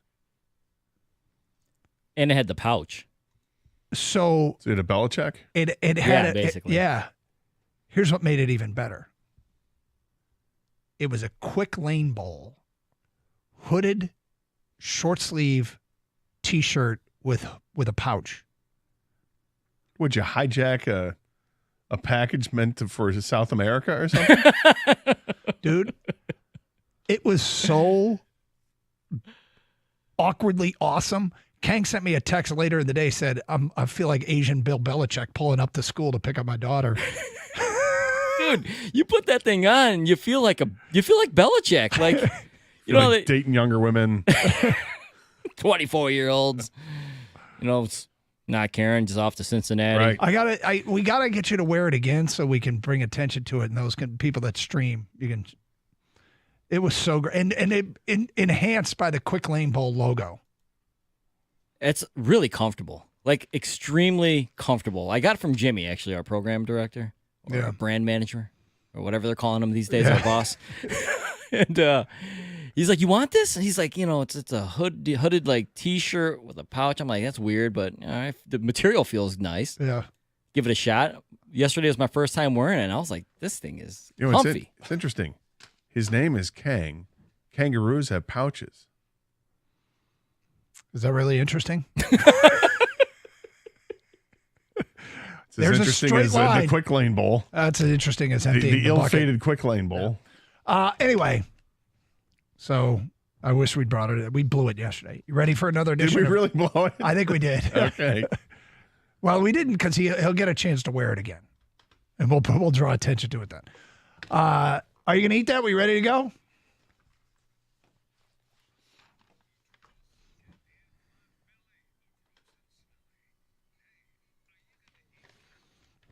All right, Gator, we haven't had a chance to talk about the new Chicken Big Mac from McDonald's. Taste of Home did a review of it. Said the Chicken Big Mac has McDonald's special sauce, lettuce, cheese, and pickles on a sesame seed bun, but instead of 2 all-beef patties, the Chicken Big Mac uses 2 fried chicken patties. The patties are rounder and flatter like a hamburger patty, so it fits the Big Mac bun perfectly. Meanwhile, patties used for the McChicken are a blend of white and dark meat, and the McCrispy uses whole chicken breast. So this is completely different. They've got this chicken formed into more of a hamburger patty. The McDonald's Chicken Big Mac. Are you going to eat that? Yeah, I mean, I would try it, but I'm not terribly interested in it. I would try it because I like the Big Mac flavors that are there and curious about the chicken. It's a different kind of chicken than they use, and I'm not a big fan of the chicken that they use for the chicken sandwiches. I love McDonald's Chicken McNuggets. Love those. But as far as the chicken products, otherwise I'm not huge on. But yeah, you got to try a Big Mac. Kang, would you eat it? No, and this is why. I believe this is like some kind of campaign for like some kind of social media influencer or YouTuber. Is it? And I'm against all that stuff. So if it's anything to like help them get more, more shine more and all that stuff, I'm out. And by the way, also, I don't think that you don't sound this way either, Gator. You can't replace the Big Mac. The Big Mac is the Big Mac. Yeah, I mean, I don't know if it's going to taste good or bad with the chicken, but it's not going to taste as good as a regular Big Mac. This is true. I'm probably out. This is like made for you. Why? It's been on the market for a while, and you know what I haven't heard? That it's all the rage. Remember when Popeyes upped their chicken sandwich game and everybody had? I had to have that. This I haven't heard rave reviews, and so I'll just stick with Popeyes or Chick-fil-A. But if someone brings you one by, you'd eat it.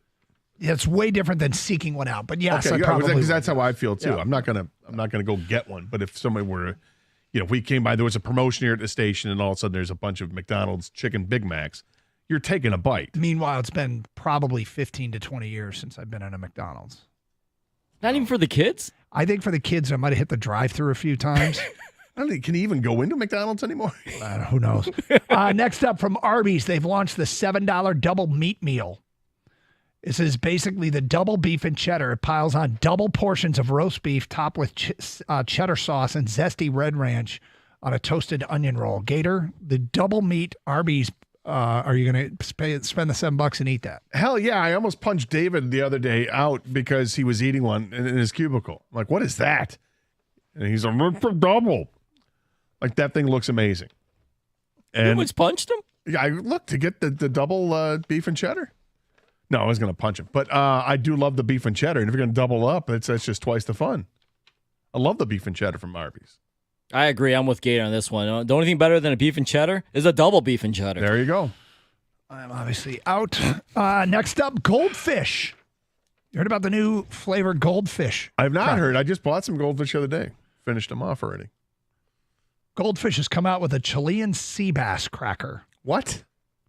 It's a Chilean sea bass, a playful nod to adults that the iconic fish-shaped snacks is for grown-ups too. This is according to Danielle Brown, the vice president of Goldfish, which I think I want to run for that presidency, the presidency of Goldfish. Say Danielle or Daniela Brown? Looks like Danielle. Okay. Yep. I know a Daniela Brown. Of course you do. Would you try? She would come up with this idea. You can get. I guess you have to go to ChileanSeabassCrackers.com to order them in 2 packs for $7.38. Do you want a Chilean sea bass seasoned Goldfish? All right. First of all, Ken, you know this. You love sea bass, man. If I'm at a restaurant, a nice restaurant, and I'm looking, and I'm thinking, I've already got my mind made up. I'm having steak. And you look there, and it says Chilean sea bass. I flip every time, and I go for the Chilean sea bass. I love sea bass. Kick his ass sea bass, you bet. Every time, 100% of the time, I go for the sea bass. Would I try these crackers? You bet your ass I'd try these crackers. I've tried almost all the flavors of the Goldfish crackers I try. Whether it's, I've had the pizza flavors, the cheddar flavors, pretzel whatever. Ones? The pretzel ones. Pretzel ones Absolutely. really You've had the pretzel ones. I think didn't they come out with... what's the seasoning? The Old Bay. I had the Old Bay crackers. Really? So yeah. So I would absolutely try. I got Frank's Red Hot crackers. Yeah, I'd give it a shot. Yeah, I'd try this. I'm not sure how it's going to taste, but I'd try it. I think I'd try it too. And we still get the Goldfish crackers. The kids. Well, we have one left in the house, but he snacks on them. Next up, a story out of the United Kingdom.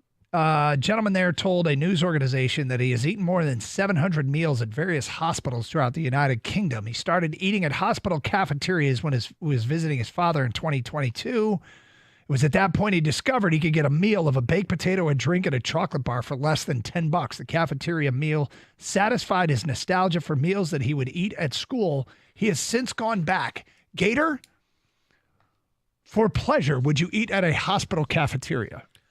Well, I spent a lot of time at a hospital recently when my dad was in there. They're different now.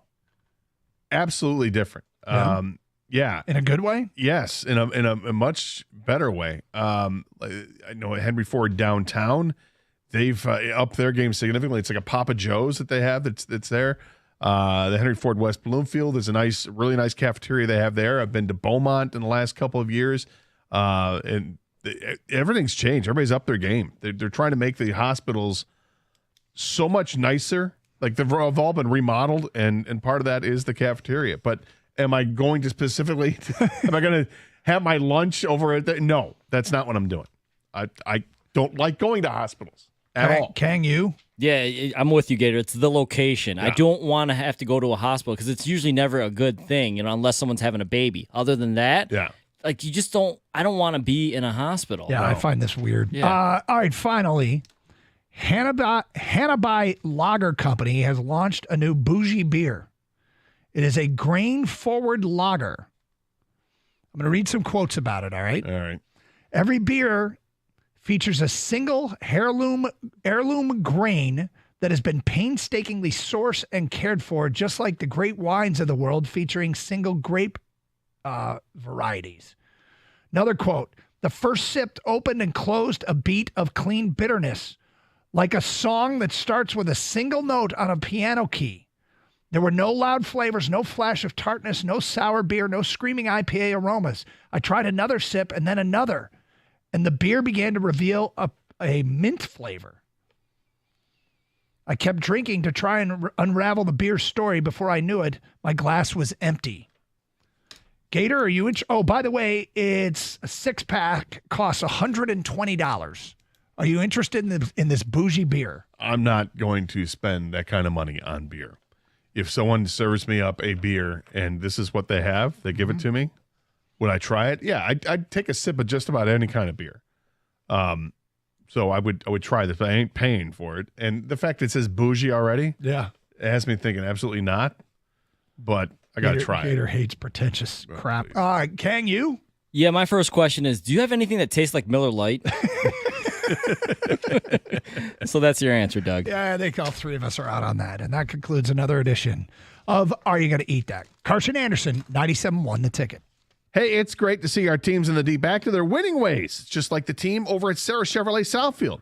Sarah Chevrolet is making sure that the customers win on every deal. The deals at Sarah Chevrolet Southfield are absolutely unbeatable, and you start with the Equinox EV. It's only $178 a month. The Blazer EV is just $239 a month. The Chevy Trax, you're looking at $259 a month, and the Chevy Silverado is only $299 a month. Now, all these unbeatable payments are with $999 down.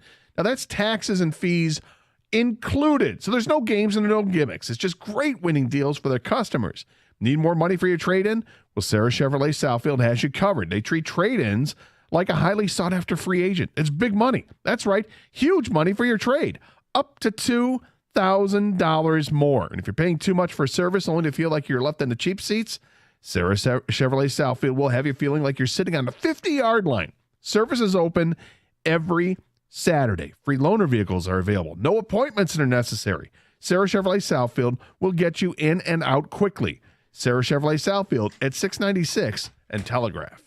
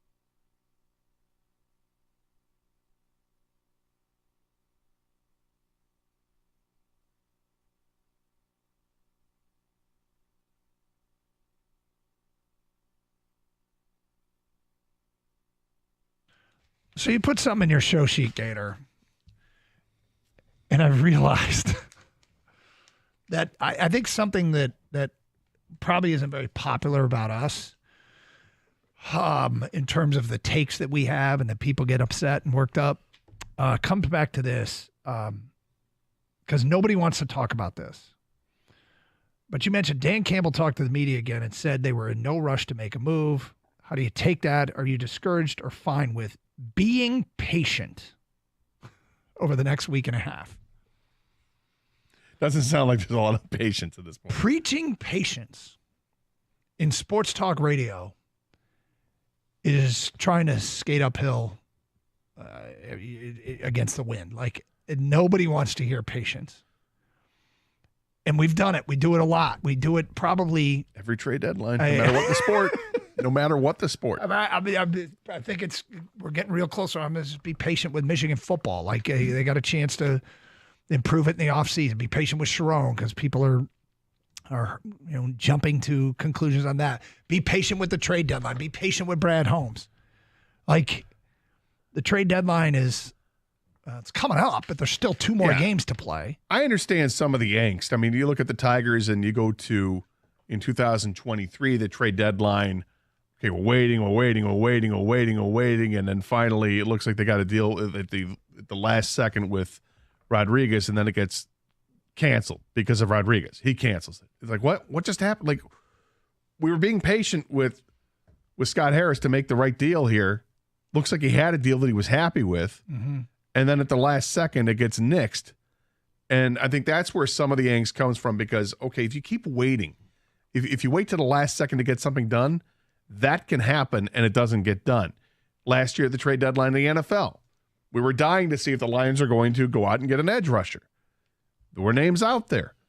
Hey, I wanted Brian Burns. Yeah, guess what? Brian Burns wasn't shipped off. But then there were the other names like Montez Sweat and Chase Young, and they didn't come to the Lions. And the Lions made one move, and it was for Donovan Peoples-Jones. And people were left underwhelmed with that. And even though months and almost a year to the date after it, I think we can all understand why they didn't make deals for those players. If you made a deal for Montez Sweat, you had to extend him and give him a big contract.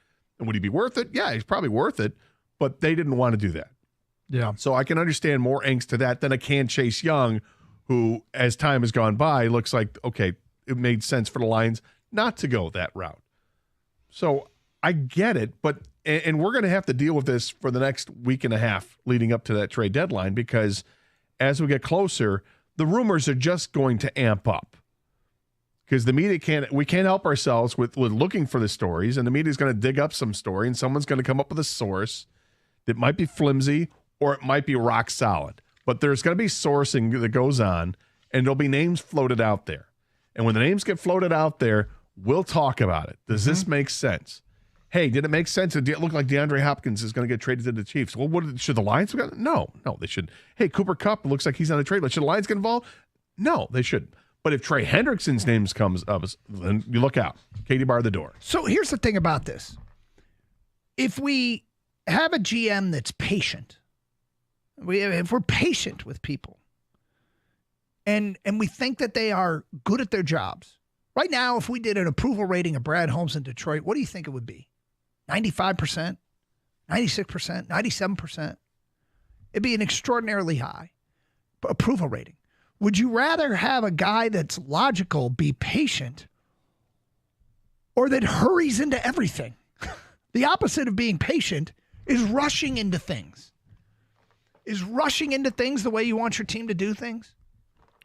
No. Is rushing into things typically, because I'll tell you the last time, the worst time to like evaluate stuff is the moment right after games end and the moment right after seasons end.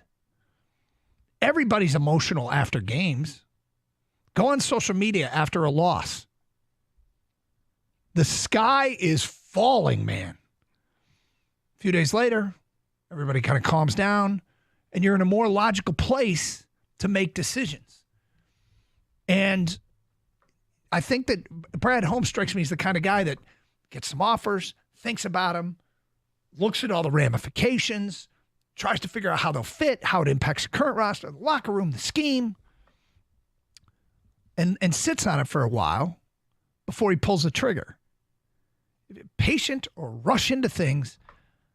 I mean, there's a middle ground, of course, but the we're asleep at the wheel and loses all credibility of these texts. And I remember you putting your show sheet about, are we comfortable with the Lions being patient? And my answer is yes, because of who's pulling the trigger here. I'm comfortable with it, but I know fans are not. No. Fans want the instant gratification. They want it right now. They want to see the shiny toy as soon as possible. You don't want to wait for it. Mm-hmm. All that is, to an extent, it's understandable, but it can get a little annoying too. Yep. From my standpoint, because it goes against my nature of wanting to be patient and understanding that this guy is really good at his job, and perhaps trading isn't his forte yet, but I don't think he's made enough trades for me to say that that's a hole in his game. And when you get to the trade deadline, we have no information, right? No. We can be speculative based on reports that we see of, and then you have to trust somebody else's source that's not our source. We have no idea of what goes on behind the scenes. We have no idea who's contacting Brad Holmes, who Brad Holmes is contacting, how those conversations have gone. What is the price to be paid for player X or player Y? We don't know. That's the thing. And that's a trust level again. It's faith in Brad Holmes that he has all the information and we have none of the information. Carson Anderson, Open Lines, 97.1 The Ticket.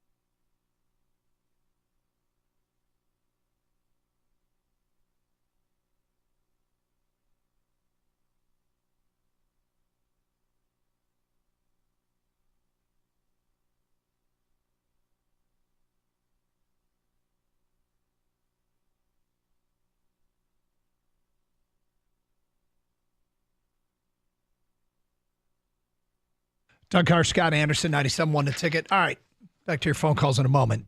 Just a reminder, chance to win Red Wing tickets for tonight's game coming up today. It's going to be around 141, 142. Make sure you're listening. It'll be a Carson Anderson quiz question answer, usually something very easy if you've been listening to the show. And if you're the first one with the correct answer at 248-539-9797, you got a pair to tonight's game. It's Star Wars night. Red Wings and New Jersey Devils. Enjoy in-game activities, get pictures with the characters all night long. You going to go as Boba Fett? I am not going to go as Boba Fett. But if I were to choose a character, that might be who I chose.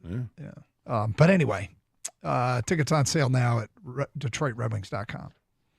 That or Han Solo. I don't think I could pull off Han Solo, but nobody can. No. There's one. There's one and only one. All right, let's get back to your open line calls. We go to Troy. You're on 97.1 The Ticket. Hi, Troy. How's it going, guys? What's up, Troy? I just kind of wanted to mention, I know the talks about getting a DN like Max Crosby, Myles Garrett. Honestly, I don't understand why Lions fans are so pushy on Brad Holmes making a trade. After watching them play Minnesota last week, it was a rough in my opinion, rough first quarter for the defense, but they picked it up. I don't really see anything that we have to worry about that we got to really replace. Well, they don't have much of a pass rush. I mean, that is a hole in the Lions' defense there. I mean, clearly they had way more pressure when Hutchinson was in the lineup, and now that he's not in the lineup, I think they got by Minnesota, and I'm happy about that, but they still need to find some way to get pressure on the quarterback without having to dial up blitz-wise. Yeah, for sure. But, I feel, honestly, that game was more of a trying to adjust to not having Hutchinson, trying to have the defense get used to not having that pressure on the edge. And I feel like we're going to have some players kind of open up and start pushing in, making a push, kind of showing that our defense is not saying that we don't need Hutchinson, but our defense can survive without him. So it's interesting. Look, it was a pretty big test, and I think they get a passing grade. It's not like they got an A+ without him. But it was a pretty big test, and they passed it. And I give them a ton of credit. But it did seem like Darnold had some time back there having a picnic before he delivered the football, and that can come back to haunt you. Now, the Lions offense, this is the old cliche, and everybody knows what I mean because it's obviously stupid, but they're going to have to outscore everybody, and that means they're going to have to get in these shootouts. And but I still wonder, is the additions in the back seven make the totality of the defense right now better than it was at the end of last year? And Troy, if a player like Max Crosby, Myles Garrett, Trey Hendrickson, one of those three guys, let's say that they become available, would you not want the Lions to go after one of those guys? I'm not saying I wouldn't, but in all reality, we still got players that we need to pay that I feel one of those three are going to ask for more money than we're going to want to put out, because then we're going to forfeit signing someone else. Like, I know we've got Hutchinson to sign. He's going to want tons of money, and he's earned it. But we've got players to sign that I feel signing a star DN that might only be here a couple years might not be the best move. I suppose they'll know that going into it, but I think of how great the defense would look if they had Hutchinson along with one of those guys for the next couple of years. But if they can't afford it, they can't afford it, and they'll know that. Yeah, I mean, and it's the compensation you have to give back from a team to acquire those players. But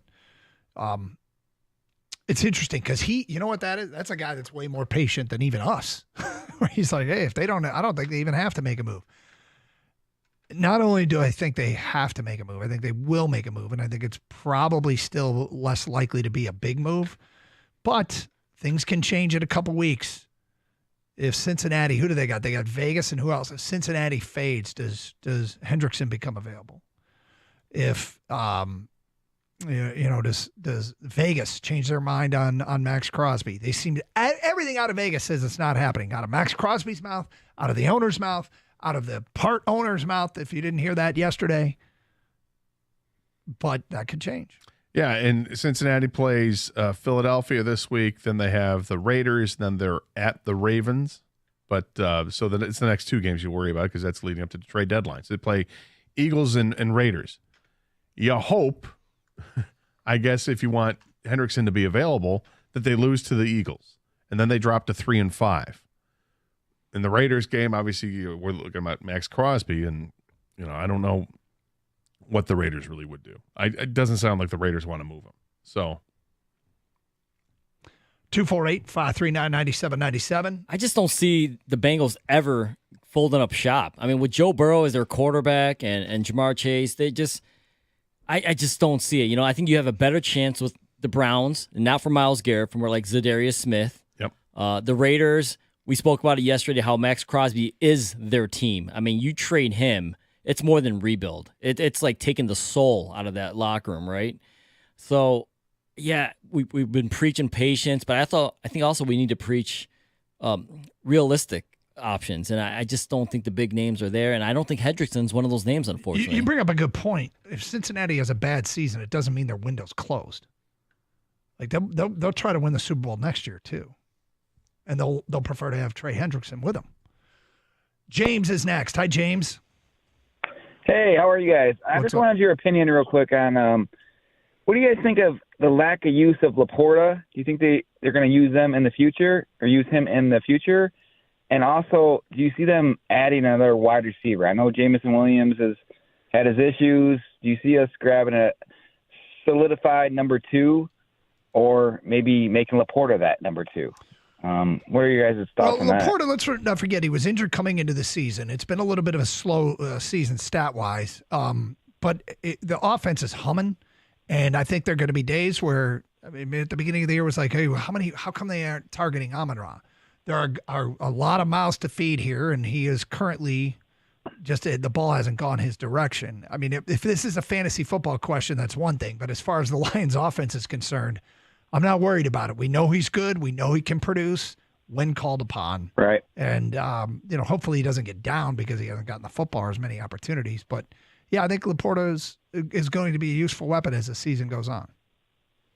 Do you see us targeting a second wide receiver, like a why Jameson Williams? And just because of Jameson Williams, I don't trust him. I don't trust him. Well, coach said he did, but I don't think there's a salary cap. There's roster spots. You can't address everything, so you have to decide what is the risk that we're going to take. What is the bet that we're going to make? We're going to bet that Jameson Williams will not get suspended the rest of the season again. We're going to bet that he doesn't, and it's probably a reasonably safe bet. It's not a sure thing, but it's a reasonably safe bet. So I don't think you go get JMO insurance. First of all, you're not going to get another receiver of his skill set without paying a hefty price. And then if he does keep his nose clean, now doesn't run a muck with the league, now you've got probably too many receivers when you have other needs. So, no, I don't think they're going to try and find – I think they're thrilled with what they got out of Tim Patrick.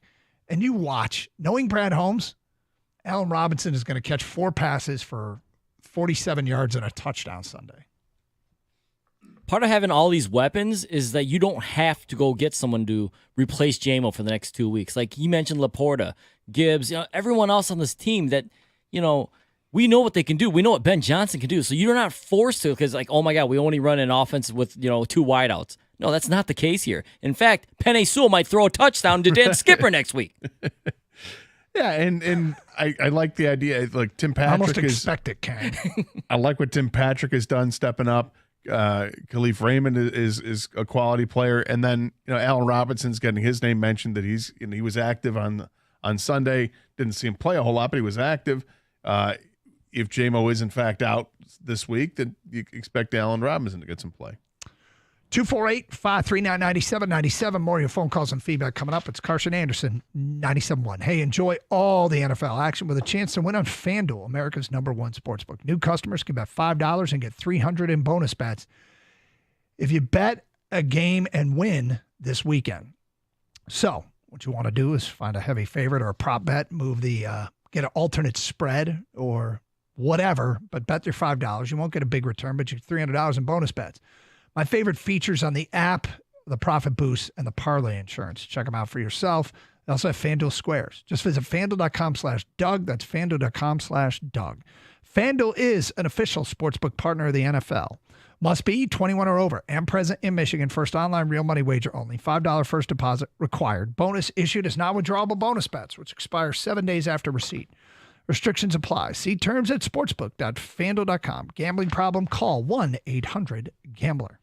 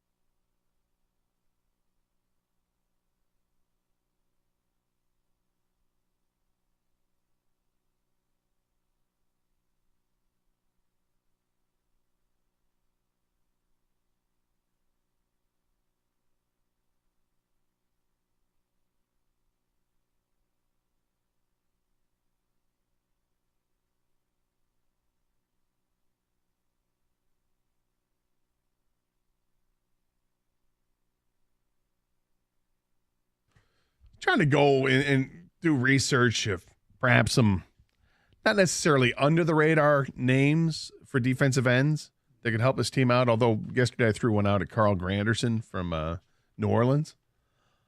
Yep. Kind of like that one. Yep. I talked to you during the break about Khalil Mack and his situation. He's got 2.5 sacks this year with the Chargers. He's coming off a 17-sack season last year. He's in the last year of a contract. There's a voidable year in 2025.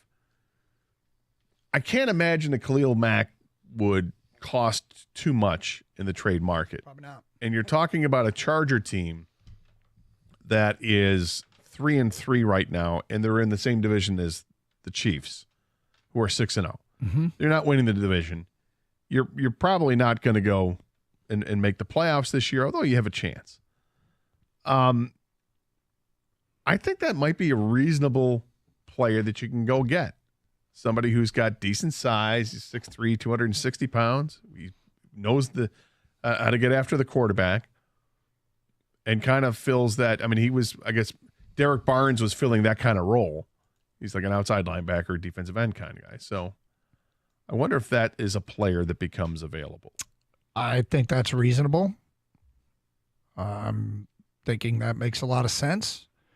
I'm thinking the cost would be fine with the Lions. 4th or 5th round pick or something because he's a rental. I think it might be less than that, given where he is in his career. Yeah, he's I think 33, 34 years old at the end of his career, still productive. Yeah, I think there could be something there for sure. 248-539-9797. You're welcome, Brad. Hang on a second. Let me get the email sent out. B_homie. Oh, now you know how to spell homie, right? Yeah. At DetroitLion.com. Yep. Thank you. Yep. HOMIE. Yes. B_homie. Back to your phone calls. Michael in Bay City. You're on 97.1 A Ticket. What's up, Michael? Hey, what's going on, guys? Hey. Glad to be on. I'm glad you called. First, I trust anything Brad's going to do at this point with the linear growth that this team has seen. But I think that we don't need to make a move, at least not till after the Titans. I mean, we should beat them anyways. It doesn't matter if we're down Demo and JMO, if we don't have Hutch. Our team is categorically better than them in every asset of the game of football right now. So I say let's just see, kind of scout it out, and then I don't think we need to get anybody on offense. I think we just might need somebody to beef up the front of our defense there, but we should be good. I trust whatever Brad's going to do. Well, there's no sense of urgency. First of all, it's unlikely that something's going to go down this week at this point where we are on the clock, and somebody would play this weekend.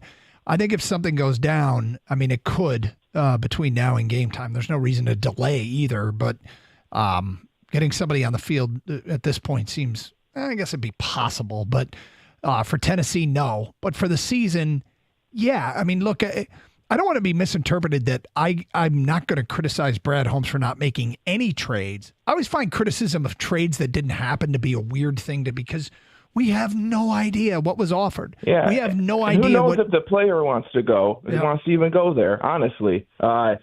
Is there maybe a free agent who's maybe not on a team? Like, I know Aaron Donald said he wouldn't come back, and he probably wouldn't unless the Rams were in it. But maybe there might be a guy sitting at home that we can bring in and work out and see what we can do. I mean, anything is possible with Brad Holmes, in my opinion. He's willing to look anywhere and everywhere under the kitchen sink for players. Yeah, I don't think anybody's sitting at home. Yeah, I don't think anybody's sitting at home that can help him. The most amazing thing is I bet Isaiah Thomas plays this weekend. The player they signed off the Bengals practice squad. Well, depending on how he practiced this week, if he looks good in practice, then he can get a chance. I got one of these sneaky suspicions that he will play and make a play or two. Do you think that Houston will be left off the active roster this week? Well, somebody would have to be if they activate him, right? Because he was not active last weekend. And I don't believe he was credited with a pressure last week in his limited snaps.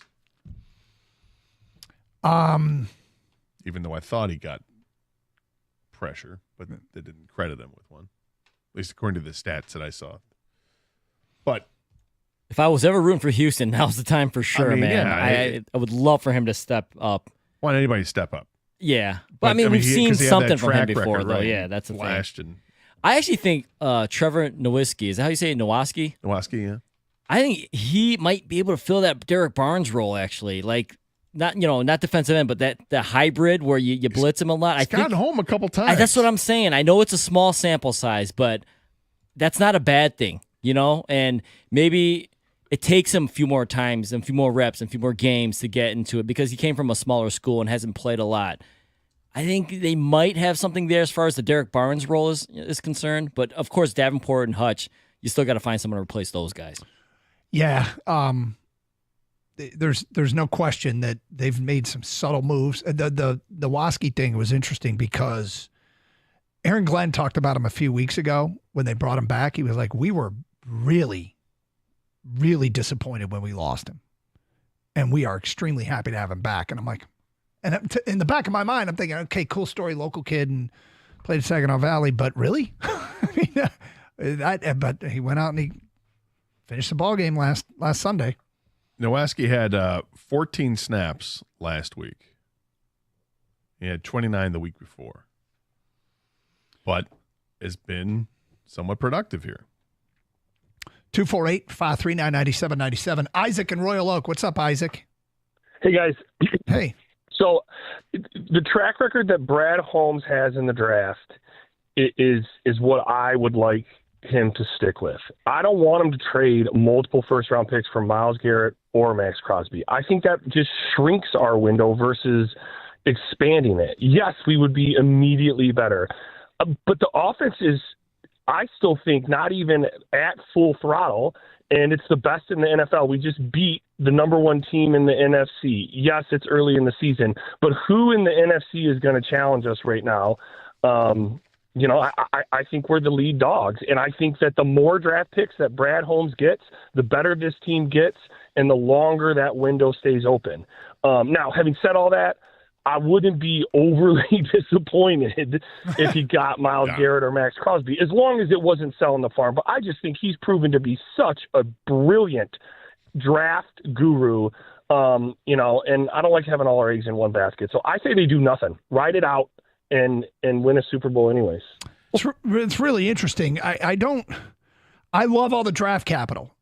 I do think there's a time to give it gas, and I also think there's a happy medium. Like, I'll be very surprised if they don't make a move here, and a move where you can see that it makes sense, but maybe not a move that draws oohs and ahs from Detroit, right? I mean, it's not going to be the, oh my God, book the trip to New Orleans kind of move, but it's going to be one of those moves that we walk away from and go, that's smart. And I swear to God, he's done it a few times where we go, well, why didn't we think of that? And then we're going to start reading about the last team that had him and how sad they are to see him go because he's such a great locker room guy. This is the pattern. Yeah, I get it, and I understand it. Look, if they don't make a move and none of those players are available, I'll be a little disappointed that they weren't able to make a move. But if the big names are staying put, then okay, so be it. Because the one thing that the caller said was, we're the cream of the crop in the NFC right now. We're on top in the NFC, which means people are gunning for us. We think we feel a sense of urgency here. How do you think they feel in Green Bay and Philadelphia and Dallas and Minnesota and San Francisco and all these? They're going to try to do something to improve themselves. Well, the Chiefs are 6-0, and they just improved themselves. So you're always looking to improve. They responded to an injury, and the Lions have yet to do so. Yeah, you're always looking to improve yourself. And, just looking at the different numbers, Trey Hendrickson with the Bengals, if he is available, he still has a couple years left on the contract. He's got this year and next year on the contract. He's unrestricted free agent in 2026, and then at a reasonable price. He's a guy who's 30 years old, so will they get another contract after this one runs out? Probably, but I don't know how much it would cost to get a guy like Trey Hendrickson, who's pretty productive, yet not in the category of Max Crosby or Myles Garrett, but he's that next tier down, and he's probably between Max Crosby and Zadarius Smith. I think it's safe to say. Is he an upgrade over Harold Landry? Is he of that ilk? And then you start asking yourself, what's the compensation for trying to get a guy like that? And if it's a first-round pick, would you give up a first-round pick to do this, knowing that you'd be picking at 27, 28, 31, 32, somewhere in there? Here's a guy that lines up outside that Brad Holmes was part of staff that took him. Coming in this weekend with the Titans is Sebastian Joseph Day. And he's played some defensive tackle, and he's played some edge. And he was a 6th-round pick of the Rams back in 2018. This is the kind of move. This is the kind of move that feels like the kind of move that Brad Holmes would make. He's got 2 sacks this year. He's basically a 2 or 3 sack guy, but guy can set the edge, 6'4", 310. They can move him inside, outside. They got Arden Key there. I mean, they got some talent up front. I'd feel better about getting a pure defensive end, getting a pure edge rusher, than I would about another Levi. Another Levi, yeah. We'll swing around the NFL next. Carson Anderson, 97.1 The Ticket.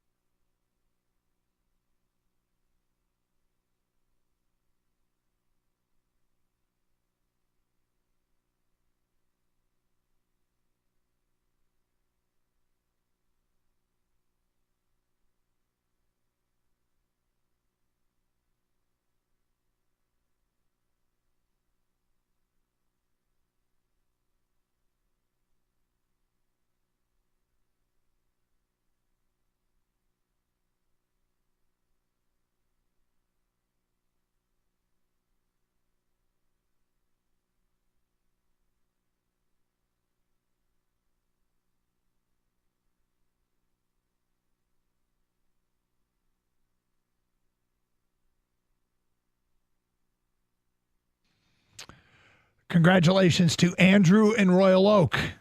The correct answer on the ticket, the Carson Anderson quiz question, excuse me. Correct answer was the Quick Lane Bowl. The Quick Lane Bowl was the logo on the T-shirt, short sleeve, hooded, with pouch, Quick Lane Bowl paraphernalia that Kang was wearing yesterday. And today he's wearing from the Rob Lowe collection an NBA logo sweatshirt. Go sports. Go NBA. The Rob Lowe collection. You should have a collection. Yeah. Just generic league logos. B1G. Woo-hoo. And don't forget to watch 911 after the game. Lone Star State. Me. Mm-hmm. Speaking of which, Pistons lose their opener last night. We mentioned at the beginning of the show, we had said we'd bring it back, and we never did, but they outscored 33-19 in the fourth. They lost 115-109. They played toe-to-toe with the Pacers for much of the game, and the end was very familiar. It was very familiar. This felt like a last year game. They couldn't get stops. They got an open three from Mathurin, a dunk from Siakam, and then a kill shot from Halliburton, who couldn't have been more pleased with himself. Well, he was 0 from three-point land going into that shot. Yep. And that was, I think, was it a three-point game at the time? Like 110, 107 or something like that? I think he hit it to put him up. It's like 20 big. seconds left. It's like, damn it. That guy. Well, it's worse because it's that guy who the Pistons could have had. Yeah. Was it the, Yeah, we don't want to go back, Gator. No. We've passed on some good players in recent drafts. Oh, have they? Have they? But I was surprised to see Holland play as much as he did. You know, yeah, I think he was kind of playing the role of a Sor Thompson, energy, defense, things like that. And they probably want to get him in the rotation a little bit just to get his feet wet, know what it's like, and see where he's at. But that game, I feel like my head says they're better. They look better. But then also my eyes tell me that looks like the exact same game I saw last year every game, right? It's like Cade starts off good, has a good game. They have the lead, look okay, can't hold on a lead. No one on the Pistons can hit a three when they need it at the end of the game, lose game. You know, it's funny because I'm like, all right, we just talked to JB Bickerstaff, and it was defense. And the guy's buying in. And all right, and then we get down to the end of that game. All right, let's see this defense take hold. And the Pacers go 11 of 18 in the fourth. And they've hit. They kept every possession like it was score. And how about? I mean, was there anything more? The Pistons got a too many men on the ice penalty. I mean, it didn't look like it was Ron Holland's fault. I was like, well, this is an interesting strategy. Put 6 out there. Try. The officials blew the whistles right away, and the Pistons had like this 6th guy in the corner. Right here. Yeah. No kidding, you're open. But it felt like it was didn't it look like one of the assistant coaches grabbed him and threw him out there? Like, whoa, you weren't supposed to leave the game. Except you were. Yeah, it was the assistant head coach. There are a lot of assistants for every team. Yeah, there's a lot of assistants. There's a lot. And I can hold a broom. The guy that holds a broom broom practice. for them to shoot over. Yeah. I got to say, watching the game, it's now the basketball is back. Things are refreshed in your mind. What Jalen Duren jumping straight up in the air, trying to block a shot. Mm-hmm. I don't know how anybody's able to make a jump shot over that guy because the amount of loft that you have to put up, and yet they do. And yet he fouled a guy shooting a 3 in the last couple of minutes. And I was like, no. Is there? I mean, I guess missing free throws is more frustrating, but in a tight game, when you foul a guy who's taking a 3, that hurts. Yeah. Well, overall, I was encouraged by what I saw. I liked more than I didn't like in the game. Of course, the fourth quarter was bad, but you saw, Cade Cunningham kind of picking up where he left off last year. There were moments last year where he just took over games. Yep. He took over the third quarter. What do you have? 18 points in the third quarter. He was fantastic in that quarter. But they ran out of gas. They played well defensively for the first 2.5 quarters, and then not so much later on. Obviously not in the fourth quarter. but hopefully this is something they learn from. But if they shoot better from three-point land, they win that game. Yep. But they weren't good from three-point land last night. They were better at taking care of the basketball. There were 12 turnovers in the game, fewer than what Indiana made. So I'm encouraged by it. I don't love it, but I'm encouraged. Mm-hmm. Again, it's a tough team. That's a team that got to the conference finals. So it's a nice showing from the Pistons. Yeah, a tough start to the season in terms of who they're going to play. Meanwhile, the Red Wings back in action. Star Wars night. Is that something that would compel you to go? Star Wars night? No. What about if there was King of Thrones night? Or Game of Thrones? Game of Thrones. Sorry. My bad. Didn't watch it. Or King of Queens. King of Game of Thrones can be worth it just to see how many women show up as Khaleesi. Okay. Am I right, King, or am I right? What would be a night that would make that make Got you my go? dragon going. Got to tame the dragon. Would anything make you go any night?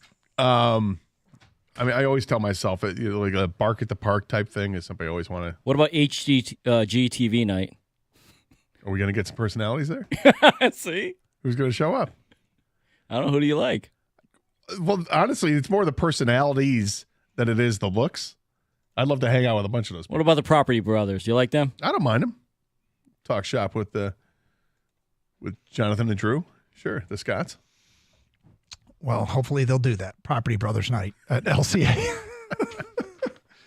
Rico Beard has made his way in studio. Hello, Rico. Doug Gator. How How are you you? guys doing, man? I was in and listening to your show in and out. Yeah.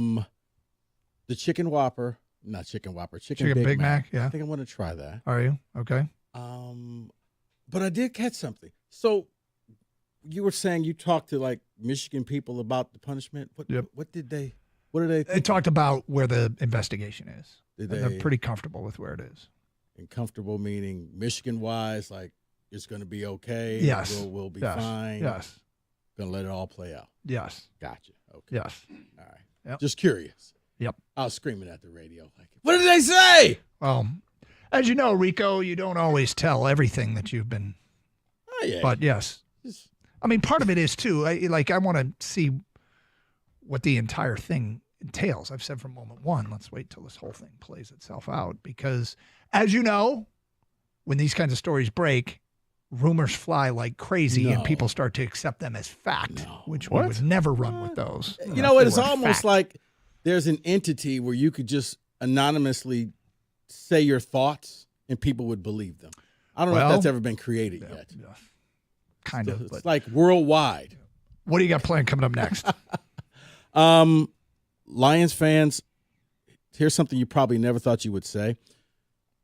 We're going to make a case you have a serious MVP candidate for the NFL right here in Detroit, not somewhere else, right here.